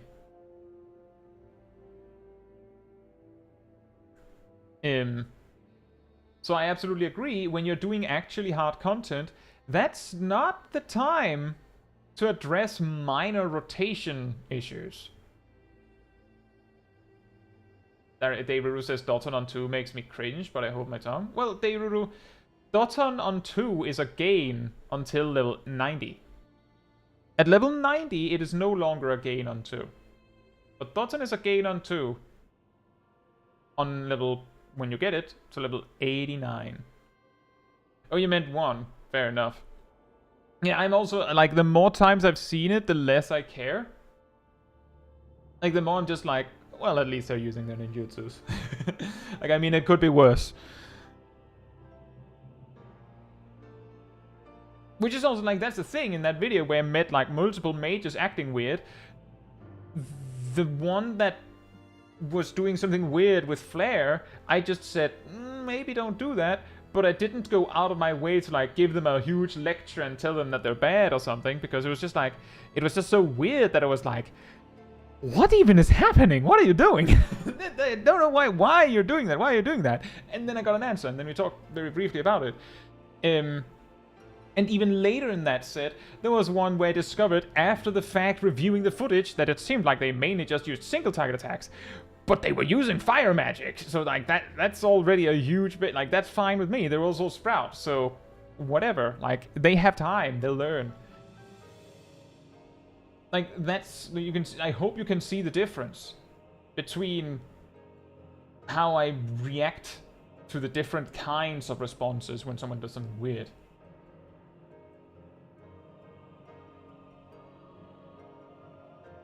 A few too many people do confuse confusion for malice. Few too many people confuse disappointment with fury. Too many misinterpret giving advice with being a jerk.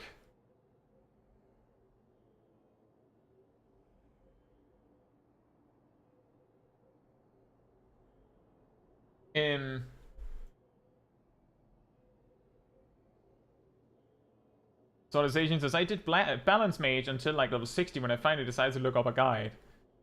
Oh, that's also a sad one, because it's like, it's one of those where it feels like everything looks right, like you're doing faster casts, but yeah.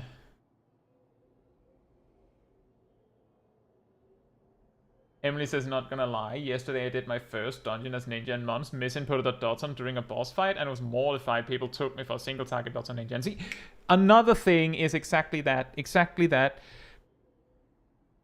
And that's something that I could also be better about, and something that I've started to think about more, is that sometimes, like in mental roulette, I'll see someone make a basic mistake. And maybe I don't notice for the rest of the dungeon, but I will remember that they made that mistake the first time, and then like in my notes I'll write that down, and then when I make the manuscript I might not look fully through the duty, so I'll just like write down like, well, I was noticing that they did this thing. But in reality what happened is that right at the start of the duty they accidentally pressed, I don't know, they pressed Prominence instead of Total Eclipse as a paladin. And then for the rest of the duty, they didn't make a mistake. Or maybe later in the duty, they accidentally pressed, like, a warrior pressed Overpower twice, and then they pressed Mythril Tempest twice. Like, I do that sometimes. It happens, man. Relax. It's fine. Which is exactly the reason why I try my best to wait until I've seen someone do it enough times that I can somewhat confirm they're doing that intentionally. That's not a mistake. Not to them. And then I evaluate whether I actually care enough to approach it.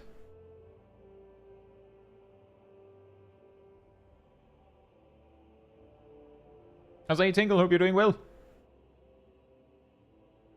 Confusing disappointment with fury sounds like having grown up with a certain type of parent. Yeah, it does, right? But sometimes when you see those, it's like someone that just doesn't know better or don't even realize. Like, I think that was in a mentor roulette as well, where I had an Autumn Veil where the tank just spammed overpower on AoE. Aside from that, the rotation was correct. Like, if we just ignore the part where for some reason Warrior actually has a DPS gain in using Mithril Tempest on a single target before level 50, not spamming it, but, you know, maintaining Surging Tempest with it.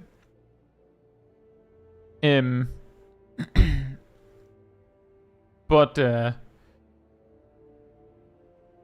ignoring that, it was just like, do you know what Mithril Tempest is? And then like they were like, I don't have that. And I was like, well, you're above level 40 and you have the warrior job gear, so I know you've done the quest, so I'm pretty sure you have it. Whether you know what it is a different story. Could you use that after overpower? And then we were at the final boss, so I don't know if they actually did, but they said they put it on their bars now, so.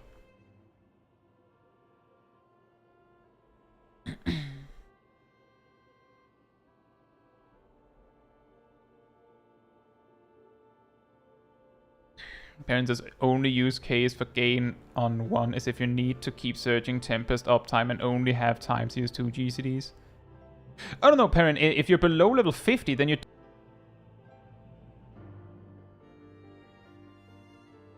So that's the only way you can set it up. And Aurum Vale is level 49.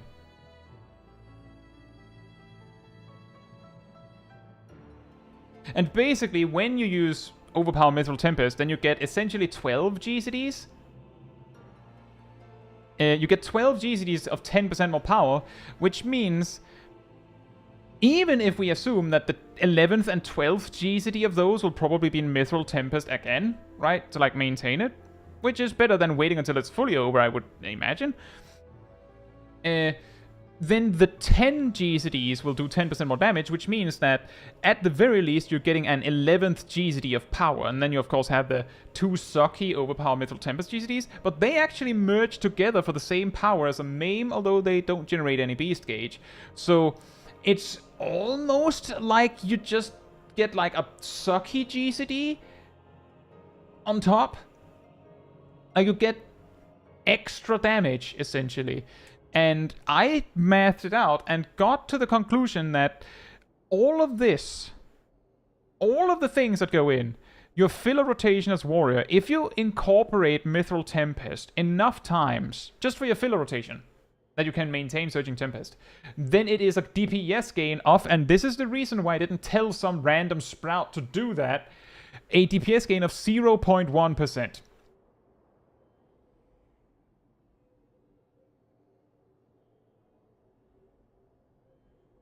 Oh, the music stopped as well. Nice. That's with the filler alone. Then you remember that Berserk exists. And Berserk doing 10% more damage is pretty nice. And Berserk also gives you 10 seconds of Surging Tempest. So every time you have used the Mithril Tempest combo to get Surging Tempest and then use Berserk, you just get like... Every third time you Berserk that way, you just don't have to use Mithril Tempest once, because you've gotten a full Mithril Tempest's worth for free. So like, just the filler rotation of this is a DPS gain of 0.1%. Then you include the burst, which just is 10% stronger for it. And also gives you basically free time. Like, it's 3 GCDs, but it gives you 4 GCDs, so it essentially gives you 1 extra GCD. So it's just better. But if I landed in Aurum Vale and the warrior was doing okay damage and keeping aggro and using the defensive cooldowns and all of that, but they were not using Mithril Tempest on single target, that would be the stupidest thing to complain about to them. I might mention it in the video, like be like, by the way, I had this weird math.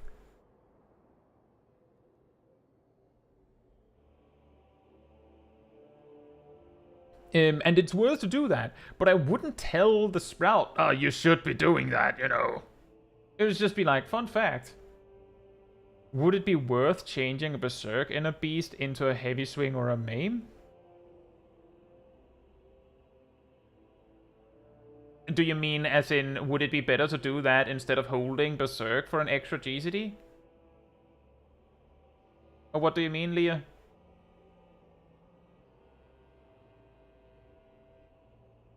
Because the thing is, you have enough time to generate 3 inner beasts. And fully max out your Surging Tempest before Berserk comes up. The thing is, this trick with Mythical Tempest actually enables you... Oh yeah! You can, like, if you do 5 1-2-3 combos... Just 5 1-2-3 combos, that takes 37.5 seconds. Then you have generated enough beast gauge for 3 inner beasts. And that was 37.5 seconds. Then you do, you know, Mythical Tempest combo twice, perhaps. Now you're up to 47.5 seconds. Then you have like 2 extra GCDs. One of them will probably be inner beast. Because 3, not 2, 3. And then you have like, I don't know, heavy swing, main, whatever. And then you use Berserk and do 3 GCDs. So you have the time to generate all the resources you need.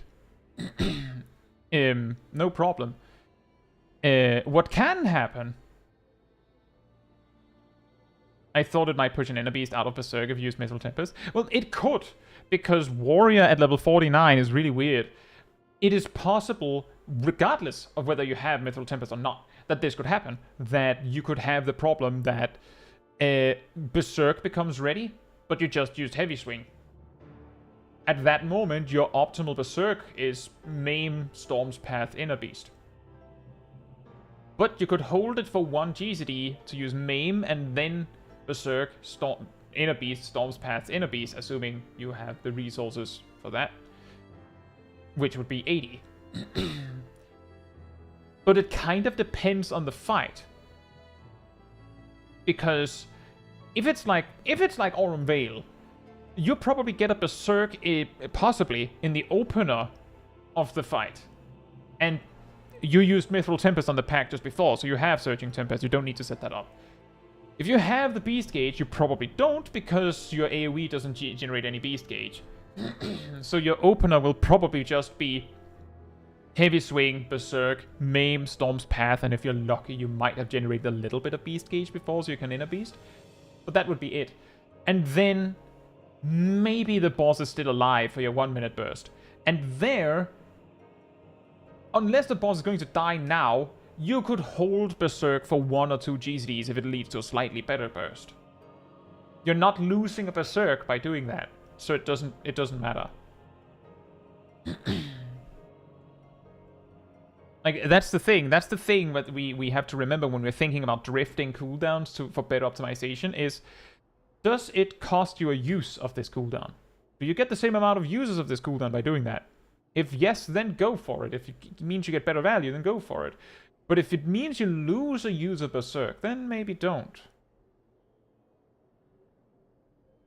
But you know, Beast Gauge is not a problem for Warrior. It's not a problem at all. Anyway.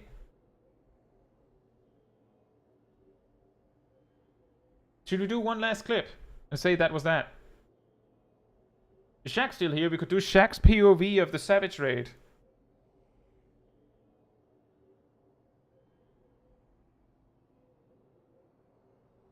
If Shaq is still here.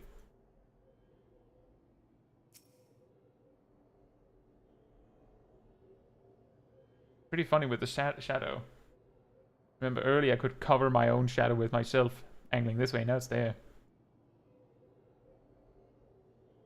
So this is Shaq's POV of, I don't know, was it last week's reclears? It was a reclear. A Sage.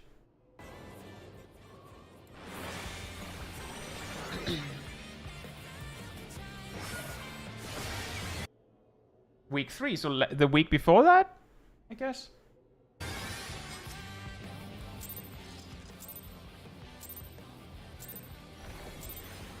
Very nice. This was actually something we talked about on M2S previously, to do the precast doses. And also the setup of filtration diagnosis, I think, or prognosis. Also, look, I can see it seems like it didn't hurt that you were the one that took the first auto attack. You can take one.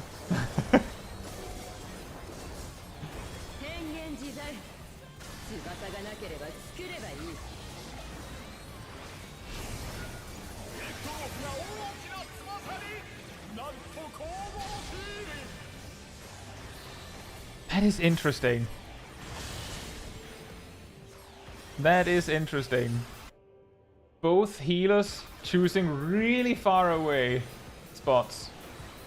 I see the logic. I see the logic. It's just funny because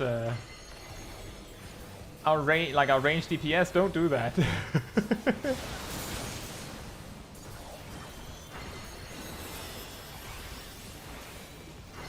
Oh, it's tanks in a circle.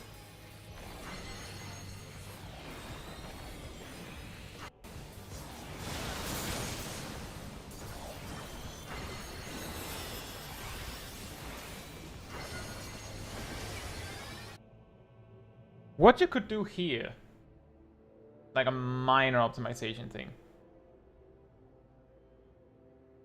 From the looks of it, you're better off being at the front because of where you go for the next mechanic. Oh yeah, that's true. And similarly for healers, it makes more sense to be further back because either you go there or there for that mechanic. What I'm going to say here is that, well, this is something we've talked about. So this makes sense. It's safer if everyone has a shield. I don't know if we've outright instructed Shaq to do this, but it's something that we've always gotten. So it might get weird if Shaq suddenly stopped doing that. So I'm not going to say, oh, you did this wrong. This is perfectly fine. Here, I would start casting doses. Because I noticed Aradel was missing shields if I didn't go into the middle. That too. What I meant was, first of all, you use your creation prognosis there. That's something we've agreed on. And you run in there because otherwise there's a chance that someone doesn't get the shield. So nothing there. What I'm going to say here is I think you could get away with casting doses here. Let's see, the timer on the video is 120. So how long does it take before you actually need to be out?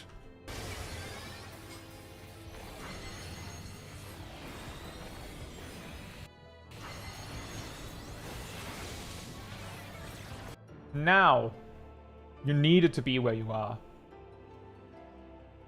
So you could probably had casted doses and then moved a bit, and if you didn't quite get to where you wanted, you could probably cast doses again and then move a bit. Surly says, as a person rating on caster, that sounds like Aradel's problem. Not quite, Surly. It's actually a lot of times where if Shaq shields from there, Aradel is over there. Like, Aradel is specifically the ranged job on the opposite side. Yeah, Aradel could also have gotten a little bit closer. But sometimes it's a case of, well, Aradel couldn't actually be there, but Shaq could be there. So, it's like working with each other. That is also why, I've started saying, when we have the intermission, I've started announcing in for heals. Because some people forget that, oh yeah, right, healers have max range. And then, they don't get the heals. And the possible end result is that Shaq and Sip has to use single target healing on them. So it's it's something we all learn from.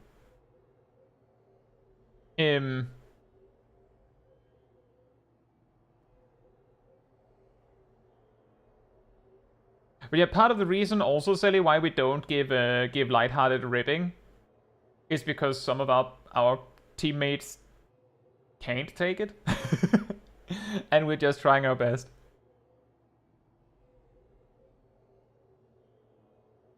It's like I've said on Discord. treat each person based on what I think they can take and what they like work best with. Yeah, no worries. Also that, Erdal, that is also true. Like, advice is appreciated. I'm not saying that you're wrong for doing that, Sally. I'm just saying that that's the reason why I'm like... I mean, Erdal could come closer, but Shaq could also come closer. Like, we could both stretch a little bit. Is what I'm getting at. I'm not saying that you can't say that, Sally. Like, you do whatever you want. Right? And then we take it from there. But yeah, the thing that I paused here for is also something completely different. I don't think you went too far, Sally. But the thing that I wanted to actually address here was... Here, you could cast doses. That's not a lot of damage you're gaining here, but you gain 1 doses. And it would probably just take you that 1 slide cast to make it to here. So you probably... Like, you would be fine. Like, you could absolutely make that.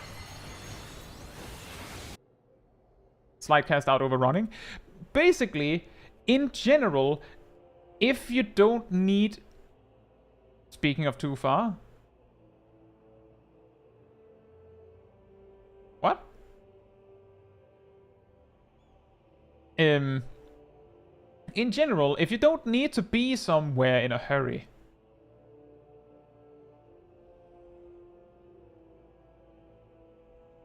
then you can slide cast it, or like cast, move, cast. You don't even have to slide cast. You can just cast, and then in the end time of the GCD, you move. Like the difference between going, I need to be over there in 10 seconds. So I go 1, 2, 3, 4, right? I could instead... This is going to get really janky because I'm on a latency.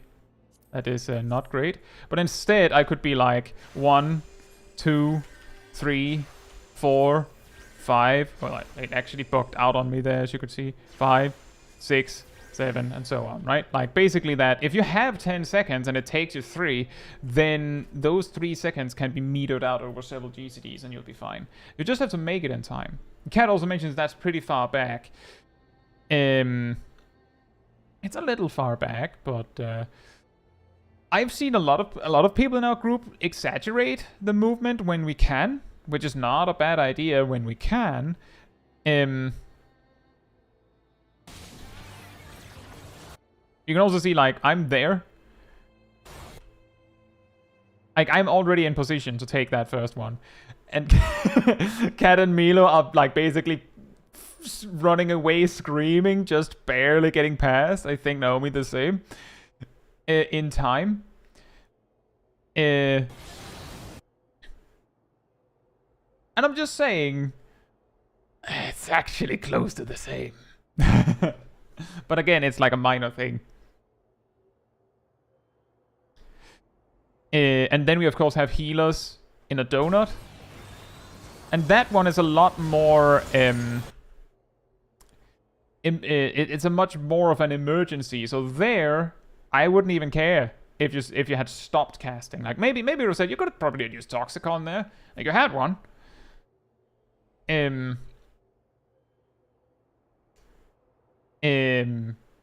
But I understand doing like when I have to do this, I will also be more likely to use Tomahawk because no risk, like no need to risk.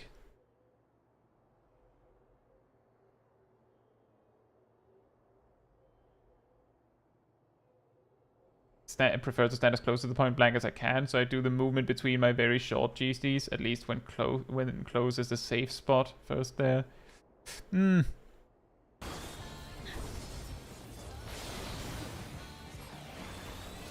See there, like you can see here, we mega exaggerate when it's melees, well, rather when it's ranged in a donut.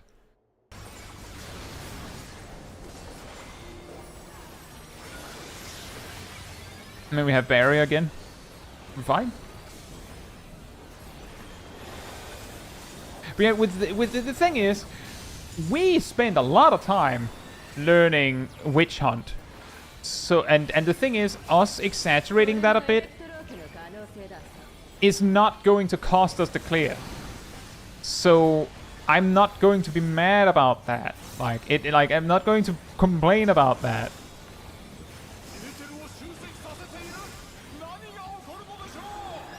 It's just like a minor thing. It's just in general, if you have a lot of time to get somewhere, then take your time. If you don't have a lot of time to get somewhere, then go for it. Oh. Let me just see that. Oh, that's what it looks like from far away. When I'm in my position, I'm usually like, I'm looking at the boss. I can usually only see this part. What I often see is that I will see some ranged players like running around screaming back here, like sprinting over to their spot. I'm like, what are you doing? What's happening back there? But it didn't even occur to me that you're in the middle of the square. I'm just there. I just go to my spot. That was an interesting move.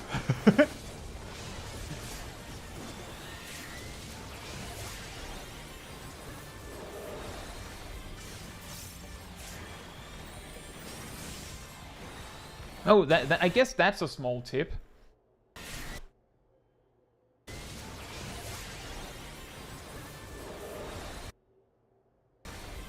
This is the point where it makes any sense to heal me.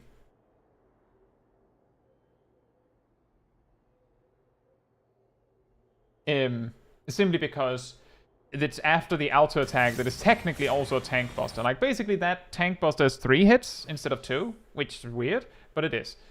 So that's something you can do differently, is that you could hold the Tabrokoli for after that auto attack. I don't know, maybe you had a different reason that you use that Tabrokoli. Maybe you have like metered out that, well, I can give that damage reduction to Guy and it'll maybe help with an auto attack or 2. And I'll have Taro for later when I need it. But that's something, is that I will also, most of the time, I will use Thrill of Battle and Equilibrium after that, and I will use them when it is safe to heal me. I say mostly because sometimes my GCD timing makes me look at it and go, I'm going to try, but I hope someone else heals me because I don't know if I'll survive the auto attack. I usually do. I don't think I've ever landed in a situation where me being late with my own healing killed me. But those are like, if you need like a visual indicator, then I use these when it's safe to heal, like when it makes sense to heal me again.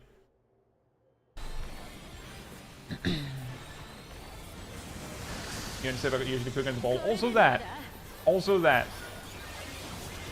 Sometimes Sip just gives me benediction.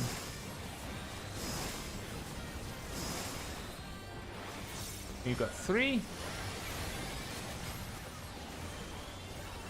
Nice.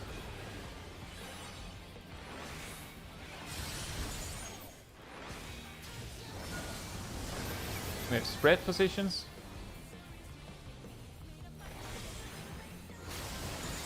Nice.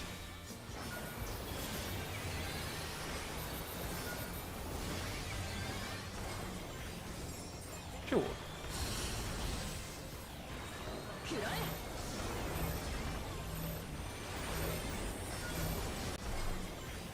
I'm guessing, like, this is one of those cases where it's like, you kind of just have to do that. And I think it was also you realized what you could have done after the fact. But yeah, exactly here. You do the dot. You could have weaved Zoe there. I realized you probably already know that. I was just highlighting it. You also have Psych hanging out. But I'm sure you'll get around to it when you actually have a time to weave it.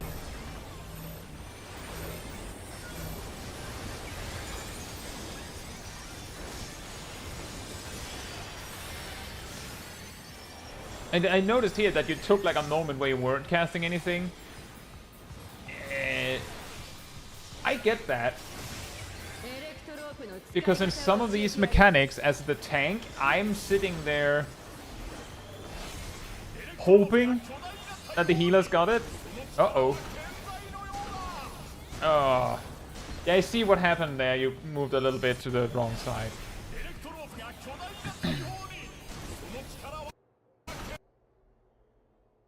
Aw. No, other right. Yeah, what you... I don't know if this would actually have helped, but you could have, like, very easy in retrospect. You're here panicking. You might have made it if you used Icarus to Aradel? Maybe?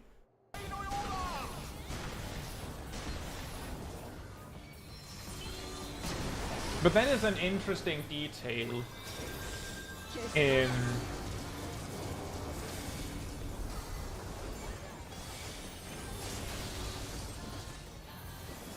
Oh, by the way,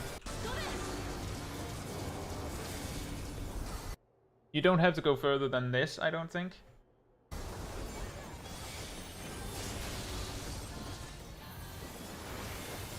Like, you don't have to go further than this, and after that you just have to figure out where your positions are.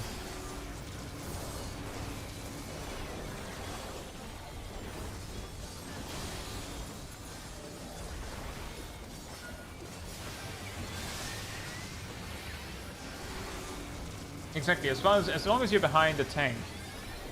Which is the reason why, like, it was a little hard to see because of the cannon, but my cutoff point I was looking for was around here. Like, the middle of the square.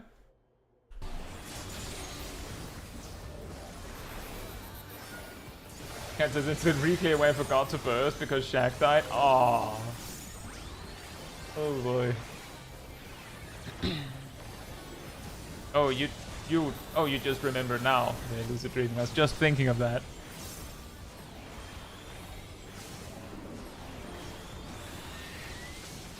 And the reason why I provoked there when the auto attack sometimes might have been fine to put on Ham is because I don't want to risk the auto attack just killing Ham because I miscalculated. And I don't know if Ham has miscalculated before it's too late, if they have. And I can take that auto attack, like I'm fine before it becomes a problem.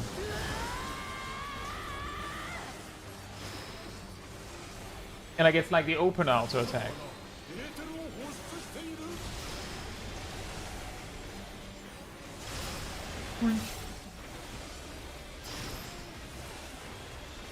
Oh, I thought it did more damage. For whatever reason, I've gotten used to trying my best to give Cat nascent flash immediately when the like the circle AoE hits, because for some reason I've convinced myself that it did way more damage. Like the line AoE afterwards does way more damage is what I had convinced myself. But it's a very lopsided wild charge.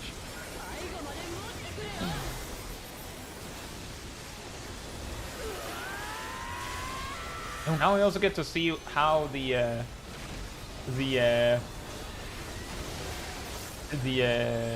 cross switch thing looks from a healer's point of view.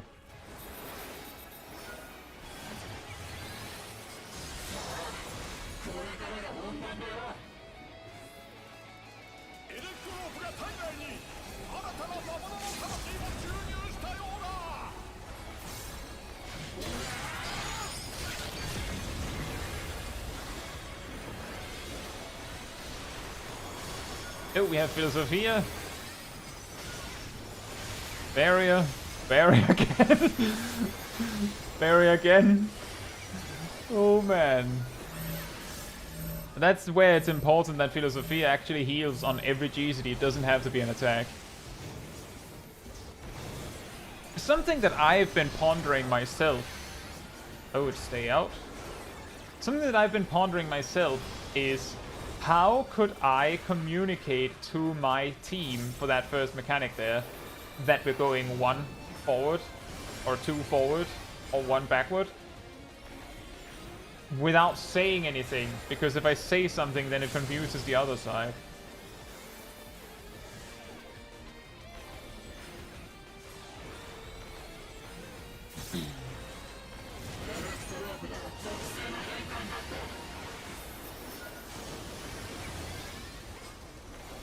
You could have used Flamer there.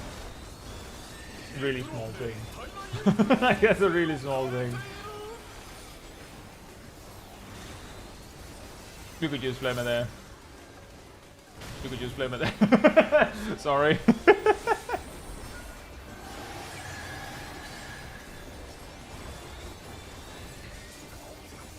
Telma says Sage Chat apparently is short enough to not reach the other side, but I never tested it. I mean, that could also work.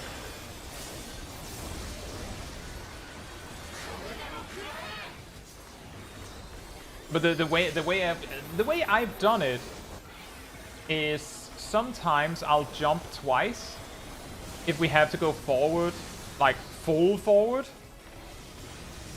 Because if you just have to go one forward or one backward, that we usually don't have any issues there. But when we have to go double forward is where often someone dies and then we wipe. So I try to give some sort of like subtle hint that we're going way far, but I don't think anyone can see it. So I don't think it helps very much. But that's why you might see me jump twice when that happens.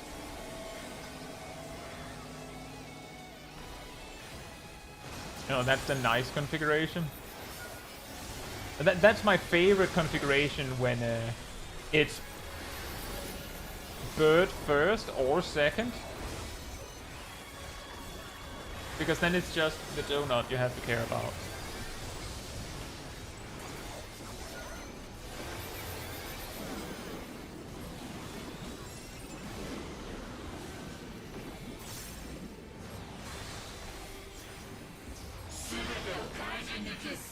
That's actually, speaking of AoE's reaching.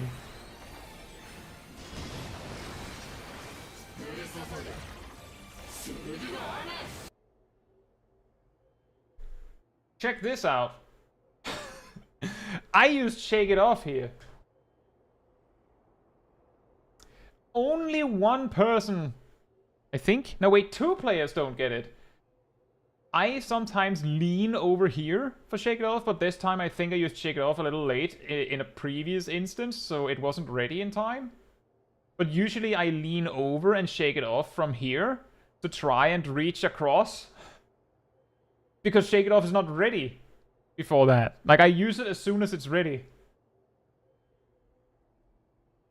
But I can't hit everyone. I don't know if it helps, but it takes so long before we need Shake It Off again. I think that it would go to waste if I didn't use it here.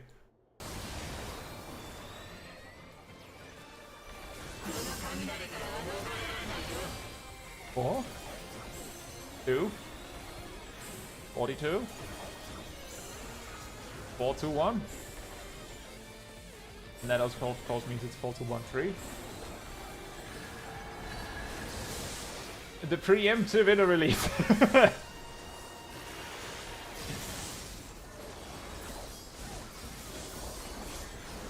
Ooh. Now we took the big hit.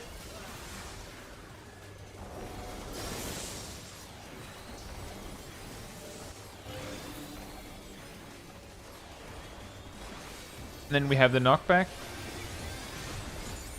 Oi.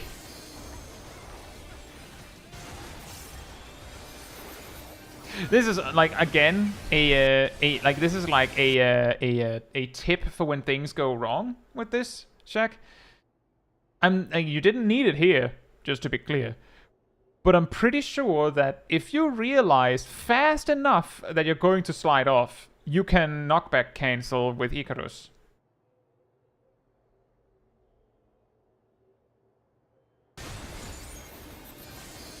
I specifically try my best to hold at least 1, if not 2, onslaughts, just in case I goof it up.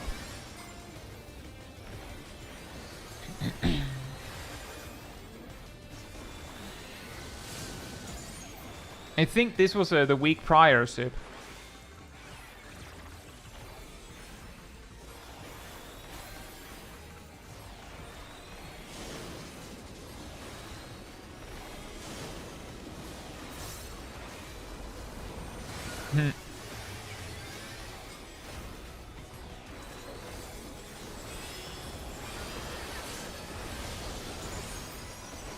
Yeah, here I could have used Shake It Off as well.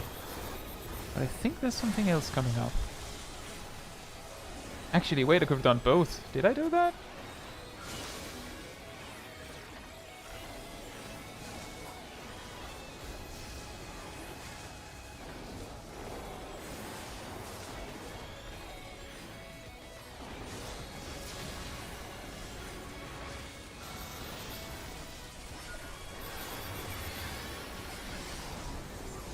Erdl says I'm about to do something stupid. Really?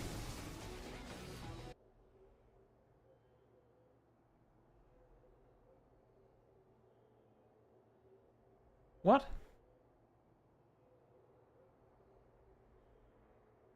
You're where you're supposed to be, right? Erdl is there. Front tower? Yes? That's where you're supposed to be. And you don't have a... Oh, and sword quiver, that... Oh.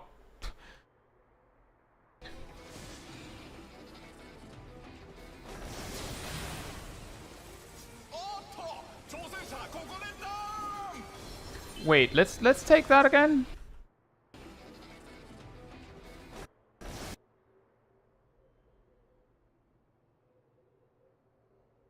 That was the one where I hit you, it seems. Yeah, I think I could have angled that better.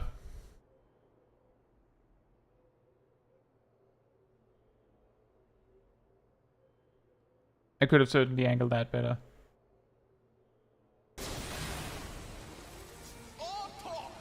Ow! No! Naomi died.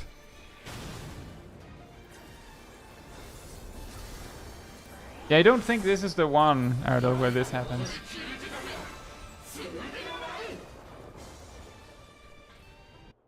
Yeah, we didn't see a sword quiver.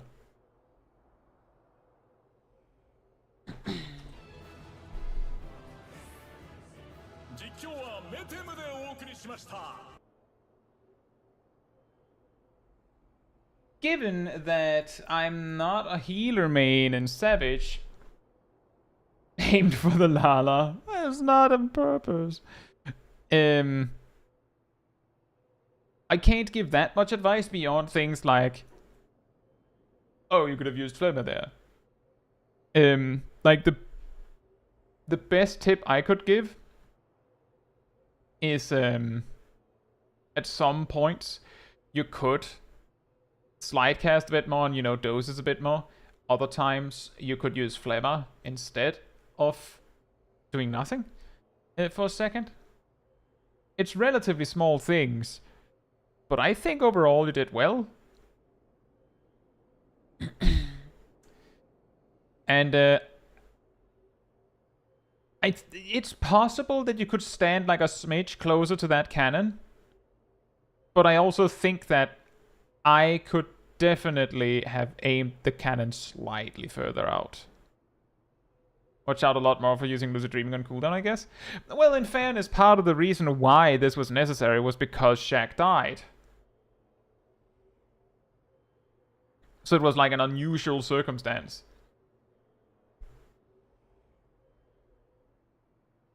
But overall, I think what is more interesting to me is that I finally got to see some of all these mechanics from a ranged point of view. Like, I gotta say, when you're that far back during the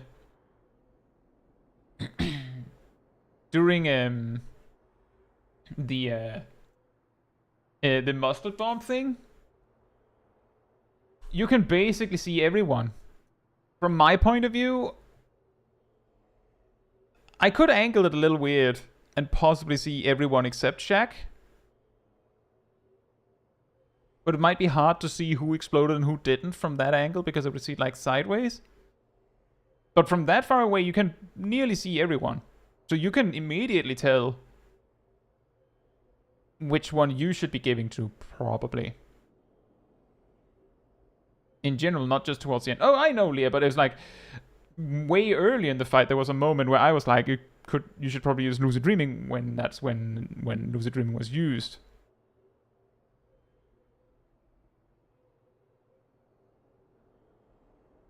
Take some high ethers with you? Well, when we're using burst potions, that doesn't really work.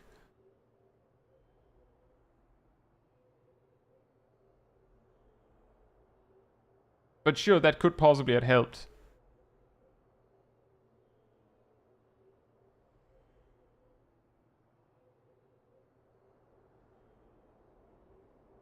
Like as I said, it was the fact that Shaq died at the times that Shaq died should be an unusual circumstance and shouldn't be what we expect.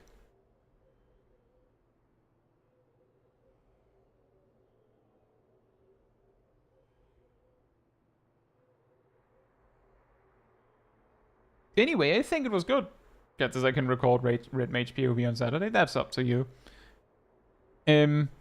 However, we had a long talk about a lot of things, including ways we might be able to change how the game works, and how the game is perceived, and how things could be better. But this is a long time after where we would normally finish, right?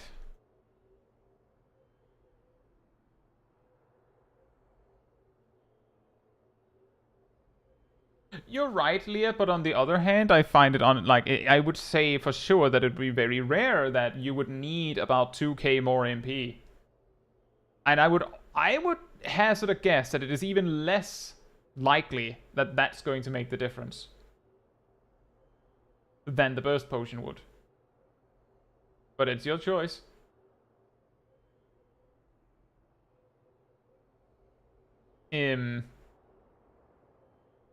But with that said, if you enjoyed this particular stream, it helps me a lot.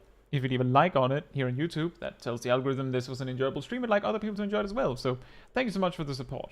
And if you'd like to be part of the Discord community server, there's a link in the chat there. And there you will find the weekly schedule where you can see what else is coming up in the coming days, as well as you can find the announcement room with links to videos and streams when they come out. And if you grab the reminder roll in the role assignments room, you'll get a notification whenever I post a video or stream, as well as an extra one about 15 minutes before stream starts, so you don't miss a second. And if you'd like to support the channel even more directly, you can become a member of the channel, you can gift memberships, you can use the super chat system, or if you don't like any of that, there's also a Ko-Fi link in the description. It all supports me and the channel directly, so that I can do things like this with all of you. So thank you so much for the support. But that will be it from me. So, good night, good morning, afternoon, or evening, depending on where you are in the world, and I hope to see you all very soon. Bye bye!